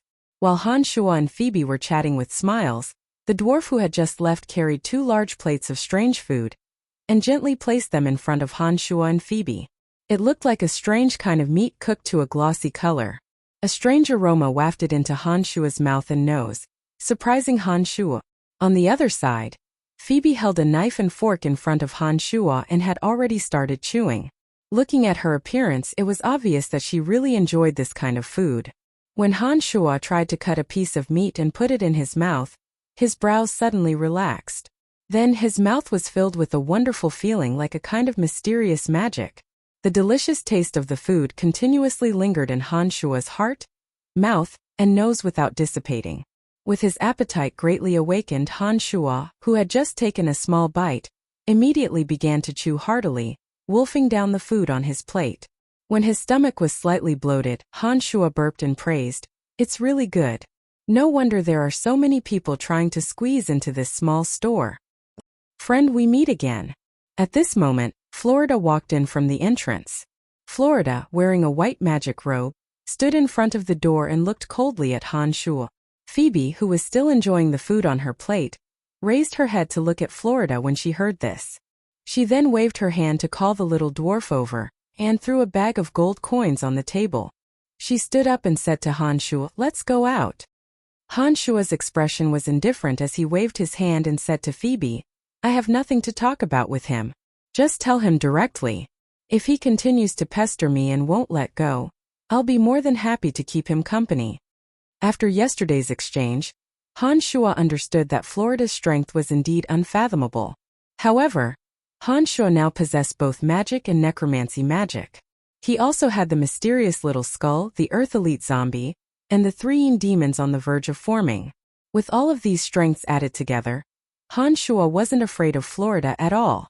With his magic rapidly improving every day, Han Shua didn't need to lower his head in front of anyone. Phoebe started slightly when she heard Han Shua's words, then smiled sweetly and said, "I understand." Slowly moving, Phoebe got up and walked towards Florida.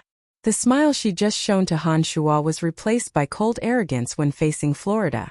When they arrived at the door, Phoebe pointed at Han Shua and said to Florida, "He's my boyfriend, I think we have nothing to say. Business is business, but you don't have the right to interfere in my life.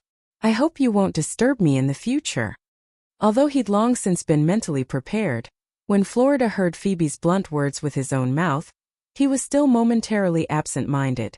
Different from how he treated Han Shua, when Florida faced Phoebe, the rigid lines on his face became very gentle. Even his voice was abnormally gentle as he stared closely at Phoebe and said, "Where did this brat come from?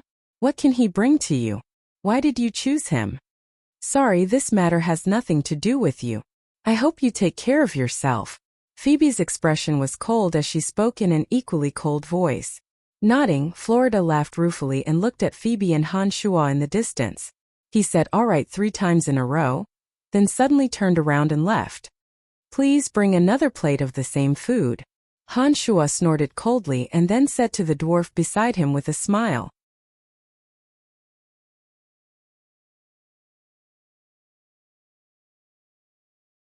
Chapter 199.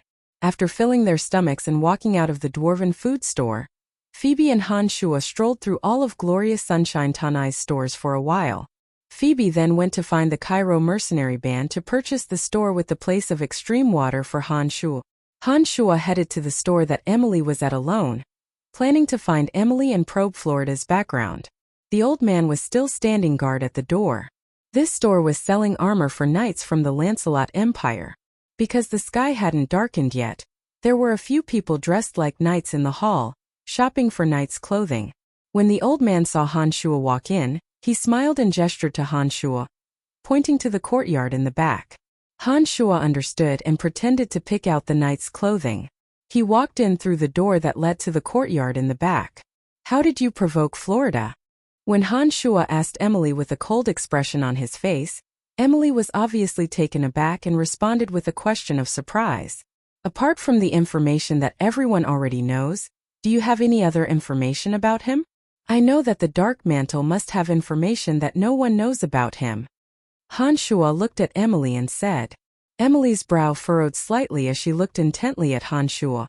"Just what is going on?" Han Shua briefly explained what had happened last night to Emily. Emily then said angrily, I've long since heard that this Florida is arrogant and conceited, but who would have thought that he's actually this domineering? The Valley of Sunshine isn't even under the control of the Rainbow Sickle mercenary band now, yet he dares be so arrogant. Han Shua's somewhat displeased mood suddenly improved a bit when he saw that Emily was also angry. He then said gently, "Just what is this Florida's background?" The glorious Sun Tanai is a dark mantle stronghold. Their main mission is to collect the materials here. Florida isn't from our Lancelot Empire, nor is he from Kasi Empire. He comes from a vassal state of our Lancelot Empire. His grandfather is Grand Magus Ferguson of the Church of Light. His status in the Church of Light is very high, and it's said that he has great hopes of becoming a sacred magus. Florida grew up in the Church of Light and was personally taught magic by his grandfather. In addition to light magic, he also studied lightning magic. This was a secret that most people didn't know. With his grandfather's guidance and his own extraordinary talent, he had become an archmage 3 years ago at such a young age. The Dark Mantle had once paid close attention to him, believing that he would become one of the super experts on the continent in the future. However, Florida didn't join the Church of Light. He suddenly left the church a few years ago and went to the Valley of Sunshine, joining the Rainbow Sickle mercenary band.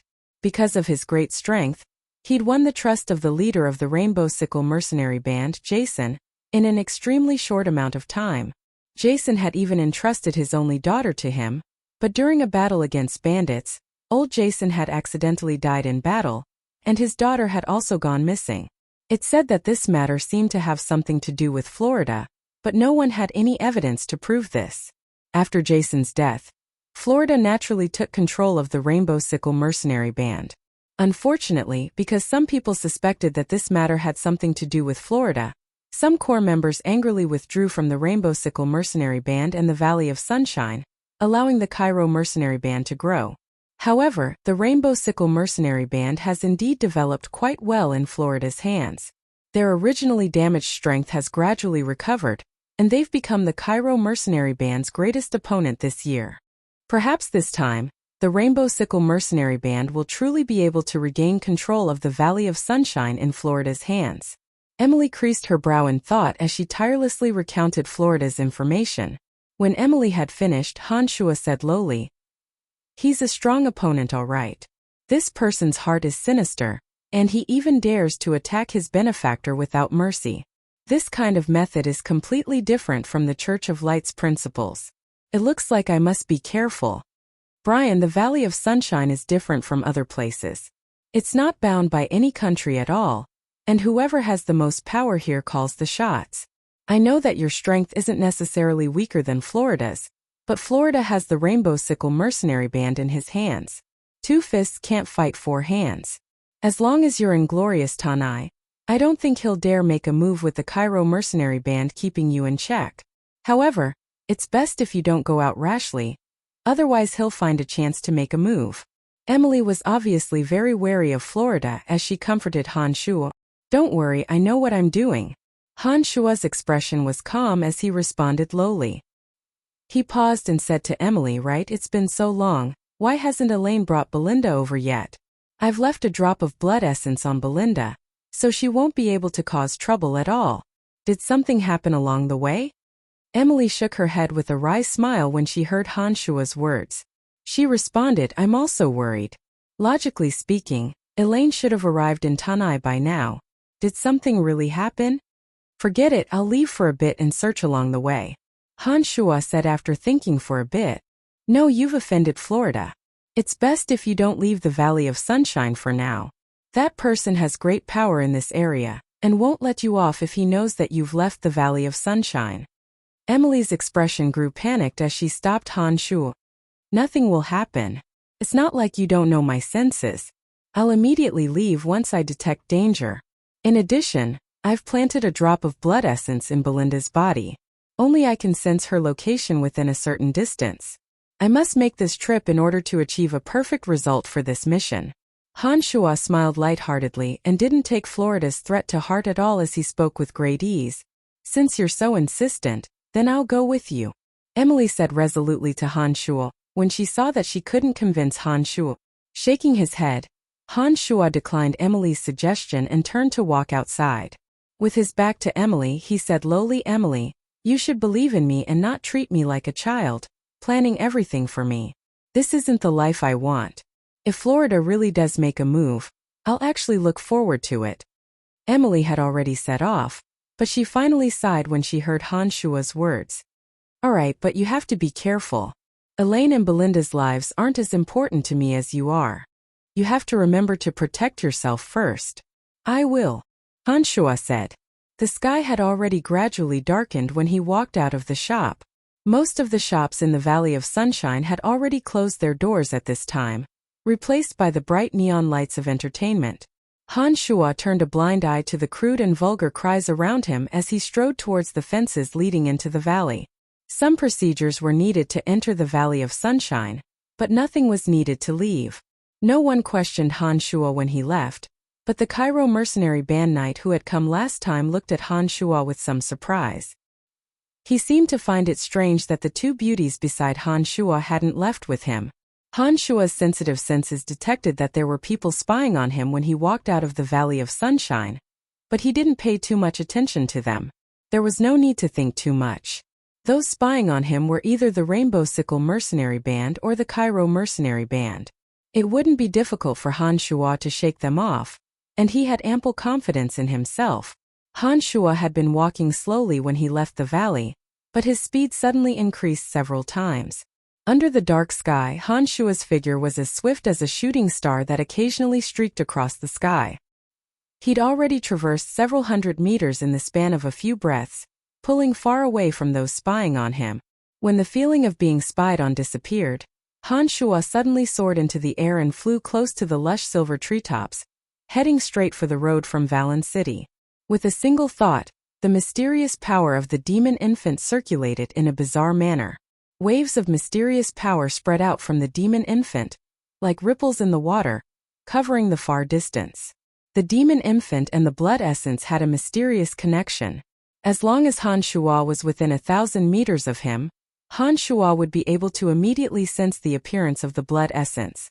As Han Shuo calmed his mind and focused on using the demon infant to sense the blood essence, a strange feeling suddenly leapt into his mind. Han Shuo suddenly sensed the presence of life, some large and some small.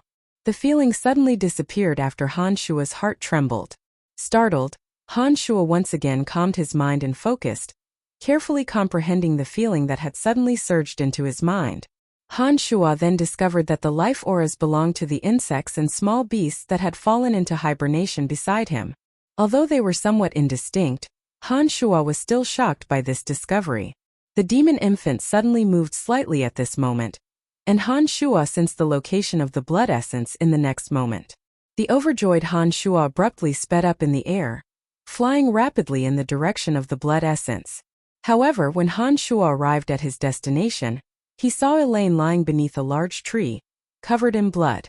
Her neck was bent unnaturally, as if someone had forcibly broken it. Her body seemed to have been struck by wind blade magic, as bone-deep wounds tore through her clothes.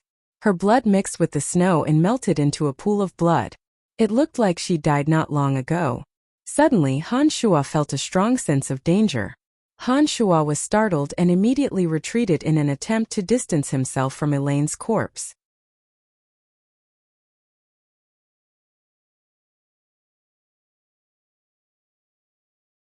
Chapter 200. An explosion suddenly sounded from Elaine's corpse.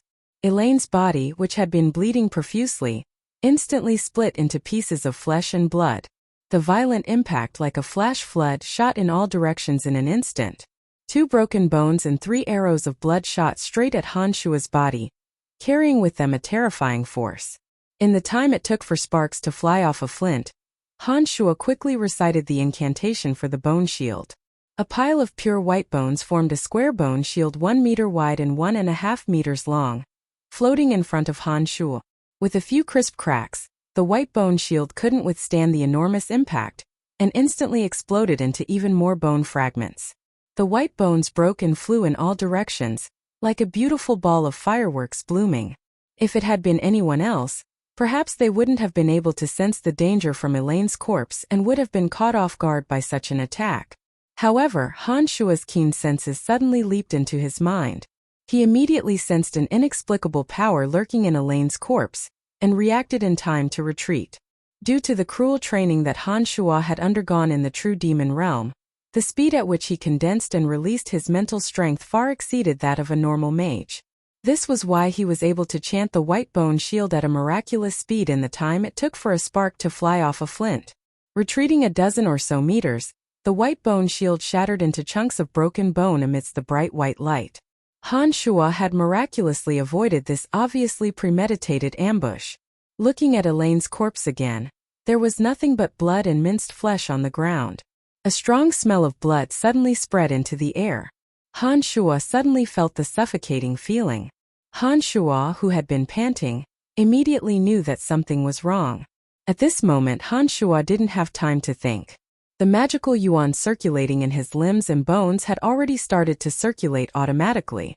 The magical yuan flowed through his limbs and bones like a trickle, washing away the parts of his body that had been affected by the smell of blood that Han Shua had just breathed in. Han Shua, who had been a bit weak in his limbs, could feel the strength in his body again. A vicious plan, a cunning enemy. As the scene played out in Han Shua's mind, Han Shua was certain that the drop of blood he'd sealed in Belinda's neck had been tampered with and transferred to Elaine's body. The enemy had then killed Elaine and used her body as bait to set up two traps against him. First was a spell similar to the corpse explosion spell. Poison had been injected into Elaine's body, and the blood had mixed with the poison in the instant that Elaine's body exploded, forming a second wave of attacks. Only those fanatical cultists of the Calamity Church, who viewed human life as nothing more than grass, would be able to come up with such a cruel and vicious plan that used the corpse of a dead person. Belinda must have been rescued. Otherwise, she wouldn't have been able to awaken from the shackles of a drop of blood essence on her own. With these thoughts in mind, Han Shua decided to leave immediately. But just as Han Shua lifted his foot, two footsteps of different heights gradually approached him. Judging from the heavy footsteps and the light footsteps, Han Shua could determine that it was a man and a woman from their weight. His thoughts raced as Han Shua's mind worked furiously, searching for the most suitable method and the best time to deal with the two. However, the best time to make a move often had to be created by oneself. When Han Shua looked left and right, he discovered that there wasn't a very good location, and that it was difficult to find the perfect time. He couldn't help but sigh inwardly. Han Shua, who had been standing ramrod straight, suddenly slumped down. When Han Shua's sharp eyes were covered by his eyelids, Han Shua's heartbeat and breathing became abnormally steady, as if he was unconscious and unconscious. The two slowly approached from afar. Belinda wore her black veil as usual, her bright eyes fixed on Han Shua without blinking. The other person was rather old. His hair and beard were grayish-brown, and his face was densely covered with wrinkles that looked like ravines. He wore a thick gray cotton coat and held a crooked walking stick in his left hand. His grayish-white eyes looked listless.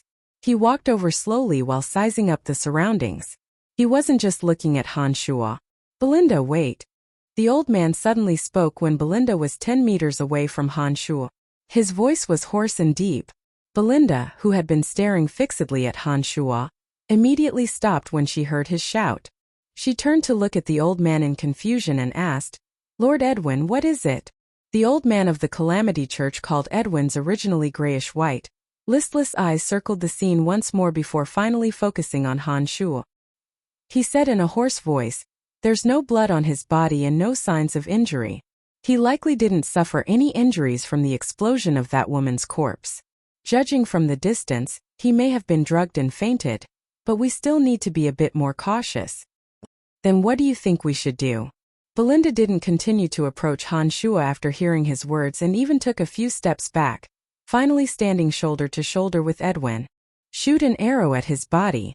With the strength of my potion, he won't feel anything at all if he's really been drugged and fainted," Edwin said. Han Shua cursed inwardly and thought to himself that this old fart was indeed sinister and ruthless to think of such a malicious plan. This person gave Han Shua a strong sense of danger, but Han Shua understood from the condition of his body that he wasn't an expert swordsman or knight. He must be an expert mage with a weak body, but with a wondrous technique. Otherwise, he wouldn't have been so afraid to approach Han Shua.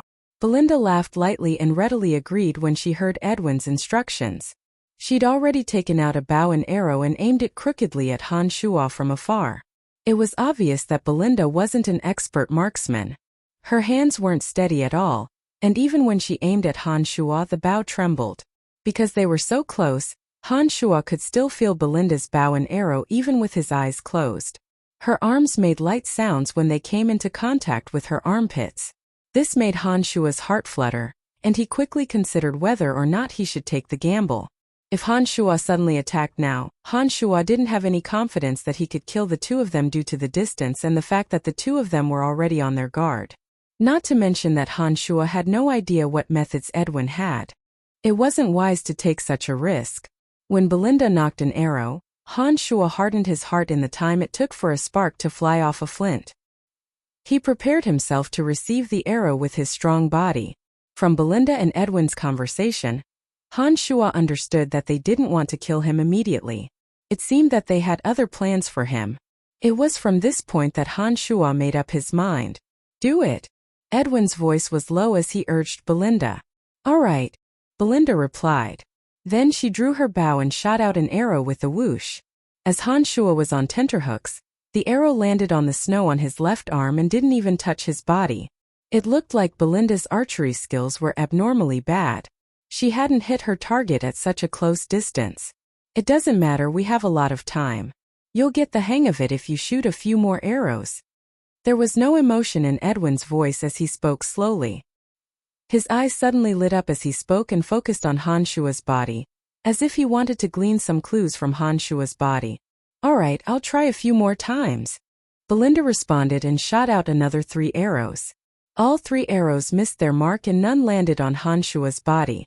Belinda was a bit annoyed as she snorted lightly and took out another arrow. She didn't take much aim this time and shot it directly at Han Shuo. However, the arrow was miraculously accurate even though she hadn't taken any aim at all. It flew straight for Han Shuo's calf. The arrow stabbed into Han Shuo's left calf with a thud. Bright red blood slowly seeped out along his trouser leg. This level of physical pain was no longer a challenge to Han Shuo. His heartbeat and breathing hadn't changed in the slightest as he'd endured the attack from start to finish. His expression was even more wooden, as if he'd truly sunk into a deep unconscious state. There shouldn't be any problems now. Edwin nodded after a careful look and said lowly. Belinda and Edwin then let go of their guard against Han Shuo and moved closer to Han Shuo. Han Shuo calmed himself and focused his attention, prepared to explode and kill at any moment. He only needed to wait for the old man called Edwin to come close before making a move to kill him first. Although Belinda was also quite frightening, her golem was only a great threat in a group battle. Han Shuo didn't fear her at all in a place like this. Just as Han Shuo was preparing in secret, a few strange noises suddenly sounded from afar. The sounds were getting closer and closer. Han Shuo was inwardly surprised as he lay on the ground, feigning unconsciousness. He didn't know who else was coming. Chief, that person is here. A loud shout suddenly sounded from afar as a group of more than 10 people quickly approached amidst the howling cold winds. He dares leave the Valley of Sunshine. He must be tired of living. Florida's voice suddenly sounded in Han Shuo's ears, completely out of Han Shuo's expectations. Chief Florida of the Rainbow Sickle Mercenary Band. Belinda suddenly cried out in surprise, appearing quite shocked. I don't care who you two are. Hand that kid over to me immediately. Florida said as arrogantly as ever when he arrived. The eyes of the Calamity Church member called Edwin had regained their calm as he glanced at Florida's group. He first cackled strangely and then said in a raspy voice full of hatred, "So you're Florida. It looks like I was right to come to the Valley of Sunshine this time." An enormous magical ripple suddenly emanated from Edwin's body as he spoke. The aura of dark magic suddenly spread into the surroundings, and 3 huge black palms appeared out of thin air in the direction of Florida and the others, pressing down on them with a ferocious force that seemed to be able to split the heavens and earth. All the trees and rocks in the area exploded in that moment. The towering trees first creaked and then collapsed as if they couldn't withstand the enormous force. The enormous dark magic hand of death was released, and 3 10-meter-wide hands of death actually appeared. As the terrifying force came crashing down, For mercenaries from the Rainbow Sickle mercenary group couldn't dodge in time, and were directly crushed into 4 pieces of bloody meat paste. Didn't your grandfather Ferguson teach you that you should maintain the respect of an elderly person? Edwin's voice was full of cruel laughter as he spoke to Florida. Edwin and Belinda of the Calamity Church were already leaning towards Han Shua at this moment. If Han Shua wanted to, he could suddenly make a move and harm Edwin right now. However, from the violent movements, Han Shua could tell that Edwin seemed to hate Florida even more. He'd attacked and killed as soon as they'd met. His strength was much stronger than Emily's when she also trained in dark magic. On one side was the murderous star of the Calamity Church, and on the other side was the enemy of the Rainbow Sickle mercenary band. These 2 groups were both targets that Han Shua needed to deal with. Their sudden fighting would only benefit Han Shua and not harm him at all. Rather than making a move now, he might as well continue to pretend to be unconscious and watch them fight each other. Just who are you? Florida and the remaining experts of the Rainbow Sickle mercenary band hastily hid even further away before looking at Edwin in shock and exclaiming in shock, "Heh, you may not know me well, but I've been in contact with your grandfather for many years. Perhaps you've heard of the name Edwin." Edwin's voice was still as lukewarm as before as it faintly sounded out. "Calamity Church's Dark Grand Magus Edwin. So it's you, old undying monster." Florida started and then swept his gaze over Han Shua's body. He waved his hands and said, "Retreat." The experts of the Rainbow Sickle mercenary band obeyed Florida's words and swiftly retreated after his words. It was obvious that they were quite wary of Edwin. "You want to run? It won't be that easy." Edwin's voice sounded out once again.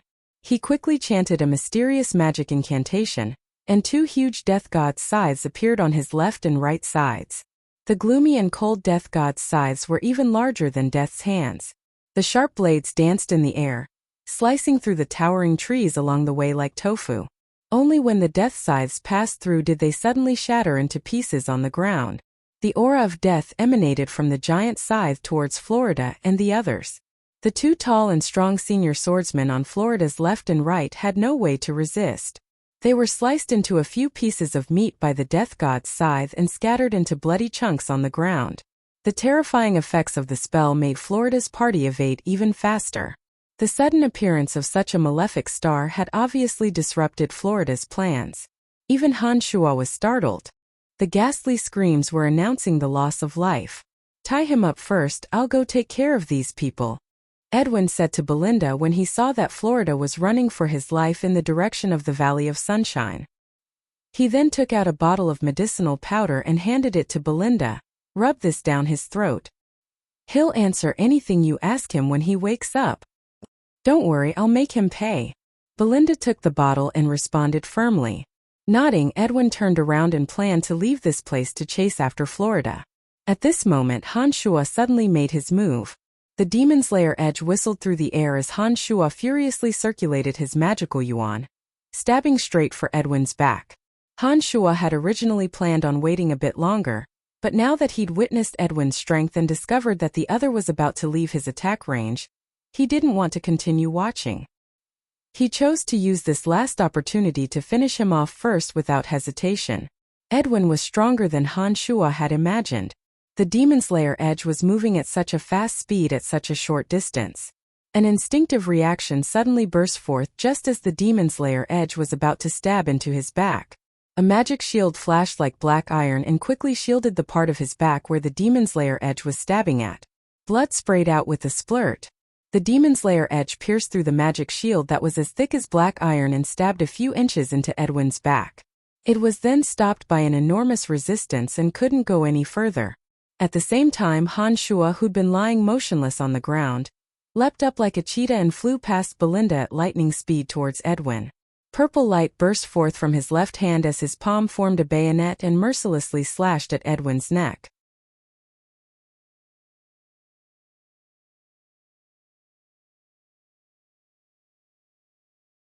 Chapter 201. With a muffled groan, Dark Grand Magus Edwin's body swayed as he flew into the air like a willow catkin. Han Shua's knife-like palm cut through the air, emitting soft hissing sounds. The Demon Slayer edge embedded in Edwin's back was pulled by an enormous force and abruptly left his body, falling to the ground in the distance. blood dripping from Edwin's back. Edwin's expression was savage as he chanted a spell. Another hand of death appeared out of thin air and pressed down on Han Shua's head like a mountain. An enormous aura enveloped Han Shua's body, almost making it hard for Han Shua to breathe. With a thought, the demon slayer edge that had already flown into the distance turned into a streak of light and shot towards Han Shua's direction. Han Shua suddenly deployed the art of the demonic ninth heavens. When the hand of death pressed down on his head, Han Shua pierced through the enormous aura enveloping his body like a sharp arrow and shot towards the direction that Florida and the others had fled in. Edwin had already increased the distance between Han Shua and Edwin when his second attack missed. The speed at which Edwin had shot into the sky just now was clearly much faster than the Archmage Emily. Han Shua might have been able to hold his own against Florida with his strength, but as a Dark Grand Magus, Edwin's terrifying strength wasn't something that Han Shua could handle at the moment. Therefore, he immediately retreated when he saw that the situation wasn't looking good. "Treacherous young man, you must die." Edwin's voice was raspy as he called out from the air. He actually ignored Belinda and shot straight for Han Shua. He couldn't beat Edwin in a fight, but the high speed and agility of the art of the demonic ninth heavens immediately displayed its advantage in running away. He gradually pulled away from Edwin. Suddenly, a group of 10 or so people appeared in front of him. Florida's long hair floated in the air as several experts of the Rainbow Sickle Mercenary Band dashed through the dense forest like lightning. The Rainbow Sickle Mercenary Band had left the Valley of Sunshine to target Han Shua. Therefore, they'd only dispatched a few experts. How could he have known that his luck would be so bad? Encountering the dark great magical tutor Edwin, who had a grudge against Florida's grandfather. That was why he ended up in such a miserable state. Fleeing in the same direction, Han Shua's speed was obviously faster than Florida's group. Being able to catch up with them halfway was within Han Shua's expectations. Chuckling coldly, Han Shua approached from behind and used the agility of the art of the demonic ninth heaven to leisurely hang on Florida and the others. As Han Shua chanted, bone spear after bone spear shot towards Florida like cold lightning. Damn it! Florida heard the whistling sound of bone spears piercing through the air as he turned his head to see 3 bone spears shooting towards his back. He then saw the sinister expression on Han Shua's face as he looked at him with a cold smile. He couldn't help but curse out loud. A ball of blinding light emanated from the staff in Florida's hand as the radiant sword slash appeared and shattered the 3 bone spears. But at this moment, the difference between the levitation spell and Han Shua's art of the demonic ninth heavens became apparent. Han Shua's speed wasn't affected in the slightest after chanting the same spell, but Florida's originally fast-flying speed was reduced by a third. Han Shua understood that Edwin was rapidly approaching as the strange sound of the wind drew near. A mocking smile played at the corner of his lips as Han Shua slowed down once again and continued to hang behind Florida like a vengeful spirit. He chanted the bone spear spell again and sent out another 3 bone spears. Florida wasn't afraid of Han Shua, but he was extremely afraid of Edwin. If Edwin hadn't been chasing after him, Florida would have stopped without hesitation and fought Han Shua with the force of a thunderbolt. However, he obviously didn't want to be caught up to by Edwin because of Han Shua. Therefore, he could only continue to defend helplessly as his flying speed decreased again and again. "Chief will help you hold him off. You should leave first." At this moment, one of the Rainbow Sickle Mercenary Band experts in front of Florida yelled out loudly and suddenly stopped where they were. They'd all witnessed Edwin's strength just now. If they stayed behind, they might be able to hold off Han Shua, but they would be hard-pressed to escape Edwin's murderous hands. It looked like they'd already made up their minds to die when they said these words at this moment. "All right, I'll avenge you." Florida was indeed a vicious and merciless character. Although he couldn't bear to do so, he still decisively agreed to the other suggestions. He glared viciously at Han Shua and continued to walk forward without stopping. 2 crossbows suddenly took aim at Han Shua. The 2 mercenaries' gazes were so sharp that Han Shua felt a bone-piercing sense of danger. 2 whooshing sounds rang out as the 2 crossbow bolts shot towards Han Shua with terrifying speed and accuracy that surpassed Han Shua's imagination. Han Shua, who'd been rushing forward, abruptly retreated, not daring to take another step forward. The divine archers knocked their arrows in this process and aimed them at Han Shua. There was a clear difference compared to Belinda's archery just now. Even though Han Shua was already in the air, he couldn't escape the threat below him and had no choice but to retreat once again. However, Edwin's figure was already approaching from the distance at this moment. It looked like he'd be here before long.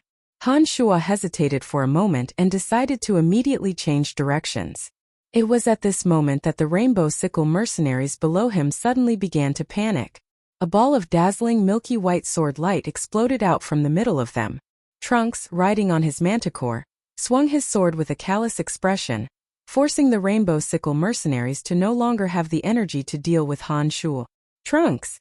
Han Shua was flabbergasted when he saw the abnormalities below him. He couldn't help but cry out in joy as he dived down. Continue to chase after Florida through the air. I'll be in charge of intercepting these traitors below who deserve to die 1,000 times over. We'll continue our discussion when we return to the Valley of Sunshine. The extraordinarily handsome Trunks raised his head and flashed a radiant smile at Han Shua. He continued to attack the rainbow sickle mercenaries on his manticore. Trunks, don't go too far. The rainbow sickle mercenary who'd spoken earlier suddenly glared angrily at Trunks. You're going too far. Haha, the old chief was so good to you, but you followed behind that animal Florida without a single question after he took power. You still have the face to say these words to me. Trunks laughed heartily as if he'd heard a funny joke. However, his smile was even colder than the icy night wind, and his tone was filled with bone-deep hatred. Edwin's figure grew closer and closer. Trunks snorted coldly and raised his head to look at Han Shua again. He urged, Brian, hurry up and leave this place. It's best if you can take this opportunity to kill Florida. Alright, that old monster behind us is very troublesome. Get out of the way immediately if he comes over. Don't come into direct contact with him. Although Han Shua didn't know why Trunks hated Florida so much, he guessed that it had something to do with the Rainbow Sickle Mercenary Band. It looked like these Rainbow Sickle mercenaries had known Trunks for a long time. This meant that there was some sort of connection between them. It would be too late if he didn't give chase now. Out of trust in Trunks' strength, Han Shua streaked through the air like lightning and continued in Florida's direction. Not long after Han Shua left, Edwin, who'd been using the levitation spell, also suddenly flew into the air. Edwin only glanced down and didn't linger after discovering that Florida and Han Shua weren't here. He followed Han Shua, looking like he wasn't the slightest bit interested in Trunks and the Rainbow Sickle mercenary band below. Han Shua had already experienced Florida's methods. Han Shua wouldn't be able to live in peace until this person died. With the extreme water in the Valley of Sunshine, Han Shua would need to stay here for a period of time sooner or later. If Florida didn't die then, there would be endless trouble. Therefore, even if he didn't hold a grudge against Phoebe, Han Shua would still kill Florida. Although Han Shua's flying technique allowed him to linger for a bit, Han Shua still slowly caught up to Florida when he circulated his magical yuan to the limit. Florida spat out blood in anger when the bone spear whistled again. He now obviously thought that Han Shua wanted to take him down with him and die in Edwin's hands. He was so aggrieved that he really wanted to stop and fight to the death with Han Shua. Just what do you want? None of us will be able to escape when that old monster Edwin catches up. Florida's speed slowed down again after he'd used the radiant sword slash to block Han Shua's bone spear. He then roared out in exasperation. Heh, I'm happy to die with you today. Han Shua finally vented all of the pent-up anger he'd been holding back for the past 2 days. He felt a sense of carefree joy in his heart as he roared with laughter. Even if Edwin caught up, Han Shua was confident that he could use his magical yuan to escape. In addition, with Han Shua's understanding of an archmage's mental strength, he was certain that Florida wouldn't be able to fly for long, which was why he'd purposefully done this. Madman, you're a fucking madman. Florida finally couldn't help but curse loudly after hearing Han Shua's words. Because Florida and Han Shua's figures had slowed down at this moment, Edwin's figure had already appeared behind them. His strange cackling also traveled over first. Old dog, hurry up and come over. I'll be waiting for you. Laughing wildly, Han Shua even had the time to glance back at Edwin and provoke him loudly. You better pray that I don't catch you, or I'll make you regret ever being alive. In the distance, Edwin was enraged by the old dog. The wound on his back seemed to hurt even more. The arrow that Belinda had shot into Han Shua's calf had long since been pulled out by him. Han Shua's strong body had taken effect and stopped the bleeding. Apart from some slight pain, it didn't affect Han Shua's movements at all. When the 3 bone spears shot out again and Florida had no choice but to block them, Han Shua took the opportunity to cast dark mist. It was already nighttime, and the sky wasn't all that bright apart from the crescent moon. When dark mist appeared, the area around Han Shua and Florida was completely enveloped in pitch-black darkness. Damn it! Florida's magic staff exploded with blinding light, but it could only illuminate the area around him. He was a bit flustered in defending against the bone spears, and his flying speed slowed down even more. Kid, I'll take your life first and let your grandfather repay a bit of the debt he owes me. Edwin had finally arrived, and Han Shua was like a wisp of smoke, quickly disappearing in the direction of the Valley of Sunshine. All that was left in front of him was Florida, who had just blocked the 3 bone spears. Han Shua wouldn't be so stupid as to hide his tracks in front of a dark grand magus. Even a truly dead person wouldn't be able to hide when this monster's enormous mental strength covered the area. Therefore, Han Shua could only use his advantage in speed to leave this dangerous area as quickly as possible, leaving Florida to cover his back. When Han Shua's figure gradually faded, the effects of the dark mist also disappeared. When Florida saw the bright moonlight once again appear in the chilly night sky, he also saw Edwin, who was seething with rage from Han Shua's 7 orifices and was about to make an example out of him. In the name of the God of Light, bind all darkness and shackle all light. Florida's mind was thrown into chaos when he saw Edwin. He didn't even think as he released a light magic shackle of light. Rings of light the size of hula hoops sparkled with a holy and beautiful light as they rolled under the bright moonlight, surrounding Edwin in the center. Each ring of light was filled with the pure element of light, and possessed a powerful binding power. This kid has such high attainments in light magic at such a young age. He will become a great thorn in the side of our Calamity Church in the future. It looks like we can't let you leave here alive today. Dark Grand Magus Edwin was unhurried in the face of the restraints of the light rings. His face that had just been filled with rage at Han Shua actually recovered its calm. Edwin chanted a dark magic spell as he waved his magic staff at the approaching shackles of light. A vast and boundless force seemed to tear through everything as it pulverized the 2 shackles of light that had approached first. Suddenly, the remaining rays of light suddenly strung together. Then the power of thunder and lightning crackled. Lightning suddenly shot out from each ray of light. The shackle of light that had originally been used to restrain the enemy instantly became a powerful killing move that could destroy everything, sweeping even Edwin into it. Oh, you've got some skill, all right. You're able to combine thunder and lightning magic with the shackle of light. A soft exclamation sounded out from Edwin's direction amidst a burst of lightning and blinding light.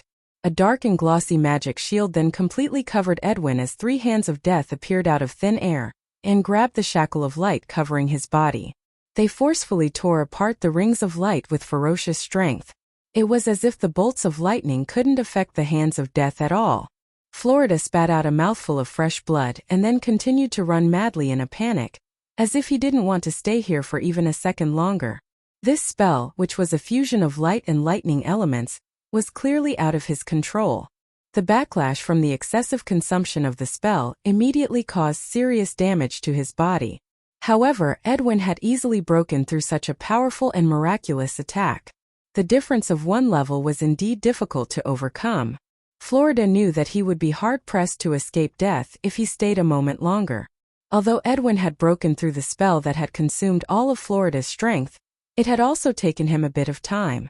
When Edwin had used his strength to eliminate all of the residual power of the spell, he discovered that Florida had disappeared once again. Florida's mental strength was greatly exhausted at this time, and his body was on the verge of collapse as he flew. However, the Valley of Sunshine finally appeared in front of him after a long chase. He would be able to enter the Valley of Sunshine with just a bit more effort. No matter how much the Cairo Mercenary Band and Florida schemed against each other, the Cairo Mercenary Band had to abide by the iron rules of the Valley of Sunshine. Therefore, once Florida entered the Valley of Sunshine, anyone who dared to go on a killing spree in Tanai's territory would be attacked by all factions. Add to that the fact that most of the Rainbow Sickle Mercenary Band was in the Valley of Sunshine, Even Edwin wouldn't be able to do anything to Florida once he entered the Valley of Sunshine. Just as he saw the fences of the Valley of Sunshine, Han Shua's figure also appeared in his line of sight with a cruel smile on his face. He just happened to block Florida's path, obviously not planning on letting him in alive.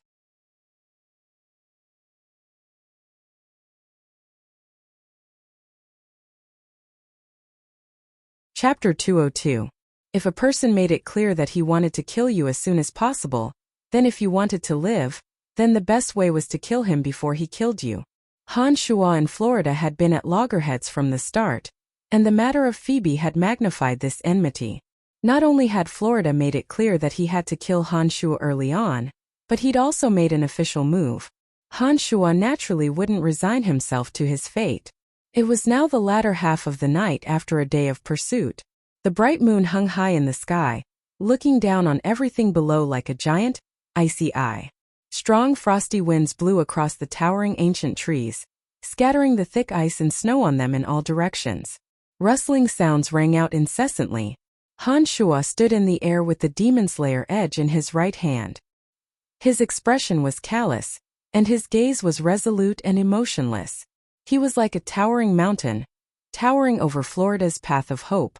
Florida only had hope of survival if he could get past Han Shua. If you step aside now, I promise that I won't make an enemy out of you in the future.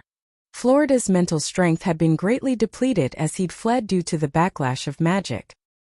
His injuries were now quite severe, and his strength was much weaker than before. He looked at Han Shua with a bit of helplessness. Han Shua's laughter was as cold as an icy cavern as he looked deeply at Florida and shook his head. I'm sorry, I think that your promise will be more effective if you die. Florida knew that there was no way out after these words were spoken.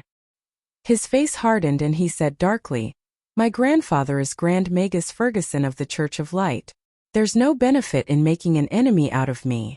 Even if you can kill me today, my grandfather won't let you go in the future. Florida was obviously putting on a brave front when he said these words.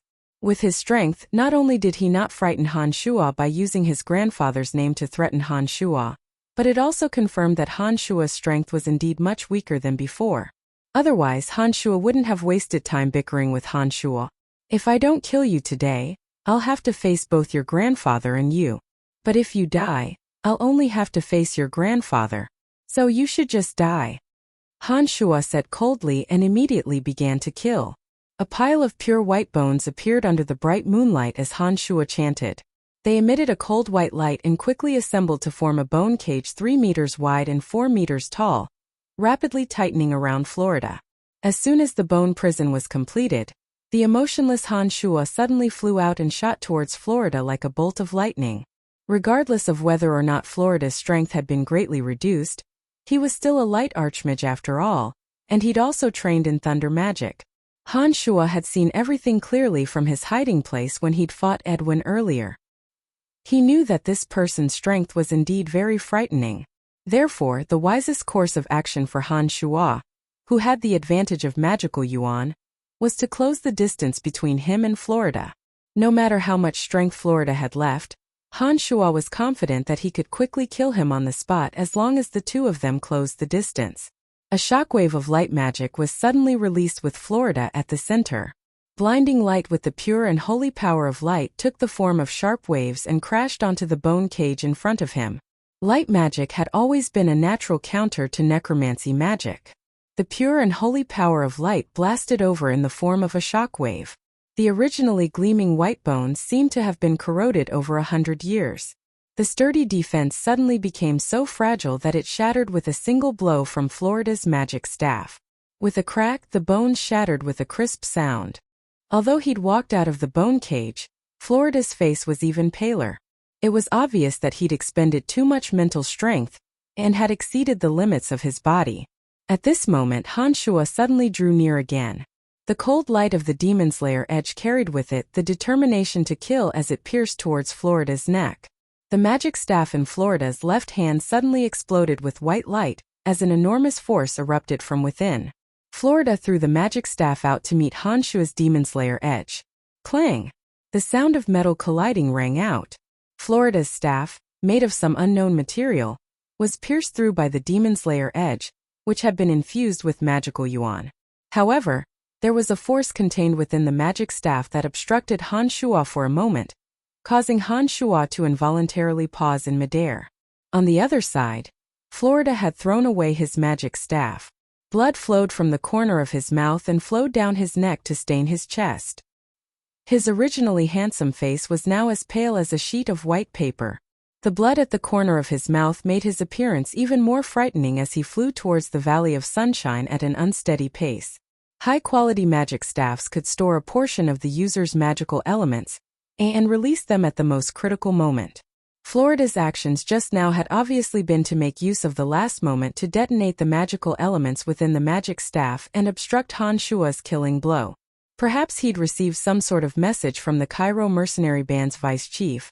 The berserker Harris was watching from afar with a few experts by his side. They'd long since seen the battle outside, but had only watched from the sidelines and hadn't come out to interfere. Everyone in Tanai was well aware of the enmity between the Cairo mercenary band and the Rainbow Sickle mercenary band. As long as Florida entered Tanai, the Cairo mercenary band had the duty to interfere. However, now that Han Shuo and Florida were fighting outside the valley, with Harris's hatred for the Rainbow Sickle mercenary band, he probably wanted nothing more than for Florida to be killed by Han Shuo. Pausing for a moment, Han Shuo saw that Florida was about to charge into the Valley of Sunshine, and that Edwin had reappeared behind him. Han Shuo immediately circulated his magical yuan to the limit without hesitation and transformed into a streak of light smoke in the air, shooting straight for Florida. Suddenly, a fire dragon soared into the air and exploded out of the Valley of Sunshine's fences, abruptly sweeping towards Han Shuo. Han Shuo had been planning on killing Edwin when he couldn't help but change directions and dodge. He first used the dark mist to move stealthily, and then summoned a zombie as a target to unleash the fury of the fire dragon. Han Shuo looked down from within the dark mist, and discovered that there was an additional fire mage at the fences in front of the Valley of Sunshine's gates. A group of knights on war horses and wearing the uniforms of the Rainbow Sickle mercenary band were also quickly approaching. "Damn it, why are they here?" Harris growled lowly from the fences. Chief, are you all right?"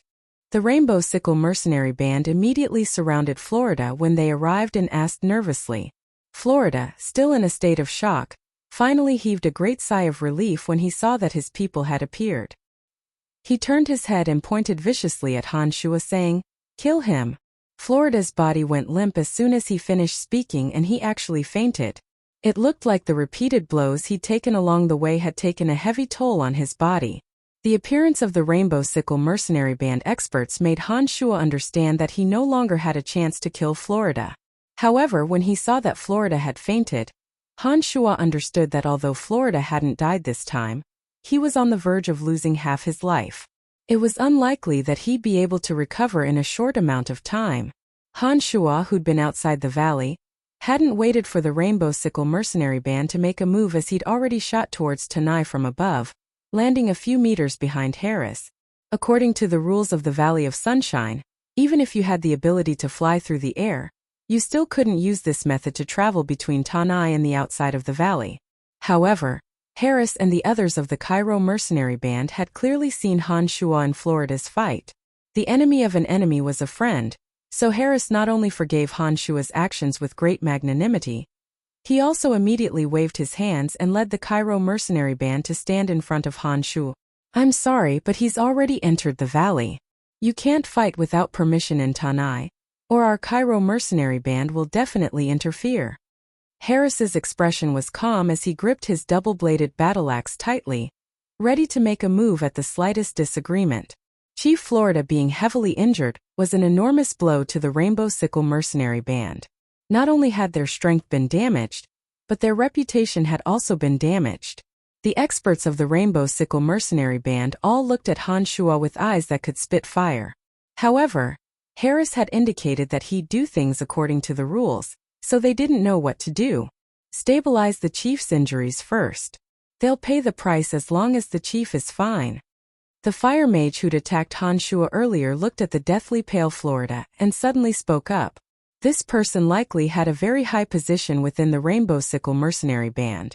The others didn't say anything else after he'd made this suggestion. They all glared angrily at Han Shuo and quickly carried Florida away. Friend, you must be careful. Florida won't let you off when he wakes up. Although we have the Cairo mercenary band patrolling everywhere in Tanai, we still can't completely stop some people from causing trouble. I think you understand what I mean? Harris's attitude was much better than when he'd first met Han Shuo. The cold lines on his face had softened a bit as he advised Han Shuo. Florida's heavy injuries were of the greatest help to the Cairo mercenary band. As Florida's rival, Han Shuo was a friend of the Cairo mercenary band, so it was no wonder that his attitude was so friendly. The Cairo mercenary band would patrol everywhere in Tanai, but their energy was limited and they couldn't cover every single location. If the exasperated Florida were to wake up, he'd definitely take revenge at all costs with his personality. At that time he'd likely make his move even in Tanai, so this place wasn't truly safe. Nodding, Han Shuo expressed his understanding and smiled faintly. Thank you, it won't be that easy to kill me. Edwin came over from the distance at this moment and landed on the fence. He stared fixedly at Han Shuo and said, I want to enter the valley. What procedures do I need to go through? Han Shuo's head started to hurt when he heard these words. If such an old monster came, he'd be a bit more of a threat than Florida. However, the Valley of Sunshine had its own rules and wouldn't reject the God of Fortune. Young man, you're called Brian? After so many years there are fewer and fewer people who can harm me. I'll remember you. Edwin rubbed his back in pain as he processed the procedures and flashed a deathly pale smile at Han Shuo. The wrinkles on his face piled up, making him look quite fierce. Forget me, I don't want to see you again. Han Shuo responded with a wry smile and walked towards Tanai with a headache, thinking of a countermeasure. Edwin came from the Calamity Church and was a dark Grand Magus.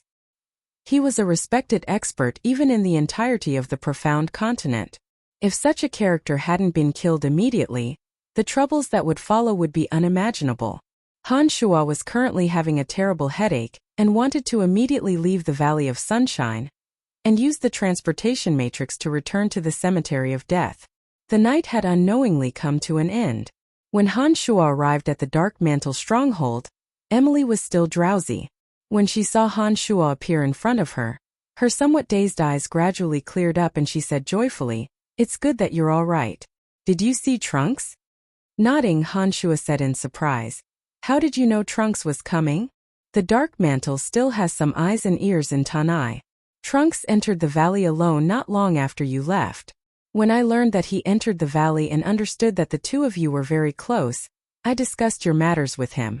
When he learned that Florida wanted to deal with you, he immediately left without another word and flew in the direction of Valen City. Because I needed to stay here and wait for news from above, I didn't go with him. Emily explained. Elaine's dead and I was almost killed. Han Shuo sighed and said to Emily after sitting down. Hearing that Elaine had died, Emily's beautiful face suddenly revealed a hurt expression. She became completely silent and only sighed after a while, saying softly, Although Sister Elaine doesn't know martial arts, she's very good at doing things. She's opened a small inn in Valen City and provided the organization with a lot of valuable information. I've helped her a lot, but we've caused her death this time. If Han Shuo and Emily hadn't appeared, and if they hadn't been in a hurry to leave Belinda to Elaine's care, Elaine wouldn't have been killed. However, Han Shuo didn't have a deep relationship with Elaine, so he didn't feel too much grief. When he saw the hurt expression on Emily's face, he went over and patted Emily's shoulder, speaking some words of comfort. Emily's mood improved under Han Shuo's low words of comfort. She then remembered the matter at hand and said to Han Shuo, Just what happened? When Han Shuo recounted everything that had happened in detail to Emily, the many perilous encounters along the way caused Emily's heart to tremble with fear. She was happy for Han Shuo's escape, but worried for the danger that he was in. Emily was still a bit shaken even after Han Shuo had finished. She reached out to lift up Han Shuo's trousers and looked at the wound that had stopped bleeding. She said with heartache, Don't take such risks in the future. If Belinda's arrow hadn't been in this direction, then wouldn't you have been in great danger? Don't worry, if the direction wasn't right, I naturally wouldn't have waited for death. I would have immediately turned around and fled as far as I could. His previous actions had been effective. Although the wound on Edwin's back wasn't as serious as Florida's, It would still cause him pain for a period of time. We're really in trouble now. Florida was already very difficult to deal with, and now Edwin has joined the fray. His status in the Calamity Church is very high, and he's even more vicious and cruel. You've even injured him. I really don't know if I should be proud of you or worried for you. Emily's brow furrowed as she sighed. Don't worry, we can return to the cemetery of death if we really can't handle it. As long as there's a place where no one can discover us and a transportation matrix can be set up, we'll be able to attack and retreat as we please. Han Shuo was quite open-minded and comforted Emily with a smile. The old man came over at this moment and knocked on the door, saying softly, Madam Emily, Chief Lorton of the Cairo Mercenary Band requests that you and Madam Brian make a trip to their band. Understood, Grandpa Kambai. Emily responded softly and then looked at Han Shuo. It looks like we might have an ally.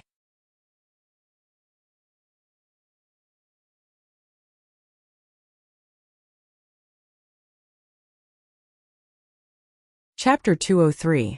The sky was already completely bright and the air had become increasingly cool. The millstone-sized sun was slowly rising. The magnificent sunrise rose from the inky blue clouds, sparkling with a bright and gentle red light as it tore through the clouds covering the sky. On the streets in the early morning, Tanai's glorious sunrise was in groups of 2s and 3s, yawning with sleepy expressions as they walked out of the brothels in the shadows of the streets. It looked like they'd exerted quite a bit of effort on the women last night. There really are a lot of tasteless fellows out there. Emily wasn't in a good mood as she coldly glanced at the disheveled man walking out of the alleyway, and said with a face full of disgust. Han Shuo didn't feel tired at all after a night of chasing. He looked around with interest and didn't respond. Oh right, Phoebe came looking for you last night. I said you had some business and went out for a bit.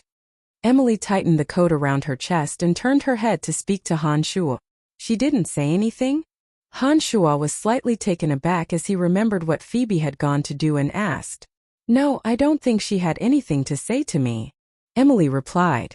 She paused and suddenly leaned closer to Han Shuo with a bit of an air of gossip.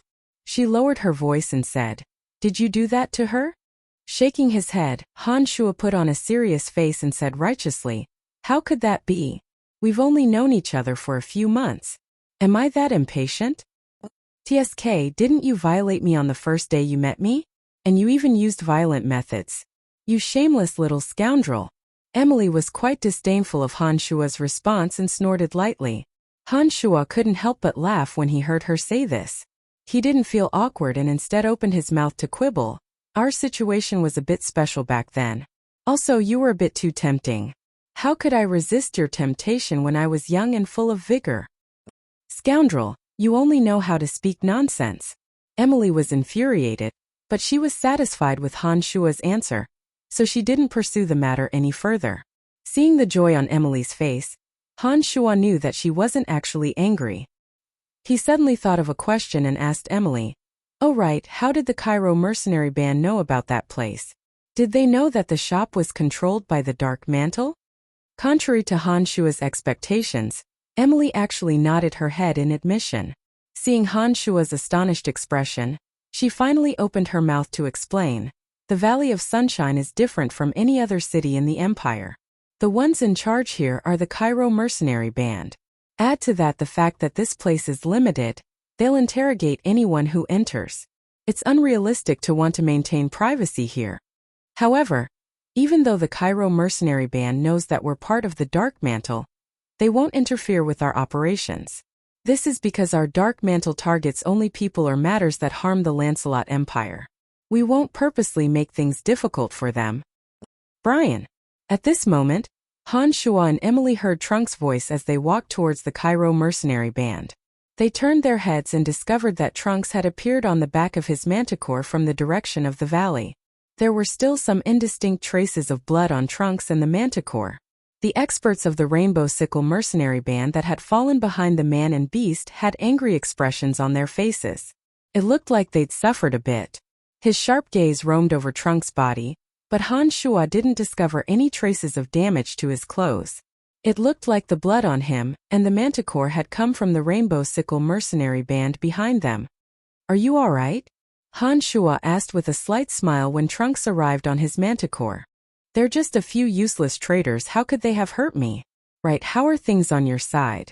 Did you take care of that despicable scum, Florida? Trunks first responded confidently, and then stared fixedly at Han Shuo. Spreading out his hands and making a helpless expression, Han Shuo sighed. He was rescued when he reached the entrance. However, I think that it'll take at least a month or two for Florida to recover from all his injuries. Haha, that's good. I came to the Valley of Sunshine this time to take his life. It looks like you've already done most of the work for me. I thank you in advance. Trunks laughed long and hard as he looked at the Rainbow Sickle mercenary band members behind him. Traitors, go back and tell Florida that I, Trunks, have returned. I must avenge Annie this time. He will die by my hands. The Rainbow Sickle mercenaries all had looks of hatred on their faces when they heard this, but they seemed to know that Trunks wasn't to be trifled with. They only snorted coldly and walked around Han Shuo, Trunks, and the other two, heading in another direction. Trunks, why have you come to the Valley of Sunshine? Also, what enmity do you have with Florida? Han Shuo finally couldn't help but ask at this moment. The merchants on the streets of the Tanai of the Sunshine Valley had already begun to rise, and the originally deserted streets had become a bit more lively. Trunks looked left and right, his expression a bit downcast as he said, "This isn't the place to talk. Let's find a place to talk and I'll tell you in detail." All right. Han Shuo nodded in agreement. Wait a bit. Loriton of the Cairo mercenary band has an appointment with us. Why don't you guys talk in detail after we return? Emily couldn't help but remind Han Shuo when she saw that Han Shuo and Trunks seemed to want to immediately find a quiet place to talk. Han Shuo finally reacted after hearing her words and said apologetically to Trunks, "Loriton of the Cairo mercenary band sent someone to meet us early in the morning. He wants us to make a trip to the Cairo mercenary band. Why don't we talk in a bit?" Nodding in understanding, Trunks walked shoulder to shoulder with Han Shuo and said confidently, "Let's go. I'm also looking for Loriton. Let's go together." "You know him?" Han Shuo started and asked Trunks in surprise. "Of course, I also spent some time in the Valley of Sunshine a few years ago. I'm familiar with many of the people here." Trunks responded matter-of-factly. Emily revealed a startled expression when she heard these words and looked at Trunks thoughtfully. There were no shops or streets in the depths of Tanai. Only some towering cliffs and some towering ancient trees that covered the sky. Trunks seemed to be quite familiar with this place as he led Han Shuo and Emily inside. The terrain in the depths of the Valley of Sunshine is extremely precipitous. However, after passing through a narrow cliff, there's a large piece of flat land. That place has always been the residence of the strongest powers in the Valley of Sunshine. The Rainbow Sickle mercenary band was stationed there a few years ago. If it wasn't for Florida's sinister plot to assassinate the old chief, the Cairo mercenary band would still be in another place. Trunks walked in and introduced the place to Han Shuo and Emily. There was a Cairo mercenary band standing guard every few meters as they walked in. However, the distance between them was a bit far, and the three weren't afraid of being overheard by others. "Right, Trunks, what kind of grudge do you have with Florida?" Han Shuo couldn't help but ask when he saw that it was quiet enough. "Actually, I used to be a member of the Rainbow Sickle mercenary band. I was still a senior swordsman and had always been taken care of by the old chief. The old chief's daughter, Annie, treated you like an older brother. My days in the Rainbow Sickle mercenary band were very comfortable. That was until Florida appeared. The young Florida had a dazzling radiance. He received special treatment when he joined the Rainbow Sickle mercenary band. Not only did the old leader think highly of him, even Annie admired him a lot. I also had a good relationship with him. However, Florida's goal in coming to the Rainbow Sickle mercenary band was to completely take control of it. Even though the old chief had already entrusted Annie to him, he felt that the old chief had lived for too long. In the end, he colluded with bandits and leaked our whereabouts, causing the Rainbow Sickle mercenary band to suffer heavy losses. The old chief died in the bandits' encirclement and Annie also went missing. It's likely that she's met with misfortune. I was lucky enough to escape and saw Florida talking to the bandit leader. Only then did I understand everything. From then on, I made up my mind to get rid of Florida sooner or later. It was a pity that after Florida took control of the Rainbow Sickle mercenary band, he also invited a force from the Church of Light and took control of the situation in an extremely short amount of time, grasping the rainbow sickle mercenary band in his hands. Back then, I only had the strength of a senior swordsman, and led some of the remaining soldiers loyal to the old chief in an attempt to assassinate Florida. In the end, we were routed and fled in panic. Many close friends died tragically in that battle. It was with the determination to take revenge that I snuck into the dark forest to train myself. I waited for 3 years and knew that the curtains to the next competition for the strongest powers in the Valley of Sunshine would soon open. I knew that Florida, unwilling to be left out, would surely compete with the Cairo mercenary band. I thought this was an opportunity, and so I came back. Trunks calmly recounted the events of the past. Trunks' expression was cold from beginning to end, as if he was narrating something that had nothing to do with him. However, the listening Han Shuo and Emily could feel the boundless hatred buried deep within Trunks' heart from the events themselves. When Trunks finished, Han Shuo looked deeply at Trunks and revealed a radiant smile. It looks like we can join forces again. I think Florida will die without a doubt this time. Of course he will, Trunks said confidently, and then looked at Emily with interest, then looked at Han Shuo. He asked with a strange expression, "What's going on with you two? If I remember correctly, you captured this lady alive back then. Why are you two together now?" Chuckling loudly, Han Shuo winked at Trunks and said, "Sometimes it's very easy for enemies to become friends, especially between men and women." "I understand, haha." Trunks laughed involuntarily and nodded in understanding. "You two crazy fellows." Emily was a bit embarrassed by their words. She rolled her eyes at them and snorted angrily. As they chatted and laughed, they passed through the narrow cliff and arrived at a wide flat area. This area was mainly made of dark green rocks, piled up into many tall buildings. These buildings weren't particularly exquisite or beautiful, but were completely practical. They looked thick and sturdy, as if they were very resistant to attacks. On the way to those buildings there was a spacious training field. Dozens of muscular mercenaries were training with all kinds of weapons. In a dense forest not far away, several mages were casting magic, and some people were meditating even further away. This place is large enough and the buildings are sturdy enough. Because there's only one natural stronghold that leads here, it's very safe. It's been the last line of defense in the Valley of Sunshine for many years. Trunks explained to Han Shuo and Emily as they walked. Trunks, why are you back?" Harris of the Cairo mercenary band was standing at the entrance of the square in high spirits, as if he'd been waiting for Han Shuo and the others. He was obviously very surprised when he saw Trunks and couldn't help but exclaim softly, "Harris, it's been a long time since I've seen you. You look even more sturdy than before. But Florida has been doing quite well these past few years. It looks like you haven't taken your revenge yet." Trunks had a hint of ridicule on his face as he spoke to Harris from afar. Didn't you also run away with serious injuries? What right do you have to talk to me?" Harris's expression was stiff as he shouted angrily, "Forget it, I have nothing to say to you. Let's go, take me to see Loriton." Trunks frowned and curled his lips, urging Harris to lead the way. After crossing the square, Harris brought the three of them to a huge building. Loud rumbling sounds came from the building in the distance. When Han Shuo and the other two walked in, they couldn't help but be astonished by the scene in front of them.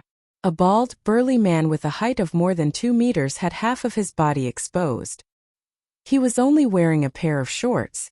The muscles on his body bulged and were as hard as iron and stone. The blue veins all over his body were pulsating, full of terrifying explosive power. There was a small mountain of dark green rock on his back. The rock was 3 times the size of his body, and he quickly retreated with the rock on his back. His body and the rock crashed into a stone pillar so thick that it would take 3 people to wrap their arms around it, making a deafening rumbling sound. Sweat trickled down his body, flowing along the lines of his muscles. His dark skin shone with a healthy luster, and his bald head, without a single strand of hair, glistened with a glossy sheen. Amidst the rumbling sounds of collisions, the burly man's body trembled repeatedly. The wide stone pillar behind him made ka-cha-bong sounds, and the entire building seemed to be trembling under the violent collisions, making people worry that the building would collapse at any moment. When the 3 of them arrived, he slammed against the wall 5 times in a row before finally throwing the boulder on his body to the side with a loud rumble. The entire ground trembled as if there was an earthquake, and the loud rumbling reverberated throughout the building. When Han Shuo and the other two arrived, the burly man slammed into the pillar 5 times before finally throwing the rock on his back to the side. The entire ground trembled as if there was an earthquake, and the loud rumbling sounds lingered in the building. Han Shuo's heart couldn't help but tremble as he knew that the strength of this person's physical body had already reached an astonishing level. "Trunks, why have you come back?" The burly man's eyes shone with a strange light as he looked at Trunks in astonishment. "Lorton, it's been a few years since we've seen each other. It looks like your physical body has already been tempered to the extreme. You could already go berserk twice before, and it looks like you've gone up another level now. I wonder if you can go berserk thrice and reach the legendary 3 strong levels of the berserkers?" Trunks revealed an expression of interest as he stared at Lorton, revealing a strange smile. Lorton didn't respond to Trunks' question and focused his attention on Han Shuo, saying, "You're the one who almost killed Florida?" Nodding, Han Shuo said with a smile, "Indeed. What instructions do you have for me, Chief Lorton?" "I'd like to discuss a business deal with you, but you'll have to take a punch from me first. Let me measure your strength and see if you're worth it for me to hand over that shop to you." Lorton laughed loudly as his fan-sized fist smashed towards Han Shuo's head with a forceful, domineering aura. Han Shuo was slightly startled, and then discovered that the punch had already arrived in front of him. The berserk power contained within made Han Shuo pale with fright. What surprised Han Shuo even more was that this surge of power sealed off all of Han Shuo's paths of retreat, giving him no chance of dodging at all. Han Shuo's face was aghast as he immediately focused all of his attention and circulated his magical yuan to the limit, planning on taking this punch head-on.